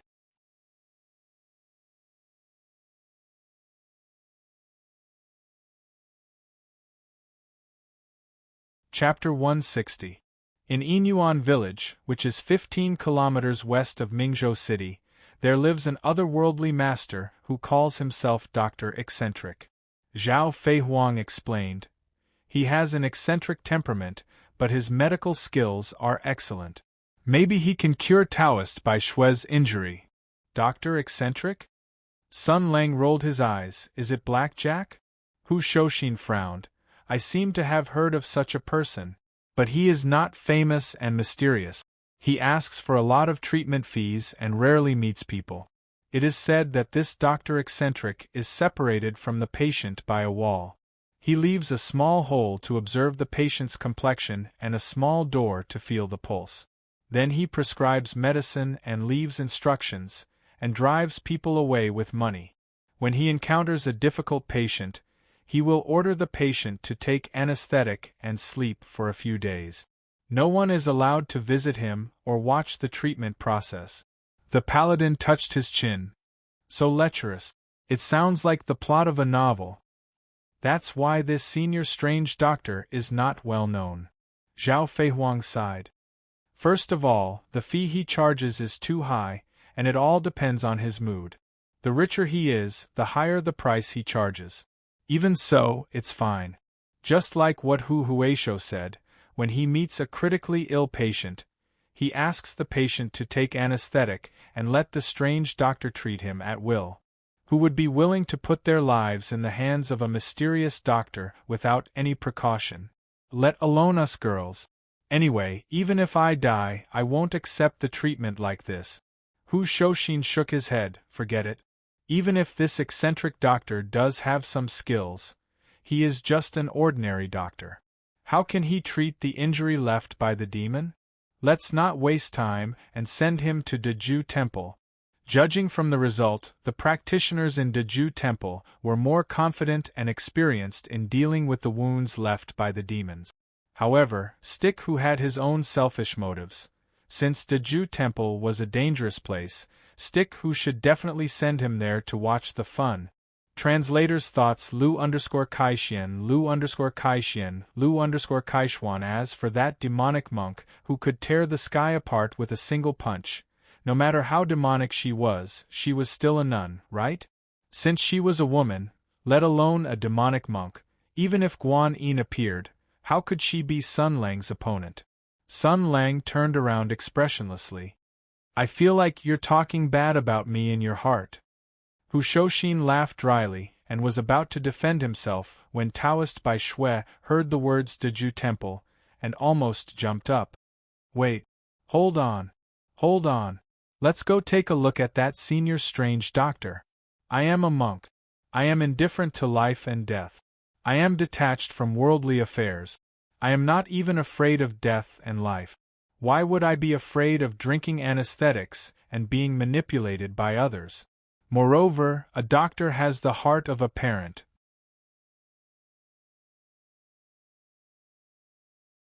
Senior Strange Doctor wouldn't do anything to me, right? Stick Who frowned and said, even so, what if it can't be cured? When the time comes and they say they can't cure him, it will be too late to send him to Deju Temple. The ranger also wanted to see the world in chaos. I won't do anything to you. Is it really okay even if we encounter the tears of the chrysanthemum blossoms? It's all right. It's all right, Taoist Bai Shui said loudly. Then, he showed a suspicious look. Is there anything wrong with the poem you just recited? Seeing the chrysanthemum blooming for the second time made me shed the tears I shed in the past. This is talking about the feelings of homesickness. The words are meaningful and meaningful. Is there any problem? I feel that Master Sun is referring to something else. Sun Lang waved his hand and said, No, no. Your interpretation is completely correct. Only a lascivious person would think the wrong way. The Taoist Bai Shui nodded and then sighed. I know that Master Hu is doing it for my own good, but I really don't have the courage to go to Deju Temple. So, let's go take a look at that Senior Strange Doctor first. If he has the ability, he can stabilize his injury there. I will write a letter to Xingyang Palace to ask for help and wait for my sect to send someone to treat him. If that Senior Strange Doctor's ability is limited, then I will go to Deju Temple. How about it? Sun Lang and Hu Shouxin looked at each other and nodded. In the end, the reason why this Taoist Bai Shui would suffer this much was because of the matter between the two of them. They were somewhat involved, so this time, they should go along with his wishes. So the ranger turned his head and said to Zhao Feihuang, Could I trouble Miss Zhao to bring us there? Miss Zhao naturally did not have any reason to refuse. She smiled. But I have to make it clear first. That Senior Strange Doctor has a strange temperament. The consultation fee is easy to negotiate, but the crux of the problem is that whether the Senior Strange Doctor agrees to treat or not, it all depends on his mood. Fortunately, this senior received my family's grace a few years ago and will still give Marquis Jinggan Fu some face. In short, I will do my best. If it doesn't work, don't blame him. Sun Lang looked at Taoist Bai Shui with a smile that was not a smile. Truthfully, he also wanted to see what kind of delightful things this Taoist Bai Shui would encounter when he went to Deju Temple. But seeing that he was injured, it was better to forget about it. Since Miss Zhao has a way, I won't go. Hu Shouxin saw that the matter had been settled and said, There are still some loose ends from yesterday's matter that have not been dealt with cleanly. Sun Lang said faintly, How will you deal with the Imperial Astronomer? Stick Hu smiled, I'll deal with it however I should and push all the blame onto that demon. Right now, the situation in the Imperial Court is delicate. Pulling one hair will affect the whole situation. No matter which power it is, they will not be willing to pursue this small matter against me. After all, our Tianyuan martial merit is not to be trifled with. No matter who it is, they will not be willing to provoke the disgust of the heroes of Tianyuan at this time. At most, they will send a few people to go through the motions and deal with it casually. Sun Lang was not interested in the affairs of the imperial court at all. The factional strife and intrigue had nothing to do with him. But the paladin suddenly thought of something. What about the demon? Hearing the paladin mention the dead Xieji, Taoist Bai Shui's face changed, and he could not help but sigh. However, Sun Lang and Hu Shouxin looked as usual. The life or death of a demon was nothing to these two heroes of Tianyuan who were used to death. They were more concerned about the consequences of the death of the horned tiger. Hu Shouxin thought for a moment and said, The best case is that the saber-tailed eagle who delivered the letter and the golden-winged eagle perish together. The organization of the demons does not know what happened.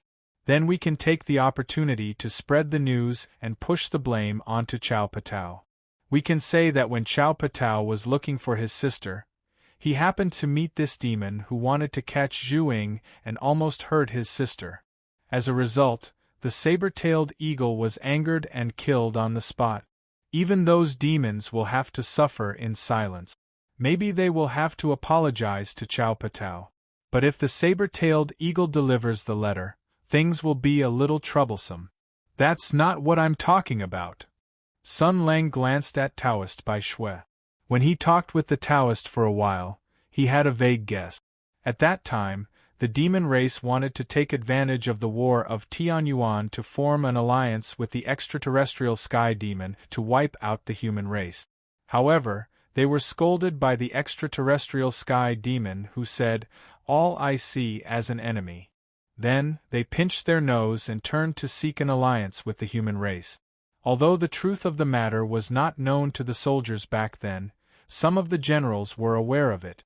Now that the human race had won a great victory and the military power of the Empire was still at its peak, it was strange that the Empire did not take advantage of the victory to wipe out those two-faced demons.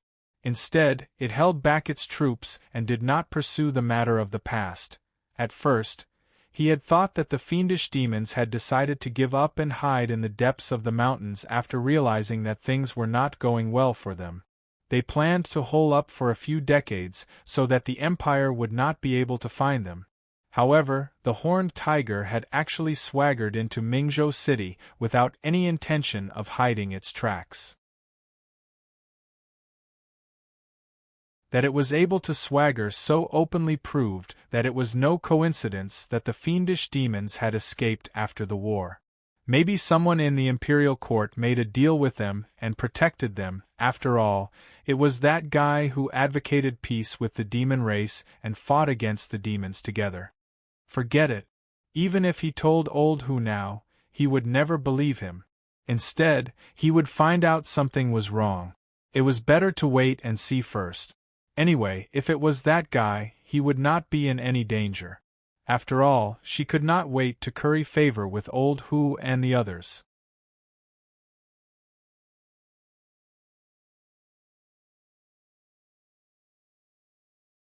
Chapter 161. The Inyuan village was more than 15 kilometers west of Mingzhou City. It was not too far to travel by horse, but Taoist Bai Shui was seriously injured and could not stand the bumps, so they had to use a palanquin. Fortunately, the weather was cool today, and the palanquin bearers sent by Miss Zhao from the house of Marquis was also a strong man. Even so, it took about 6 to 8 hours to travel 15 kilometers, including the rest time. They had lunch on the way. When they arrived at the hidden Yuan village, it was already afternoon. The group of people stopped at the entrance of the village and got off their horses. Some brave village women and children looked at the group of knights with fear and curiosity in their eyes. Steward Su ordered, 4 people carry the palanquin and follow us up. The rest of you wait here and rest. Don't disturb the villagers. The knights answered with a roar. They chose 4 people with the best physical strength and sufficient rest to carry the palanquin. The others took out dry food and water to eat. Those who were not hungry went to the village to buy fodder from the farmers. Zhao Feihuang smiled at Sun Lang. Let's go. The strange doctor lives on the mountain. It's still 2 or 3 kilometers away. The village was surrounded by mountains and rivers, and the scenery was quite beautiful. They walked up the mountain along the path. Sun Lang looked around and chatted with Miss Zhao casually. Is the strange doctor a man or a woman? According to the general plot of the story, since he calls himself a strange doctor, he must have a strange hobby. Is he a beautiful girl who is good at curing diseases with poisons? Zhao Feihuang giggled. I have to disappoint Sun Lang. Senior Strange Doctor is not a big girl, and what he is good at is not using poisons to diagnose and treat illnesses. Furthermore, his personality is very strange character. Sun Lang smiled. I've seen a lot of doctors with strange temperaments but great abilities. Some of them lost every bet and made people want to play mahjong with them. Some of them had a poisonous tongue and liked to carve the word morning on their enemies' foreheads. Some of them liked to eat tofu pudding very much. Some of them felt very impatient because there were more and more injured people, so they roared and put on their armor, picked up their magic wand, and went to the battlefield with a small pistol. Zhao Feihuang smiled and said, "Are they all Sun Lang's comrades in arms? Judging from your tone, they all have a good relationship with you?" "No. Some are, some aren't. Some have a good relationship with each other, and some don't like each other." Sun Lang was silent for a moment and smiled. "And one of them, I—" Before he finished speaking, a whistle came from the front. The treetops rustled, and a petite figure came down from the sky. "Sister Zhao, why are you here again?" Sun Lang took a closer look. His instinct as an experienced driver made him immediately look at the newcomer from head to toe. First, he looked at the chest. Well, well, well. If flat breasts were a rare resource, then this must be a super-rare strategic resource of the SSSR level. Even if he had to use his army to seize the territory of a neighboring country, he would have to get his hands on it. However, Sun Lang was not interested in this. Therefore, flat breasts were a very dangerous hobby. It would create a terrible crisis for a man's sexual orientation. Think about it, liking flat breasts meant that it doesn't matter if you have breasts or not, and this view would soon evolve into, even if it's a boy, it would be fine as long as he is cute. In this way, the hobby of the flat breasts party would transform from liking cute girls to liking girls' big cock. In the end, they would become perverts who could not survive without a black uncle's big cock. Over time, the number of men who liked girls would decrease from generation to generation. In the end, human beings would perish. Therefore, in summary, every guy who liked flat breasts would have to bear the responsibility for the future extinction of human beings.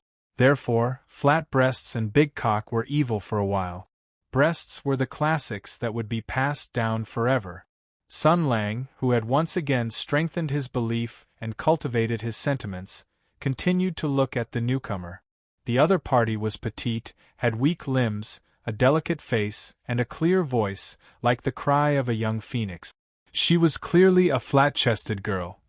Wait, didn't Miss Zhao say that the strange doctor was not a big girl? Oh, a little girl? A lowly wife? Or, OF*CK, a Shota? Impudent person! While he was deep in thought, a clear shout was heard. A silver light flashed and 3 silver needles pierced through the air. Sun Lang casually waved his hand and caught the 3 needles in his hand. He looked at the needles and said, "I only took a few glances. I did not reveal any lewd expression, nor did I tease you. I only observed you from an academic point of view. I have no interest in you.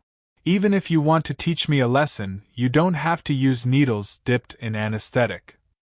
Little brat, after learning martial arts, you shouldn't casually use it to bully others. Every year in the martial arts world, who knows how many young heroes and heroines who happily go around the martial arts world to punish evil, but in the end, they were paralyzed by the local bullies and turned into meat toys.